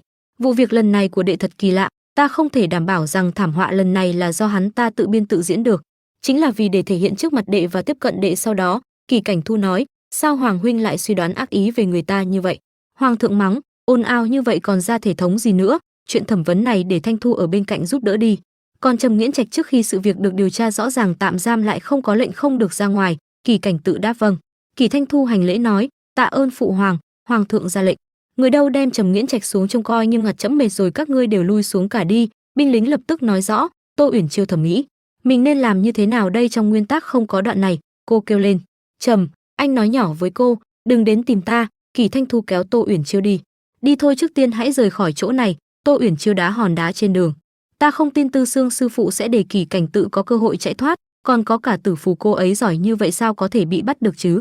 Sự việc này thật sự quá bất thường rồi, ta nhìn thấy tên Kỳ Cảnh Tự đó liền muốn băm bọn vu khống đó thành trăm mảnh, đến lúc đó lại kéo những thân cận bên cạnh hắn xuống sông. May mà muội phản ứng nhanh, chúng ta vẫn không quá bị động, vì chúng ta được xem là người trong cuộc của ngươi. Thế rồi Tô Uyển Chiêu thì thầm vào bên tai của Lãng Đạt để chống nghe lén. Lãng Đạt gật đầu bảo, được. Ta hiểu. Kỳ Thanh Thu thầm nghĩ, không phải đã nói là hảo liên minh của nhau ư? Tại sao lại không để cho ta nghe chứ? Lãng Đạt chạy đi nói. Thánh nữ yên tâm. Tô Uyển Chiêu phất tay đáp, đi nhanh về nhanh nha. Cô mỉm cười bảo, trước mắt tình hình vẫn chưa rõ, một số suy đoán nhỏ của ta chỉ có thể tạm thời che giấu nhị điện hạ, tránh phát sinh những sự việc ngoài ý muốn. Mong rằng điện hạ sẽ không bị đổ oan, trước tiên đợi ta đem sự việc này điều tra rõ ràng. Cô thầm nghĩ, mặc dù nguyên tắc biến động rất lớn nhưng rốt cuộc bọn họ mới là Trầm Nghiễn Trạch thực sự và cũng là nhân vật phản diện thật sự. Khẩu đại bác nho nhỏ ở trước mặt bọn chúng có thể quay ngược lên trời. Kỳ Thanh Thu thầm nghĩ, chỉ có thể hy vọng vào tiểu nha đầu bất thường này. Lần này cũng có thể đem đến cho ta sự ngạc nhiên. Anh mỉm cười nói, được, nhưng mà tạm thời ngươi đừng có đi lại lung tung, ở trong cung có việc gì nhờ người báo tin cho ta. Bên Trầm Nghiễn Trạch ta sẽ lo liệu. Đi thôi, ta sẽ sắp xếp xe ngựa cho ngươi hộ tống ngươi trở về. Tô Uyển Chiêu đáp, cô thầm nghĩ, chờ cho đến khi ta sắp xếp ổn thỏa và quay lại dẫn các ngươi đến thắng lợi. Tô Uyển Chiêu nhớ lại, mình nhớ trong nguyên tắc là thái tử bị dồn đến nước đường cùng thì đã chọn đem binh lính vào cung ép vua thoái vị, cuối cùng bị Kỳ Thanh Thu giết chết ngay trên ngai vàng. Vậy có phải chỉ cần mình nghĩ ra cách để hắn ta bị đẩy đến bước đường cùng, kích động hắn ta vào cung ép vua thoái vị, tất cả sẽ lại trở về với cốt truyện ban đầu, thuận lợi giải quyết được nguy hiểm rồi. Bỗng xe ngựa sốc này khiến cô ngã đập đầu xuống đất. Cô vén rèm ra hỏi, sao đột nhiên lại dừng lại vậy? Hôm nay sao nhanh như vậy đã đến nhà rồi? Cô vừa mở rèm ra thì nhìn thấy người đánh xe ngựa đã bị giết chết, có một kẻ mặc đồ đen kể kiếm vào cổ cô nói, Tô tiểu thư, chủ nhân của ta có lời mời. Tô Uyển Chiêu mở mắt ra thì nhìn thấy Kỳ Hân Vân kéo lấy Kỳ Cảnh Tự kêu lên, dừng tay, Hoàng huynh đừng đánh nữa, huynh đã hứa với muội sẽ không làm hại huynh ấy mà. Kỳ Cảnh Tự mắng, ai bảo hắn ta không biết điều, muội tránh ra. Thế rồi Kỳ Cảnh Tự liền đẩy ngã Kỳ Hân Vân.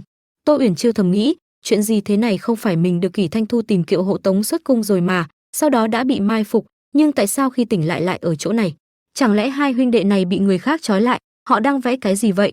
Thế rồi Kỳ Vân Vân kéo cổ Tô Uyển Chiêu lên nói, Hoàng huynh, huynh mau xem, cô ta đã tỉnh rồi. Hắn không nói gì cả, huynh có bắt đánh chết hắn ta thì cũng vô dụng, không bằng thử cách của muội. Kỳ Cảnh Tự đáp, vậy hãy thử đi, mấy người các ngươi cút, đem cô ta đến đây cho ta. Thị vệ lập tức đáp, vâng điện hạ. Thế rồi bọn thị vệ lập tức kéo Tô Uyển Chiêu đến trước mặt của Trầm Nghiễn Trạch. Tô Uyển Chiêu kêu lên, đại điện hạ, sao ngài dám dùng tư hình đối với hoàng thất Trầm Quốc?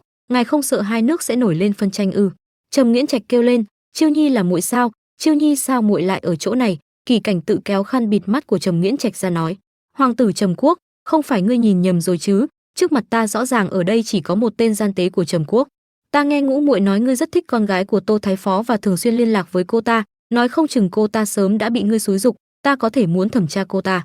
Không biết rằng là liệu cô ta có cứng miệng như ngươi hay không? Trầm Nghiễn Trạch tức giận nói, ngươi thật đê tiện. Kỳ Cảnh Tự nói, Tô Uyển Chiêu, ngươi cấu kết với gian tế Trầm Quốc, Kỳ Quốc nhị điện hạ sẽ thực hiện thẩm tra ngươi ăn trộm bí mật đất nước của ta, gây hại đến đất nước của ta. Ngươi có nhận tội hay không? Cô thầm nghĩ, ta xem như đã hiểu rồi, thì ra bọn chúng bắt mình đến đây là muốn ép Trầm Nghiễn Trạch nhận tội. Sau đó liên lụy đến Kỳ Thanh Thu, cô hét lên, ta bị oan, ta không nhận tội. Kỳ Cảnh Tự đánh cô nói, để ta xem ngươi có thể cứng miệng đến bao giờ. Trầm Nghiễn Trạch lập tức kêu lên, Chiêu Nhi. Tô Uyển Chiêu nói, ta nói rồi, ta không có tội. Cô thầm nghĩ, Kỳ Cảnh Tự, chân của bà ngươi đau chết lão nương ta rồi. Ta xin thề bằng mạng sống của ta, nếu ta không tìm cơ hội giết ngươi lão nương đây cùng họ với nhà ngươi. Hắn ta tiếp tục đánh cô nói, không nhận phải không? Để ta xem là da ngươi mạnh hơn hay là roi của ta mạnh hơn. Tô Uyển Chiêu liên tục bị đánh. Trầm Nghiễn Trạch kêu lên, Chiêu Nhi, dừng tay, ta nhận. Tô Uyển Chiêu nghe thấy thế thì hoảng hốt, huynh đang nói bậy bạ gì vậy? Huynh không thể. Bỗng nhiên cô bị Kỳ Hân Vân đạp ngã xuống, ai bảo ngươi mở miệng? Trầm Nghiễn Trạch kêu lên, Chiêu Nhi, Ngũ công chúa muội ấy cũng là con gái của Thái Phó, không thể làm tổn hại, cầu xin ngươi hãy nương tay tha cho muội ấy một mạng. Kỳ Hân Vân nói, tha hay không tha, việc này liên quan đến thái độ nhận tội của nhà ngươi. Tô Uyển Chiêu kêu lên, muội không sao đâu, huynh đừng có ngốc nghếch, nhất định đừng có nhận tội. Trầm Nghiễn Trạch nói, chỉ cần thả muội ấy ra ta nhận tội. Kỳ Thanh Thu bảo, người đúng là người ngu ngốc cũng không biết rằng Tô tiểu thư rốt cuộc có cái gì đặc biệt có thể mê hoặc ngươi như thế này. Ngũ muội xem ra căn bản không có cơ hội cho muội tham gia rồi. Kỳ Hân Vân liền nói, Hoàng huynh, lời nói của huynh là có ý gì? Là nuốt lời hứa ư? Thế rồi cô ta lại dẫm lên đầu của Tô Uyển Chiêu. Kỳ Cảnh tự nói, yên tâm hoàng huynh nhất định nói được làm được. Chờ khi ta đăng cơ hoàng đế sẽ đem tên gián điệp này cho muội, muốn chém muốn giết tùy muội xử lý. Kỳ Hân Vân nói, thế thì còn được mau xử lý việc đi. Kỳ Cảnh tự ra lệnh, trước tiên hãy thả hắn ta ra. Thị vệ lập tức đáp rõ. Kỳ Cảnh tự lấy ra một tờ giấy nói, Trầm Nghiễn Trạch, đây là khẩu cung của ngươi, ngươi tốt nhất đem những thứ trong đầu ngươi. Sau đó bỗng thị vệ lập tức chạy vào nói, điện hạ có chuyện không hay rồi điện hạ. Thị vệ quỳ xuống bẩm báo, điện hạ có chuyện không hay rồi. Kỳ Cảnh tự hỏi, có việc gì mà lại gấp gáp như vậy? Thị vệ đáp, Thanh Thư phường xảy ra chuyện rồi. Hắn ta lập tức kêu lên, cái gì? Tô Uyển Chiêu thầm nghĩ, xem bộ dạng hoảng loạn này của hắn ta chắc là ta đặt cược đúng rồi. Phần cốt truyện ban đầu khi Kỳ Thanh Thu đoạt lấy ngai vàng vẫn không bị thay đổi, trong nguyên tắc Kỳ Cảnh tự vì muốn đoạt lấy quyền lực đã tiêu tiền như nước cho các quan lớn trong triều. Sau khi dần dần không thể bù đắp được số vàng đã chi ra, hắn đã dùng đầu óc của hắn thành lập nên Thanh Thư phường. Nơi này được gọi là tiệm sách nhưng sự thật là bọn chúng cấu kết với nhau âm thầm bán các vật phẩm nội bộ trong cung. Tất cả những vật phẩm quý giá đều bị đem ra ngoài, chỉ còn những món đồ giả tinh xảo ở trong cung điện. Kỳ Thanh Thu sau khi phát hiện ra được những chuyện này đã tâu lên hoàng thượng. Hoàng thượng nổi giận đã trừng phạt và cách chức rất nhiều người, nó đã trực tiếp phá vỡ sự ủng hộ của Kỳ Cảnh tự, trở thành ngọn lửa khiến hắn chọn con đường bức vua thoái vị. Đương nhiên kết cục của việc đoạt ngai vàng chỉ có con đường chết, sau đó Kỳ Thanh Thu thành công giành được ngai vàng. Trước khi mình rời cung đã phân phó bí mật cho Lãng Đạt chính là đi phá nát Thanh Thư phường này, chỉ cần ta ra tay đủ nhanh thì nhất định có thể trở lại cốt truyện lật ngược tình thế. Và để hắn bị giết, Kỳ Cảnh tự tức giận đánh tên thị vệ kia nói, thứ vô dụng, có chút chuyện nhỏ như vậy cũng làm không xong. Giữ lại ngươi thì có tác dụng gì chứ? Kỳ Hân Vân hỏi, hoàng huynh có chuyện gì vậy?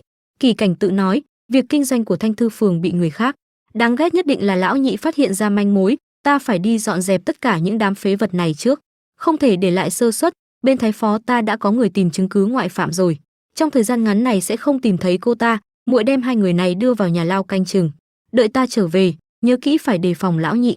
Trầm Nghiễn Trạch tiến tới ôm lấy Tô Uyển Chiêu nói, Chiêu Nhi không ngờ rằng bọn họ lại ra tay với muội, là huynh không bảo vệ được muội làm cho muội phải chịu khổ. Tô Uyển Chiêu mỉm cười nói, yên tâm, đi theo Tư Xương sư phụ học tập lâu như vậy, chút vết thương nhỏ này đối với muội không là gì cả. Trầm Nghiễn Trạch nói, ta xin thề sau này sẽ bắt bọn chúng trả lại gấp trăm ngàn lần. Tô Uyển Chiêu đáp, muội tin huynh. Thế rồi hai người nắm tay nhau. Tô Uyển Chiêu thầm nghĩ, nhưng mà trong cốt truyện gốc thì không có vị Ngũ công chúa này, những yếu tố tiềm ẩn bất ổn như vậy bắt buộc phải giải quyết, không được bỏ sót. Kỳ Hân Vân kêu lên, đi sớm về sớm. Tô Uyển Chiêu thầm nghĩ, nếu cô ta thích Trầm Nghiễn Trạch đến như vậy. Cô liền hỏi, huynh biết quyến rũ không? Trầm Nghiễn Trạch hỏi, cái gì?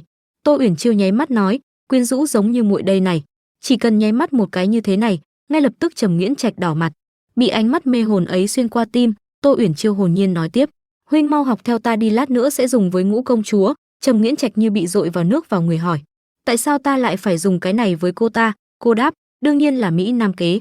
Kỳ Cảnh tự không có ở đây, chỉ cần huynh câu dẫn được cô ta, đến lúc đó không phải là chúng ta nói cái gì. Kỳ Hân Vân kêu lên, sao trong thời gian ngắn như vậy tại sao cô ta lại rơi vào vòng tay của huynh ấy rồi? Các ngươi đều là người chết ư? Còn không mau tách hai người bọn họ ra. Thị vệ nói rõ. Kỳ Hân Vân bẻ khớp tay nói, bạn cáo này xem ta dạy huynh như thế nào. Trầm Nghiễn Trạch kêu lên, Chiêu Nhi. Kỳ Hân Vân nói, đi đem roi đến đây cho ta phải từ từ dạy dỗ cô ta. Trầm Nghiễn Trạch nghiến răng nghĩ, Mỹ Nam kế, chỉ cần có thể bảo vệ muội ấy, bảo ta phải làm gì cũng được. Ngay khi roi của Kỳ Hân Vân chuẩn bị đánh vào người Tô Uyển Chiêu, Trầm Nghiễn Trạch kêu lên, Ngũ công chúa. Kỳ Hân Vân quay người sang nhìn anh nói, lúc nãy người bị đại điện hạ đẩy ngã rồi. Tô Uyển Chiêu nghe thấy thế giật mình nghĩ, cô ta bị đẩy ngã là câu nói trước rồi mà. Ngũ công chúa sẽ không bị lừa bởi một tuyên bố thẳng thừng như vậy. Ai ngờ Kỳ Hân Vân lại đỏ bừng mặt. Tô Uyển Chiêu giật mình nghĩ, bị lừa rồi. Kỳ Hân Vân nghĩ, huynh ấy rõ ràng đang quan tâm đến ta. Trong não của Ngũ công chúa bị vai diễn qua mắt. Kỳ Hân Vân lập tức đi xuống nói, các ngươi còn không mau tách hai người bọn họ ra. Tay của bọn thái giám đánh không nhẹ không nặng, ngu chết đi được, bọn họ không làm huynh đau chứ? Đến đây bổn công chúa đỡ người đứng lên. Anh đáp, không cần. Tô Uyển Chiêu thầm nghĩ, xem ra thủ đoạn dùng Mỹ Nam kế của ta đã thành công rồi, nhưng mà ta không có chút niềm vui nào khi thành công, căn bản một chút vui vẻ cũng không có vậy. Ở bên trong nhà lao, thị vệ nói, nhị điện hạ, trong nhà lao này rất tối, ngài hãy đi chậm một chút, ngài muốn thẩm vấn gian tế cô ta đang bị nhốt ở phía trước. Kỳ Thanh Thu lên tiếng, ngươi mở cửa ra rồi lui xuống dưới đi, ta muốn tự mình thẩm vấn cô ta. Thị vệ đáp rõ điện hạ. Sau khi người rời đi, Kỳ Thanh Thu liền nói với Du Tử Phù, này ta nói này Du cô nương, các ngươi vì muốn thu hút Trầm Quốc đến đây đúng là hao tổn không ít công sức. Du Tử Phù hỏi, sao ngươi lại biết được? Chẳng lẽ tên mặt trắng nõn đấy cái gì cũng đều nói cho ngươi biết? Kỳ Thanh Thu đáp lời, thì ra đúng như ta suy đoán. Du Tử Phù tức giận, ngươi lừa ta. Anh bật cười, đây là cái của ta, đây là cái của ta. Thế rồi anh ngồi xuống, Du Tử Phù hỏi, vậy sao ngươi lại đoán ra được? Anh mở còng chân cho cô. Cô đã cố tình dùng thân phận gián điệp Trầm Quốc để bị bắt, Tư sư phụ là phạm nhân Trầm Quốc bị truy nã lại không rõ tung tích, cộng thêm địa vị đặc biệt của Trầm Nghiễn Trạch. Cậu ta cực kỳ bình tĩnh khi đối mặt với những việc này, nếu suy xét kỹ quan hệ nhân quả thì việc tìm ra manh mối không khó, sao hả lẽ nào Tư sư phụ không tin tưởng ta? Định tự mình ra tay mở đường giúp Trầm Nghiễn Trạch trở về nước sau này ư? Bớt nói nha, mặc dù sư phụ không nói ra nhưng trong lòng đều rất quan tâm hai người. Với lại kế hoạch này là do Trầm Nghiễn Trạch nghĩ ra, cũng là vì giúp ngươi mau chóng lên ngôi. Thế rồi cô liền đứng dậy vươn vai, những lời khó nói này càng nói càng dài dòng rồi. Sư phụ thực ra đang bị truy sát nhưng vẫn lo lắng cho Trầm Quốc, vì vậy luôn bí mật thu thập tình báo. Ông ấy phát hiện giữa hai nước quả thật có tồn tại gian tế, nhưng bọn họ không mở rộng lãnh thổ và bảo hộ người dân, mà đang đợi sau khi xảy cuộc chiến lợi dụng thời loạn để đoạt quyền và trục lợi. Kỳ Thanh Thu ngạc nhiên hỏi lại, gián điệp mà cô nhắc đến là Hoàng huynh, huynh ấy đang cấu kết với ai? Cô ngay lập tức đáp lời, thái tử Trầm Quốc, Trầm Chí Lan. Nếu bọn chúng đã có khát vọng soán vị, vậy chúng ta sẽ tương kế tự kế cho hắn ta cơ hội này. Kế hoạch của chúng ta như thế này. Tóm lại là như vậy. Kỳ Thanh Thu ngạc nhiên, thật thú vị. Vậy thì sẽ sắp xếp theo kế hoạch của các ngươi vậy. Trầm Quốc nhanh chóng phải sứ giả đến, chắc bây giờ đã đến cổng thành rồi nhỉ? Ta phải đi chuẩn bị một chút. Du Tử Phù ngáp dài. Nhớ tuân theo kế hoạch, đừng làm bừa. 2 tiếng sau ở bên trong phòng, Tô Uyển Chiêu thầm nghĩ, đến Trầm Nghiễn Trạch còn biết đạo lý nam nữ thụ thụ bất thân. Cô ta thân là công chúa của một nước, lẽ nào không biết dè dặt giữ khoảng cách với nam nhân ư? Kỳ Hân Vân đút một miếng cho Trầm Nghiễn Trạch, Nghiễn Trạch, những món này là do ta căn dặn nhà bếp làm đấy, huynh mau ăn khi còn nóng đi. Anh liền từ chối, ta không đói. Tô Uyển Chiêu thầm nghĩ, cô ta chẳng lẽ không cảm nhận được Trầm Nghiễn Trạch căn bản không muốn nói chuyện với cô ta ư? Kỳ Hân Vân vẫn vui vẻ, đã qua 1 tiếng rồi sao huynh lại không đói chứ? Nào ta đút cho huynh thử món này. Không cần đâu. Tô Uyển Chiêu lên tiếng, công chúa điện hạ, nếu huynh ấy không đói người không cần tốn sức lực đâu. Nếu người muốn hầu hạ cho người khác không bằng đút cho ta đi. Trầm Nghiễn Trạch nghe thấy thế thầm nghĩ, trực tiếp khiêu khích như vậy không giống như việc mà muội ấy hay làm. Chiêu nhi đây là sao vậy? Kỳ Hân Vân liền khinh thường, hũ giấm nhà ai bị đổ vậy, có vị chua quá, dám đem huynh ra để câu dẫn ta, không phải đã lòi đuôi cáo ra rồi ư? Trầm Nghiễn Trạch ngạc nhiên, nếu như cô đã biết tại sao vẫn cố ý bị lừa. Kỳ Hân Vân lên tiếng, vì ta thích huynh, ta nguyện bị lừa vì huynh. Ngược lại cô ta mới qua chưa được bao lâu đã đưa ra những lời khiêu khích đầy mùi chua của giấm. Hối hận rồi à? Ghen rồi ư? Cô liền hỏi, ghen? Tô Uyển Chiêu thầm nghĩ, tâm trạng này của mình là đang ghen ư? Nhưng sao mình lại? Nhưng cô ta nói đúng, mình thực sự đã hối hận rồi, não của mình chắc đã bị lừa đá rồi, nếu không thì sao lại nghĩ ra loại chú ý dùng mỹ nam kế này chứ? Kỳ Hân Vân bình thản lên tiếng, ngươi yên tâm, bất luận người khiêu khích xúc phạm ta như thế nào ta vẫn sẽ giữ cái mạng nhỏ này của ngươi. Chung quy đại hôn của bọn ta sau này sẽ để ngươi tận mắt chứng kiến. Kỳ Thanh Thu bước vào hỏi, đại hôn ngũ muội vẫn chưa đến tuổi sao lại sốt ruột muốn gả đi rồi? Kỳ Hân Vân nghe thấy thế giật mình, nghĩ, những tên canh cửa đang làm cái gì vậy? Sao lại không thông báo 1 tiếng đã để hắn được thả đến đây vậy? Kỳ Hân Vân hành lễ, nhị ca. Kỳ Thanh Thu cười nói, giữa huynh muội ta không cần ra lễ, đứng dậy đi, rất tốt, mọi người đều ở đây, cũng xem như không tốn công ta đến đây một chuyến. Các ngươi còn đứng đó làm gì, còn không mau đi giúp hắn sửa sang lại. Thái giám tuân mệnh. Rõ điện hạ. Kỳ Hân Vân kêu lên, nhị ca, huynh ấy bị chính miệng phụ hoàng hạ lệnh giam ở đây, huynh không thể. Kỳ Thanh Thu hỏi, ta không thể cái gì? Không được giống như muội chống lại ý chỉ của phụ hoàng trốn khỏi quản thúc tại gia, hay là không thể giống như muội bắt Tô tiểu thư đến đây ý đồ gây rối? Yên tâm nhị ca, ta sẽ không vô lý. Là phụ hoàng hạ lệnh bảo ta đến đón hắn. Kỳ Hân Vân liền hỏi, phụ hoàng hạ lệnh ư? Anh trả lời, vì sứ giả Trầm Quốc đến chỉ đích danh muốn gặp hoàng tử điện hạ của Trầm Quốc bọn họ. Tô Uyển Chiêu giật mình thầm nghĩ, cái gì sứ giả Trầm Quốc đến? Cái tình hình chết tiệt này sao lại khác với nguyên tắc rồi? Thế rồi Trầm Nghiễn Trạch được Kỳ Thanh Thu dẫn đi. Kỳ Thanh Thu cất tiếng hỏi, vết thương của Tô tiểu thư đã lành, Ngũ công chúa đã bị ta điều đi rồi, hoàng huynh cũng đang vội vã đến đại điện, chỉ cần nhỏ đó không chạy lung tung giữ lại ở trong viện từ rất an toàn, nên ngươi không cần phải lo lắng nữa. Trầm Nghiễn Trạch mỉm cười bảo, cảm ơn. Kỳ Thanh Thu mỉm cười, cảm ơn thì không cần đâu, hãy nói chi tiết về kế hoạch tiếp theo của người đi. Ngươi gọi sư phụ tiến lên lãnh đạo tạo điều kiện cho sứ giả Trầm Quốc sang nước ta bắt ngươi, chẳng lẽ là vì nhắc nhở bọn chúng về sự tồn tại của ngươi, để cho bọn chúng sớm đón ngươi trở về? Trầm Nghiễn Trạch đáp lời, hoàn toàn ngược lại, ta vì muốn tạo cho chúng cơ hội tiếp tục không cho ta rời khỏi nơi này. Kỳ Thanh Thu hỏi, đây là vì chẳng lẽ ngươi sợ sau khi quay về sẽ thấy xấu hổ khi gặp thái tử? Nhưng ta nhớ mẫu phi của ngươi tuy là vợ lẽ, nhưng thế lực phía sau gia tộc rất mạnh và đầy tham vọng, nếu không thì lúc đầu lão hoàng đế vì cân bằng quyền lực người căn bản sẽ không bị chọn làm con tin, đó chẳng qua là sự tính toán của bản thân ta. Kỳ Thanh Thu hỏi tiếp, thì ra lúc đầu là do ngươi tự nguyện, nhưng tại sao lại như vậy? Trầm Nghiễn Trạch giải thích, ta hận bọn chúng. Nếu như ta mãi ở Trầm Quốc thì ta sẽ trở thành con rối của bọn chúng tranh giành quyền lực, ta muốn xưng đế chứ không muốn làm hoàng đế bù nhìn. Kỷ Thanh Thu tiếp tục hỏi. Vì vậy ngươi muốn dùng thân phận con tin để ở lại nơi này tiếp tục âm thầm phát triển? Trầm Nghiễn Trạch hỏi lại anh ta. Ngươi sẽ giúp đỡ ta không phải sao? Kỷ Thanh Thu mỉm cười. Đây là lẽ đương nhiên, bất luận ngươi muốn ở lại bao lâu ta cũng sẽ giúp ngươi. Đi thôi, không thể để sứ giả đợi quá lâu. Anh đáp 2 tiếng sau Tô Uyển Chiêu thầm nghĩ, gặp mặt sứ giả sao lại lâu như vậy, sẽ không xảy ra hỗn loạn gì chứ? Đúng lúc này có người xuất hiện hỏi. Cho hỏi ngươi là tiểu cung nữ ở đây phải không? Cô giật mình lên tiếng hỏi. Ai thế? Rồi cô thầm nghĩ, đâm vào vết thương rồi đau quá. Trầm Chí Lan lo lắng xin lỗi. Ta không cố ý dọa ngươi đâu. Cô thầm nghĩ. Người này thân thủ thật lợi hại, đến gần như vậy mà một tiếng động cũng không có. Trầm Chí Lan tiếp tục nói. Kìa, vết thương của ngươi chảy máu rồi, có cần ta giúp ngươi tìm thấy y đến không? Không cần, ta không sao. Người rốt cuộc là ai, tại sao lại chạy đến chỗ này? Trầm Chí Lan đáp lời nàng. Coi trí nhớ của ta kìa, chủ đề biến mất rồi. Ta nghe nói Tam điện hạ của Trầm quốc sống ở đây nên ta đã đặc biệt đến tìm. Tô Uyển Chiêu ngạc nhiên, ngươi là sứ giả của Trầm quốc? Trầm Chí Lan đồng tình gật đầu. Đúng vậy, ngươi là cung nữ hầu hạ cho ngài ấy phải không?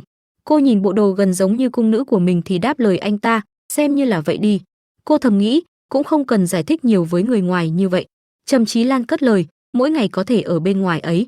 Tam điện hạ đúng là có phúc, đâu giống như ở Trầm quốc vương ta, đều thích sử dụng những mama nghiêm túc đã lớn tuổi. Trầm Chí Lan nắm lấy tay của Tô Uyển Chiêu, Trầm quốc bọn ta đang thiếu những người như ngươi. Cung nữ trẻ dễ thương xinh đẹp, có muốn chúng ta cùng nhau trở về Trầm quốc không? Tô Uyển Chiêu thầm nghĩ, người này một chút thiên phú của sứ giả truyền tin cũng không có. Trầm Chí Lan tiếp tục nói, với lại chúng ta nói chuyện hợp nhau như vậy thế nào hả? Suy nghĩ một chút đi. Cô lập tức lùi lại. Chúng ta nói chuyện tổng cộng chưa đến 10 câu. Cô thầm nghĩ. Cảm ơn, hẹn không gặp lại. Trầm Chí Lan tiếp tục cô lại. Cô nương xin đừng vội từ chối, phương diện bổng lộc rất hậu hĩnh. Ngươi sợ không nỡ xa người thân thì có thể đem họ theo cùng. Cô vội từ chối. Thật sự không cần đâu. Cô thầm nghĩ, không hổ là người được chọn làm sứ giả ngoại giao, cái miệng cứ làm nhảm mãi phiền quá. Trầm Nghiễn Trạch lập tức xuất hiện, Chiêu Nhi cách xa hắn ta ra một chút. Thế rồi anh lập tức che đi Tô Uyển Chiêu. Trầm Chí Lan ngạc nhiên lên tiếng.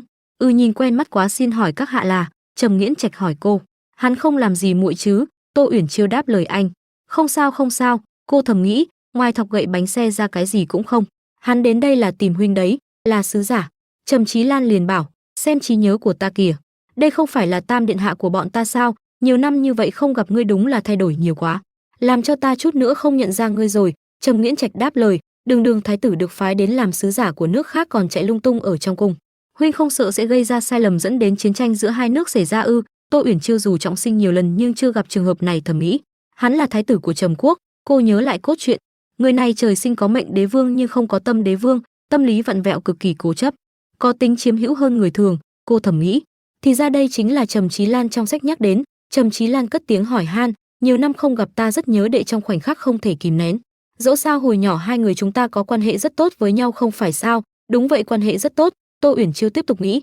Nhưng mà cách nói chuyện của hắn ta như vậy sao lại khóc hoàn toàn bởi những gì trong sách viết là do cốt truyện đã thay đổi làm cho tính cách của hắn ta cũng thay đổi luôn ư?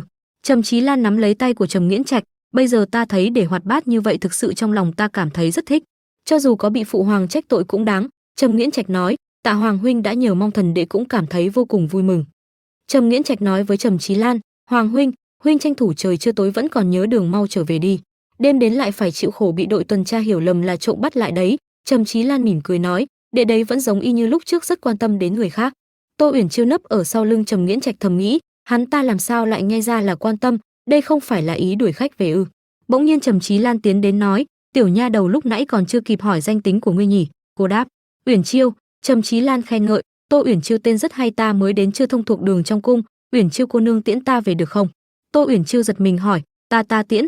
Bỗng Trầm Nghiễn Trạch ngăn cô lại bảo, muội ấy cũng vừa mới vào cung không thuộc đường. Trầm Chí Lan liền hỏi, vậy à? Anh ta thầm nghĩ, đệ hình như rất quan tâm đến tiểu cung nữ này. Anh ta mỉm cười hỏi, vậy chi bằng chúng ta cùng đi. Trầm Nghiễn Trạch và Tô Uyển Chiêu nghe thấy thế thì đều toát mồ hôi, sau đó cả ba người cùng rời đi. Tô Uyển Chiêu thầm nghĩ, sự việc sao lại biến thành thế này?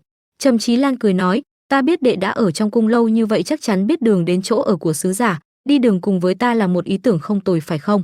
Cũng xem như giúp Uyển Chiêu cô nương có thể thông thuộc mọi nơi ở trong hoàng cung. Trầm Nghiễn Trạch vẫn không đáp. Trầm Chí Lan lập tức đến chỗ Tô Uyển Chiêu hỏi, ngươi nói xem có đúng không Uyển Chiêu cô nương? Cô đáp, đúng, đa tạ ý tốt của điện hạ. Cô thầm nghĩ, hắn là con vẹt chuyển kiếp phải không? Ôn quá đi mất. Thế rồi cô xoay đầu nhìn về phía Trầm Nghiễn Trạch.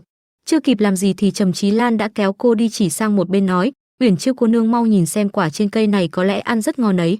Dù sao cũng không có người trông coi, hay là chúng ta hái trộm ăn thử? Cô đáp. Điện hạ, hoa dại ở ven đường, quả dại người đừng hái, cẩn thận có độc. Trầm Chí Lan đáp. Cô nói đúng. Thôi vậy Uyển Chiêu cô nương, cô mau nhìn xem bông hoa kia nở thật kỳ lạ. Trầm Nghiễn Trạch thấy thế thì tức giận nghĩ, hắn ta nhất định là cố ý. Tô Uyển Chiêu nói, điện hạ cũng có khả năng ngài nói đây căn bản không phải là hoa mà là vật trang trí ở trong điện. Cô thầm nghĩ, hắn ta sao vậy, hắn trong nguyên tắc không phải như thế này. Trầm Chí Lan mỉm cười, thì ra là vậy. Anh để ý sang Trầm Nghiễn Trạch thầm nghĩ, xem ra tiểu đệ này của ta rất để ý tiểu cung nữ này, nếu là như vậy. Trầm Nghiễn Trạch nói với cô, Chiêu Nhi ban đêm gió lớn muỗi về trước đi, đoạn đường còn lại ta đi cùng huynh ấy là được rồi. Trầm Chí Lan mỉm cười, được rồi, trên đường về nhớ cẩn thận, 3 ngày sau có tiệc chào đón đoàn sứ giả, nhớ cùng với Nghiễn Trạch đến tham gia. Cô đáp, được vậy các huynh đi đường cẩn thận, tạm biệt thái tử điện hạ. Cô thầm nghĩ, cuối cùng ta cũng được yên tĩnh rồi. Thấy cô rời đi, Trầm Chí Lan liền nói, đúng là một tiểu cô nương vừa thông minh vừa hoạt bát, chẳng trách đệ lại thích. Trầm Nghiễn Trạch đáp lời, Hoàng huynh, trí tưởng tượng của huynh vẫn giống như trước đây, cướp đi thứ mà ta trân trọng sau đó hủy hoại phải không? Trầm Chí Lan liền bảo, những lời của đệ nói làm người khác thấy tổn thương đấy, ta làm những chuyện điên rồ như vậy từ khi nào vậy? Chẳng qua ta cảm thấy giữa huynh đệ tốt với nhau, tất cả mọi thứ đều phải chia sẻ lẫn nhau chứ. Trầm Nghiễn Trạch đe dọa hắn ta, dám động đến Chiêu Nhi ta sẽ giết huynh. Được thôi, trước khi nhắc đến thì nếu như đệ có thể làm được điều đó, đệ xem trí nhớ của ta, tối nay hình như ta có hẹn với Kỷ Cảnh Tự, nếu để hắn gặp đệ e rằng sẽ thêm phiền toái. Thôi bỏ đi, đoạn đường còn lại đệ không cần tiễn nữa, về đi, hãy trân trọng khoảng thời gian cuối cùng với cô gái nhỏ dễ thương ấy đi. Sau đó Trầm Chí Lan cùng Kỷ Cảnh Tự gặp gỡ, không biết nói điều gì khiến Kỷ Cảnh Tự tức giận đến mức bỏ đi. Trầm Chí Lan lên tiếng, điện hạ, sao lại quay trở lại rồi? Kỷ Thanh Thu nói, không sai, Hoàng huynh quả thật đã đi rồi. Trầm Chí Lan nghe thấy thế liền hỏi, ngươi là Nhị điện hạ? Kỷ Thanh Thu hỏi, ta không mời mà lại tự đến, thái tử điện hạ không trách tội chứ? Anh vội vã đáp, mau mau ngồi xuống, người đến thật là tốt, sớm nghe nói Nhị điện hạ của Kỳ quốc túc trí đa mưu, ta sớm muốn được gặp mặt, nay được gặp mặt, quả nhiên danh bất hư truyền. Kỷ Thanh Thu mỉm cười nói, thái tử quá khen, chắc thái tử sớm nghe từ Hoàng huynh ta sau khi trải qua khó khăn với Nghiễn Trạch đã trở thành bằng hữu của nhau, tuyệt đối tin tưởng quan hệ lẫn nhau. Thái tử nói, ta nghe nói rồi, thật không ngờ Nghiễn Trạch bị phái đến nhiều năm đã trải qua thời gian tốt như vậy, không những có cung nữ xinh đẹp bầu bạn còn có thể kết giao được với người bạn tốt như Nhị điện hạ, thật là người ta vô cùng hâm mộ. Kỷ Thanh Thu hỏi, là ngưỡng mộ hay là lo lắng nhỉ? Nhị điện hạ, ngươi muốn khiêu khích tình huynh đệ bọn ta ư? Kỷ Thanh Thu bảo, nếu như ta giống như những lời của ngươi nói ra, cần gì phải tốn sức đến đây một chuyến. Thái tử ta đến là muốn bàn chuyện với người, thậm chí là nghiêm túc hỏi, 3 ngày sau có yến tiệc liên thủ diệt trừ tất cả cái gai trong mắt thế nào? 3 ngày sau, Tô Uyển Chiêu nhìn cảnh tượng trước mắt mà tối sầm mặt, có một vài tên thích khách xuất hiện kêu lên, cẩu hoàng đế nộp mạng đi. Thái giám lập tức tiến lên nói, có thích khách người đâu hộ giá? Tô Uyển Chiêu lẩm bẩm, có phải ta dùng sai cách không? Kỷ Thanh Thu lập tức vung quạt nói, phụ hoàng cẩn thận, mau nằm xuống. Cô thầm nghĩ, không phải ta tham gia yến tiệc tiếp đón đoàn sứ giả trang hoàng cho hòa bình ư? Sao đột nhiên có nhiều thích khách kéo đến như vậy? Thủ vệ của hoàng đế đều để trang trí thôi ư? Trầm Nghiễn Trạch lo lắng kéo Tô Uyển Chiêu chạy đi, đừng xem nữa, đi theo ta. Trầm Chí Lan ở một bên nhìn theo. Trầm Nghiễn Trạch kéo Tô Uyển Chiêu nấp sau một cái cột, chúng ta trốn ở đây. Cô ngạc nhiên hỏi anh, sao huynh hình như không có chút ngạc nhiên nào vậy? Đám thích khách này không phải do bọn huynh đưa đến đấy chứ? Anh lên tiếng giải thích, là Kỷ Thanh Thu và Trầm Chí Lan bắt tay với nhau, hôm nay động thủ. Cô nghe thấy thế vội vàng kêu lên, đợi một chút, bọn họ hợp tác với nhau lúc nào? Bọn họ rốt cuộc muốn làm cái gì? Tại sao muội lại không biết gì? Trầm Nghiễn Trạch giải thích, bước đầu tiên là vào 3 ngày trước, thuộc hạ riêng của Kỷ Thanh Thu đã tìm đến Trầm Chí Lan. Một lần kế hoạch ám sát hoàng đế được lên kế hoạch, ngày hôm nay thay vì Cảnh Tự thực hiện tâm ý soán ngôi vua của hắn. Hai mắt cô sáng lên bảo, tốt quá, vu khống đại hoàng tử, bọn họ định làm như thế nào? Trầm Nghiễn Trạch tiếp tục giải thích, bước thứ hai, thuộc hạ riêng của Kỷ Cảnh Tự và Trầm Chí Lan đã liên lạc trong nhiều năm và họ có gián điệp của riêng mình. Những tên thích khách này đều được mang về từ Kỷ Cảnh Tự, sau khi thất bại vừa hay có thể đổ hết tội lên đầu Kỷ Cảnh Tự. Tô Uyển Chiêu nghe thấy thế toát mồ hôi hỏi, hoàng huynh của huynh và đại hoàng tử hợp tác nhiều năm như vậy, sao lại nói bán là bán? Các huynh không sợ chúng ư? Trầm Nghiễn Trạch giải thích, tiếp bước thứ ba, bọn họ chẳng qua là qua lại vì lợi ích, bây giờ lợi ích lớn nhất là Thanh Thư phường đã sụp đổ. Kỷ Cảnh Tự bây giờ đối với huynh ấy mà nói là quân cờ bỏ đi, mất thì mất. Tô Uyển Chiêu vỗ đầu bảo, vị Trầm thái tử này cũng chủ nghĩa thực tế quá vậy. Lý do ngài ấy giúp Kỷ Thanh Thu là gì? Anh đáp lại nàng, vì huynh ấy cũng cho rằng Kỷ Thanh Thu cuối cùng cũng sẽ đoạt được ngai vàng, tự nhiên sẵn sàng giúp đỡ huynh ấy. Tô Uyển Chiêu nghe thấy thế liền bảo, đây nhất định là nhân vật chính Quảng Bạch giở trò gian lận. Anh ngạc nhiên khi nghe cô nói, tại sao hào quang của nhân vật chính đang giở trò? Tô Uyển Chiêu vội vã đáp, ý muội là. Đúng lúc này có người xông lên, Tô cô nương tránh ra, một thích khách lao về phía Trầm Nghiễn Trạch. Tô Uyển Chiêu hô lên cẩn thận, Trầm Nghiễn Trạch lập tức nhanh tay bắt được tên thích khách kia. Trầm Chí Lan ở một bên cất tiếng, đều tại ta lúc nãy ra tay vội vàng không nhắm chuẩn phương hướng, thiếu chút nữa thì làm hại đến người mà đệ đệ của ta yêu thương nhất, mau cho huynh xem có bị thương chỗ nào không. Trầm Chí Lan vừa định vươn tay đến chỗ Trầm Nghiễn Trạch thì bị anh hất tay ra. Tô Uyển Chiêu vội vã chạy đến, chảy máu rồi, mau để muội xem. Trầm Nghiễn Trạch lập tức nói, chỉ là vết thương nhỏ không sao đâu. Trầm Chí Lan ôm cánh tay bị đánh, không sao thì tốt, vậy sư huynh yên tâm rồi. Thị vệ xông vào hô vang, bắt lấy tên trộm, bảo vệ bệ hạ, giết. Trầm Chí Lan xoay người, xem ra kịch hay kết thúc rồi, đi thôi. Chúng ta đã an toàn rồi. Vào năm thứ 222 của Kỳ Quốc, thảm họa bất ngờ xảy ra tại bữa tiệc tiếp đón đoàn sứ giả Trầm Quốc. Bởi vì có nhiều nghi ngờ trong đó, cuối cùng đại hoàng tử Kỳ Cảnh Tự bị phạt 3 năm bổng lộc, bị cấm vào cung bàn luận ý kiến. Trầm Nghiễn Trạch, con trai của Trầm Quốc, người được thả khỏi vụ nghi ngờ là gián điệp, cũng liên quan đến vụ việc thời gian giữ hoàng tử làm con tin kéo dài 10 năm. 10 năm sau, đại hoàng tử Kỳ Cảnh Tự liên tục phạm lỗi bị cấm túc suốt đời. Trong bình diện, hoàng đế tức giận lâm trọng bệnh, lập Kỳ Thanh Thu người dự bị chịu trách nhiệm tình hình của triều đình. Tô Uyển Chiêu thở dài nghĩ, tốc độ cốt truyện quá nhanh, ta không thể theo kịp. 10 năm sau, Tô Uyển Chiêu ngồi viết chữ trong phòng thầm nghĩ, để ta tính ngày xem, quả thật là tuần sau rồi. Ta đã làm việc chăm chỉ trong thời gian dài như vậy, không chỉ tránh được kết cục của chính gia đình mình bị hủy hoại, mà còn bảo vệ được Trầm Nghiễn Trạch tránh bị hắc hóa, thuận lợi hoàn thành nhiệm vụ, giúp huynh ấy thay đổi vận mệnh. Vậy có nghĩa là đợi huynh ấy tuần sau về nước là ta đã hoàn thành nhiệm vụ, còn khi ta bắt đầu hành trình trở về thì sao? Bỗng nhiên Trầm Nghiễn Trạch xuất hiện ở sau lưng cô, hỏi, hồ sơ nhiệm vụ trở về tiến độ kế hoạch, đếm ngược 5 ngày. Tô Uyển Chiêu nghe thấy thế thì lập tức giật mình, xoay người lại, nhìn thấy Trầm Nghiễn Trạch tiếp tục giở trang sách. Tô Uyển Chiêu lập tức che lại, không được xem, nửa đêm rồi tại sao huynh lại lén ra khỏi cung chỗ muội? Trầm Nghiễn Trạch lên tiếng, ta sẽ mãi bảo vệ muội trong suốt quãng đời còn lại, đây là lời hứa của ta với muội, hãy tin ta. Bất luận con đường phía trước có bao nhiêu khó khăn nguy hiểm, ta cũng sẽ bảo vệ muội. Tô Uyển Chiêu ôm lấy anh, ta tin huynh, bất luận huynh gặp phải chuyện gì ta cũng sẽ luôn ở bên cạnh huynh. Trầm Nghiễn Trạch vui vẻ nói, tốt quá, ta vốn nghĩ muội sẽ không đồng ý cùng ta trở về nước, ta không ngờ muội lại đồng ý dứt khoát như vậy. Tô Uyển Chiêu nghe thấy thế thì kinh ngạc hỏi, không phải ta đồng ý đi cùng huynh lúc nào chứ? Trầm Nghiễn Trạch thản nhiên đáp, lúc nãy muội vừa nói đấy. Tô Uyển Chiêu vội vàng giải thích, không, nhưng ý của muội không phải, chẳng lẽ những lời muội vừa nói là đang lừa ta? Vậy muội ghi ngày và nói không nỡ xa ta làm cho ta vui mừng, những lời này đều là giả ư? Anh trưng ra bộ mặt buồn bã. Tô Uyển Chiêu hoảng hốt, muội. Trầm Nghiễn Trạch tiếp tục giả vờ đáng thương, cũng phải, ta chuyến này về nước thập cửu nhất sinh đi cùng ta giống như lâm vào ngàn cân treo sợi tóc, làm sao cảm thấy thoải mái như ở phủ thái phó. Tô Uyển Chiêu thầm nghĩ, cảm giác quen thuộc này. Trầm Nghiễn Trạch nắm lấy tay của Tô Uyển Chiêu, vậy trước khi đem muội đi cùng ta phải xem thái độ của muội đã, lần sau gặp lại không biết là bao nhiêu năm sau nữa. Tô Uyển Chiêu thầm nghĩ, có phải trí nhớ của ta bị lẫn lộn rồi phải không? Lúc nhỏ rõ ràng huynh ấy là người rất điềm tĩnh mà.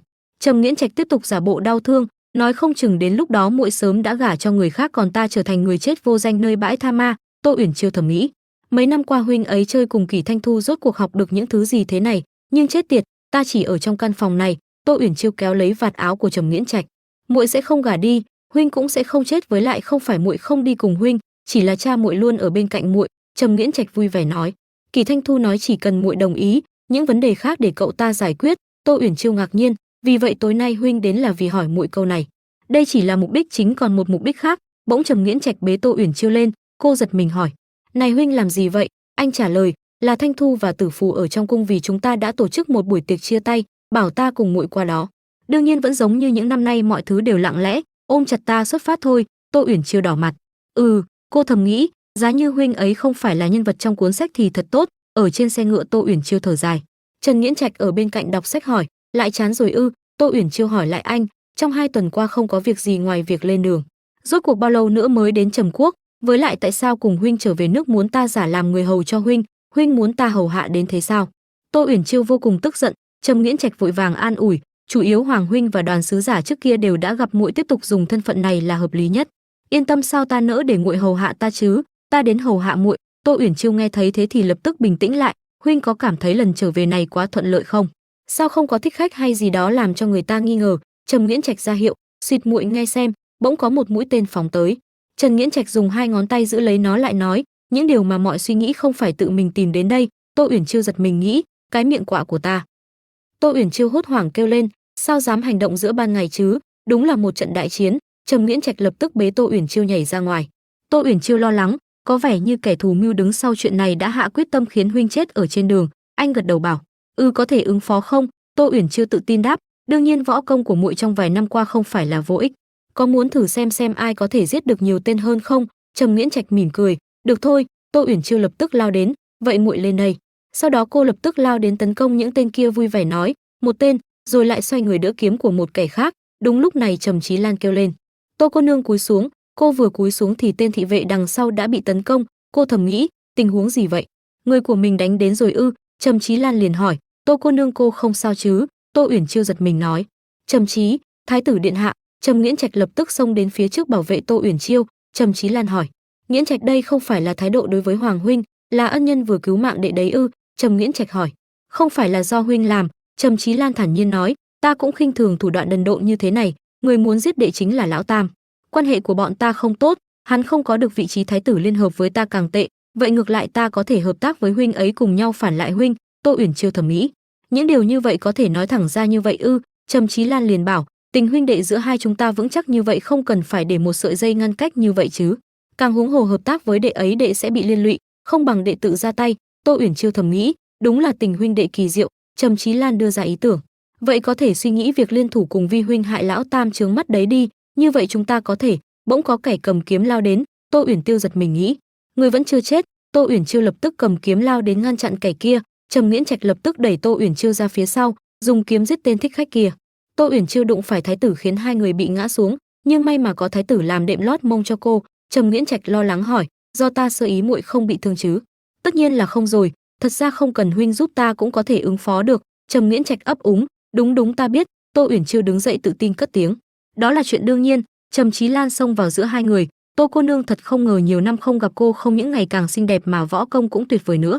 Nếu không phải lúc nãy do cô kịp thời ra tay chỉ sợ ta đã bỏ mạng ở đây rồi. Tô Uyển Chiêu đáp, không cần khách sáo. Cô thầm nghĩ, với lại người này cũng không phải giết ngươi. Trầm Chí Lan tiếp tục nói, đại ân này nếu ban cho ta nên lấy thân báo đáp.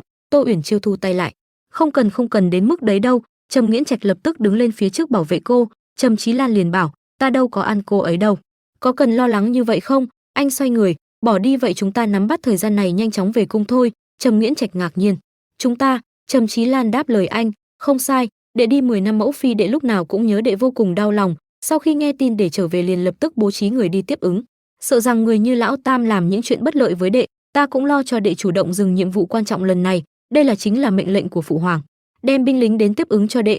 Lộ trình tiếp theo có ta ở đây bảo đảm sẽ không để bất kỳ chuyện ngoài ý muốn nào xảy ra với các người. Vài ngày sau, Tô Uyển Chiêu ngồi trước cổng phủ thầm nghĩ, hoàng gia đúng là phiền phức, cực khổ gấp rút lên đường lâu như vậy lại không cho thời gian nghỉ ngơi, vừa trở về đã trực tiếp dự kiến. Cửa được mở ra, Tô Uyển Chiêu lập tức đứng dậy hỏi, thế nào trong cũng không có ai làm khó huynh chứ? Trầm Nghiễn Trạch đáp lời nàng, không, nhưng bây giờ ta cần đi hậu cung bái kiến Lệ Tần, mẹ ruột của huynh. Cô thầm nghĩ, mình nhớ trong sách nói ngắn gọn những sự việc bất hạnh của huynh ấy lúc nhỏ, nhưng bây giờ cao to như vậy đã trở thành người không dễ bị bắt nạt rồi. Với lại hiện nay Lệ Tần ngoài huynh ấy ra không có người thừa kế bên ngoài, chỉ là mẹ con gặp mặt nhau chắc không có vấn đề gì đâu. Trầm Nghiễn Trạch nói với cô, muội không cần vào ở đây đợi. Mama đi ra cất lời, Ngũ điện hạ lâu rồi không gặp, mong ngài cúi người xuống để lão thân thay nương nương xem. Anh cúi người xuống đáp, vâng. Tô Uyển Chiêu thầm nghĩ, hoàng tử tôn quý như vậy sao lại phải như vậy với lão Mama? Liền bảo, điện hạ đắc tội rồi. Nói rồi bà liền tát cho Trầm Nghiễn Trạch một cái. Tô Uyển Chiêu thấy thế thì tức giận chỉ vào Mama chất vấn, bà đang làm cái gì vậy hả? Trầm Nghiễn Trạch cầm lấy tay của Tô Uyển Chiêu, Chiêu nhi đây là hoàng cung. Mama liền nói, một tiểu nha đầu không hiểu quy tắc như vậy sao có thể xứng ở bên hầu hạ Ngũ điện hạ được chứ? Theo lão thần thấy là nên đưa đến phủ nội vụ để quản giáo đi. Trầm Nghiễn Trạch liền lên tiếng, người của ta tự khắc biết quản giáo, không làm phiền đến ngươi, vẫn nên tranh thủ thời gian đi thăm mẫu hậu đi. Mama đáp, được. Ngũ điện hạ đi vào theo ta. Trầm Nghiễn Trạch nói với Tô Uyển Chiêu, ta đi một lát rồi về, muội đứng ở đây chờ ta, chỗ này không phải như Kỷ Quốc, đừng hấp tấp. Cô đồng ý với anh, huynh cẩn thận đấy. Trầm Nghiễn Trạch đi vào hành lễ, nhi thần Trầm Nghiễn Trạch tham kiến mẫu hậu. Lệ Tần kêu lên, Nghiễn Trạch con trai ngoan của ta, con đã về rồi à, mau để ta xem. Lệ Tần tiến tới gần Trầm Nghiễn Trạch ôm lấy bả vai anh, không tồi, thân thể cường tráng dung mạo này thật là làm cho ta sắp không thể nhận ra rồi. Vú nuôi sao ngươi lại ra tay mạnh như vậy với Trầm Nghiễn Trạch chứ? Mama đáp lời bà, là lỗi của lão thần. Lệ Tần sờ vào mặt Trầm Nghiễn Trạch hỏi, mặt bị đánh đến đỏ rồi chắc là con đau lắm đúng không? Cũng tốt, có thể giúp con nhớ ta sinh con nuôi dưỡng con, không phải để con theo đuổi cái tự do nực cười kia. Móng tay của bà cào lên vết thương bị đánh trên mặt Trầm Nghiễn Trạch. Ta có thể không tranh chấp, nhưng từ nay trở đi nếu như con còn hành động hấp tấp thì đừng trách ta vô tình. Trầm Nghiễn Trạch, con là con của ta, cho dù leo cũng phải leo lên vị trí cung điện vàng. Rồi bà thở dài, con cũng đừng trách ta độc ác, quy tắc của hoàng gia chính là như vậy, không phải hắn chết thì là mình chết. Nghiễn Trạch sẽ ở lại dùng bữa ở chỗ này, vú nuôi ngươi đi thông báo cho nhà bếp làm thêm món ăn mà nó thích đi. Mama tuân lệnh. Vâng nương nương. Ở bên ngoài Tô Uyển Chiêu chờ đợi nghĩ, ngay cả vú nuôi cũng bắt nạt được huynh ấy, chỗ đáng sợ này như thế này thì làm sao ta có thể nhẫn tâm để huynh ấy ở lại cung điện ăn thịt người này an tâm trở về được. Trầm Nghiễn Trạch bước ra ngoài, Tô Uyển Chiêu thầm nghĩ, nhìn sắc mặt của huynh ấy hình như không tốt lắm. Cô vội vã chạy đến, xảy ra chuyện gì vậy? Vết thương trên mặt huynh. Anh bình thản nói, ta không sao, đi thôi. Về phủ. Tô Uyển Chiêu ngạc nhiên hỏi, về phủ gì? Huynh thân là Ngũ hoàng tử không phải là sẽ sống ở trong cung ư? Anh liền giải thích, không, theo luật của nước ta, sau khi lập thái tử chỉ có những người hoàng tử chưa trưởng thành và nữ tử chưa kết hôn mới có thể ở trong cung, các hoàng tử trưởng thành nên chia nơi ở của họ ra khỏi thành đô. Cũng giống như ta, những người chưa phân chia nơi cư trú sẽ tạm thời ở trong một biệt phủ ở thành đô. Tô Uyển Chiêu vui vẻ nói, nếu như không sống trong cung điện ta không cần phải mò mẫm tính kế cả ngày nữa rồi, đi đi, xem phủ mới đi thôi. Anh đáp được. Tô Uyển Chiêu vui vẻ chạy đi. Trầm Nghiễn Trạch thầm nghĩ, vì cô ấy tất cả đều đáng. Ở một bên Mama đã nhìn thấy tất cả. Ở trong phủ, Tô Uyển Chiêu mặt mày nhem nhuốc ho một tiếng, lão cha hoàng đế của huynh thật là độc ác. Huynh sống ở bên ngoài chịu bao nhiêu là khổ cực, ông ta lại đem ngôi nhà đổ nát như thế này đem cho huynh. Trầm Nghiễn Trạch cũng đang phụ cô lâu dọn, nghe hoàng huynh nói chỗ này là phủ của tể tướng trước từng ở, gia đình lớn và kinh doanh rất đắt hàng. Tô Uyển Chiêu khó chịu nói, đừng có nói đến thừa tướng đã từng sống ở đây, cho dù là Thiên Vương lão tử sống ở đây cũng không được. Nó xuống cấp đến mức không thể sửa được mà còn cho huynh ở. Anh u sầu, ai bảo ta không nhận được ân sủng. Cô bật cười, họ không quan tâm chiều chuộng đến huynh, sau này ta sẽ chiều chuộng huynh. Trầm Nghiễn Trạch nghe thấy thế lập tức nắm lấy tay cô, được thôi, dù sao những căn phòng khác vẫn chưa được dọn, muội chiều chuộng ta vậy tối nay ở lại giúp ta được không? Tô Uyển Chiêu miệng lấp bắp, vậy không hay đâu, ta vẫn nên đi sang bên cạnh. Ta cho rằng ta có thể khống chế tốt, nhưng khi gặp người nữ nhân này suýt chút nữa không thể khống chế được. Chiêu Nhi, bây giờ ta rất cần một người nói chuyện cùng, mà người ta có thể tin tưởng dựa vào chỉ có muội, xin muội đừng đi ở bên cạnh ta được không? Tô Uyển Chiêu nằm bên cạnh Trầm Nghiễn Trạch, cô thầm nghĩ, yên lặng quá, đã 15 phút rồi. Huynh ấy ngủ rồi sao? Bỗng nhiên Trầm Nghiễn Trạch lên tiếng, muội không phải sợ. Tô Uyển Chiêu nghe thấy thế hốt hoảng, muội sóng to gió lớn gì cũng từng thấy qua, có cái gì mà phải sợ? Trầm Nghiễn Trạch lập tức đè lên người cô hỏi, thực sự không sợ? Tô Uyển Chiêu đỏ mặt thầm nghĩ, huynh đừng qua đây. Trầm Nghiễn Trạch mỉm cười đưa tay vuốt mũi Tô Uyển Chiêu, không chọc muội nữa. Tô Uyển Chiêu liền hỏi, sau khi gặp Lệ Tần ta thấy huynh tâm trạng không tốt, bà ấy có làm khó huynh không? Anh liền nói với nàng, làm khó à? Muội làm vỡ tách trà có cảm thấy mình đang làm khó tách trà không? Không, trong mắt nữ nhân đó chỉ thấy tách trà này mỏng manh, sao có thể gánh vác được trách nhiệm lớn như vậy. Xem ra đối với bà ấy đế vương tiêu chuẩn phải nhẫn tâm máu lạnh, không hớn hở ra mặt, giữ đầu óc sáng suốt. Ta chấp nhận bị nuôi dưỡng như vậy, bà ấy sẽ đóng vai người mẹ quan tâm cưng chiều, dành cho ta tất cả những gì ta thích, nhìn ta từng chút tiến vào tình cảm, sau đó buộc ta phải tự tay hủy diệt. Vậy nên từ khi còn rất nhỏ ta đã hiểu rằng bức tường của cung điện này chính là chiếc lồng giam giữ ta, chỉ cần ta còn ở chỗ này tuyệt đối sẽ không kháng cự được. Muốn kháng cự thì có thể chạy trốn, trở thành con tin là kế hoạch của ta, cũng là phương pháp sinh tồn cuối cùng của ta. Muội không thấy được hình dạng điên rồ của nữ nhân lúc đó ra sao? Bây giờ nghĩ lại cũng vui. Tô Uyển Chiêu thầm nghĩ, những điều này sách chưa từng đề cập, ai lại đi bịa đặt và bôi đen kiểu gặp gỡ này.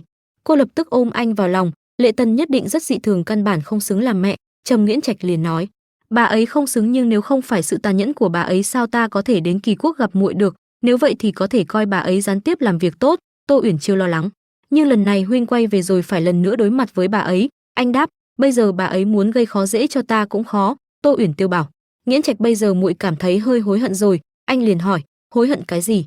Cô đáp, hối hận khi dẫn huynh đến gặp sư phụ Tư Xương, hối hận bỏ mặc huynh cùng Thanh Thu lo liệu, hối hận khi theo huynh về nước. Cô thầm nghĩ, hối hận khi nhìn huynh dấn thân vào con đường tranh đoạt vô cùng nguy hiểm này mà không thể ngăn cản. Thế rồi Tô Uyển Chiêu ngồi dậy, anh liền hỏi, Chiêu Nhi muội đây là?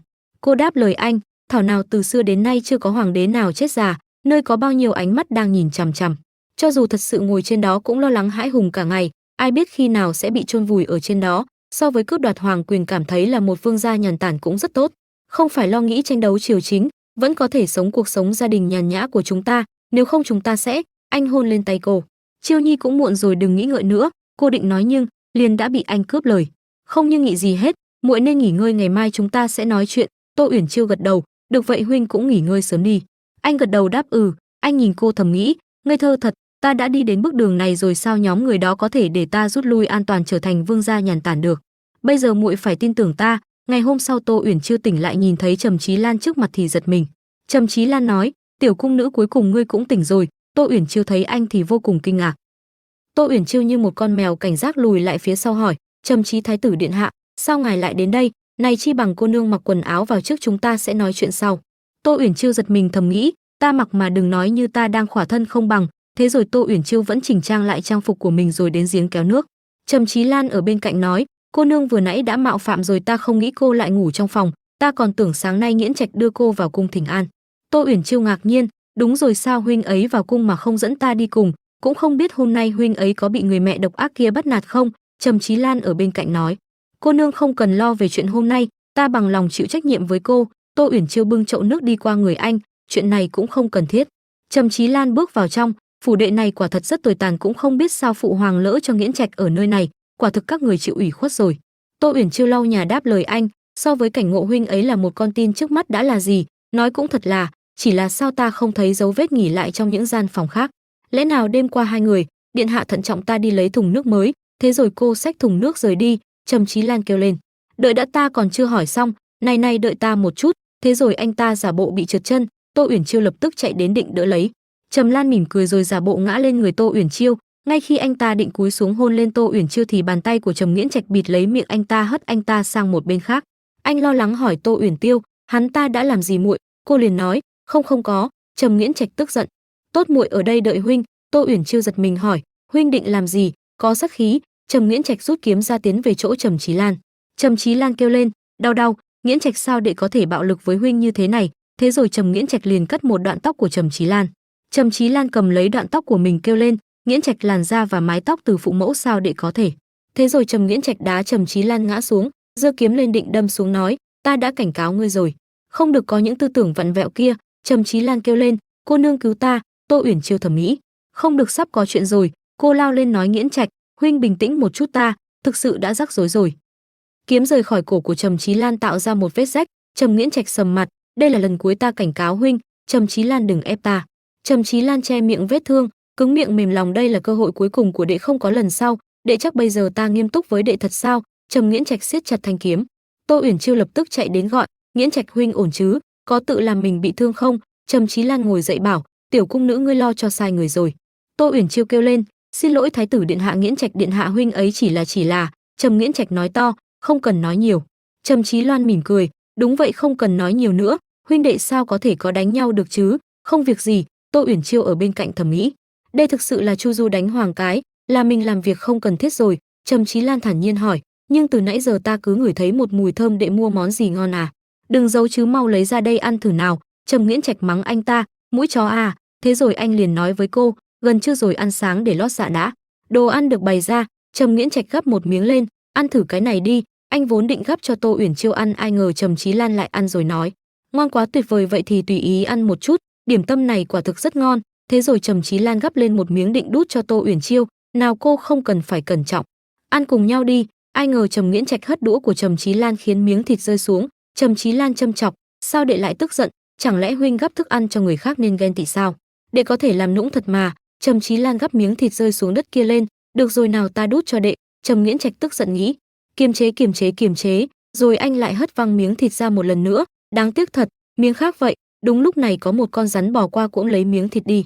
Trầm Nghiễn Trạch lên cất lời, hôm nay ta vào cung thỉnh an, trong ngoài cung đều bận bịu tuyển chọn thái tử phi vào 3 ngày sau, trái lại huynh vẫn còn thời gian rảnh quấy rầy ở đây, sao không mau quay về chuẩn bị cho tốt? Trầm Chí Lan đáp, căn bản người được chọn đã định là trưởng nữ của phủ thừa tướng, chọn thiếp chẳng qua chỉ là hình thức, không có gì phải chuẩn bị.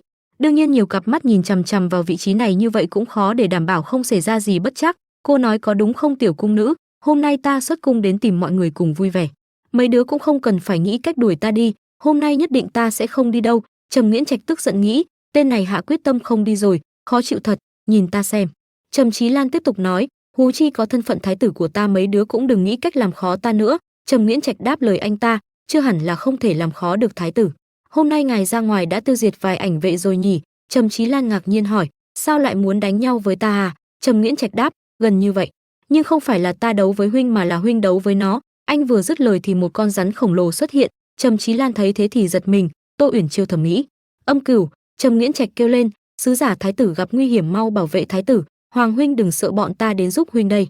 Thế rồi Trầm Nghiễn Trạch kéo Tô Uyển Chiêu nói nhỏ, giả vờ đi lên. Ảnh vệ lập tức xuất hiện hô lên, thái tử điện hạ. Trầm Nghiễn Trạch cầm lấy âm cửu nói, bọn ta sẽ ngăn cản con yêu quái này, các ngươi mau hộ tống thái tử về cung. Trầm Chí Lan kêu lên. Ta không đi. Hai người thị vệ lo lắng nói.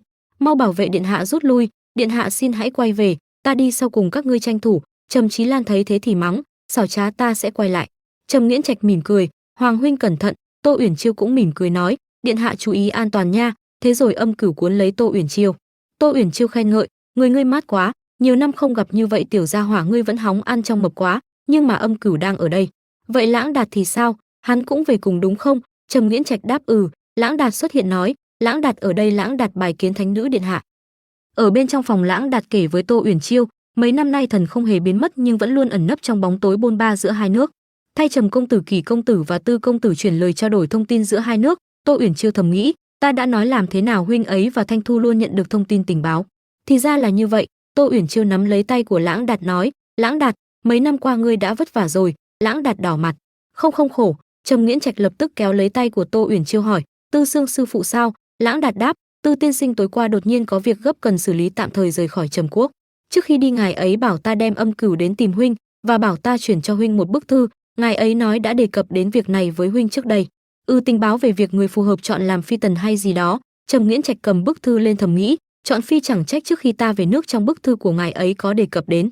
Nửa tháng trước Tư Xương đã viết, thừa tướng nói bọn họ sau khi cấu kết với nhau sẽ càng khó khăn để hạ bệ, bảo các huynh nghĩ cách phá yến tiệc tuyển phi 3 ngày sau. Trầm Nghiễn Trạch lo lắng, dẫu sao mở tiệc trong cung có bao nhiêu ánh mắt nhìn và có bảo hộ, việc này rất khó thực hiện. Tô Uyển Chiêu liền lên tiếng, chi bằng nhiệm vụ này giao cho muội đi.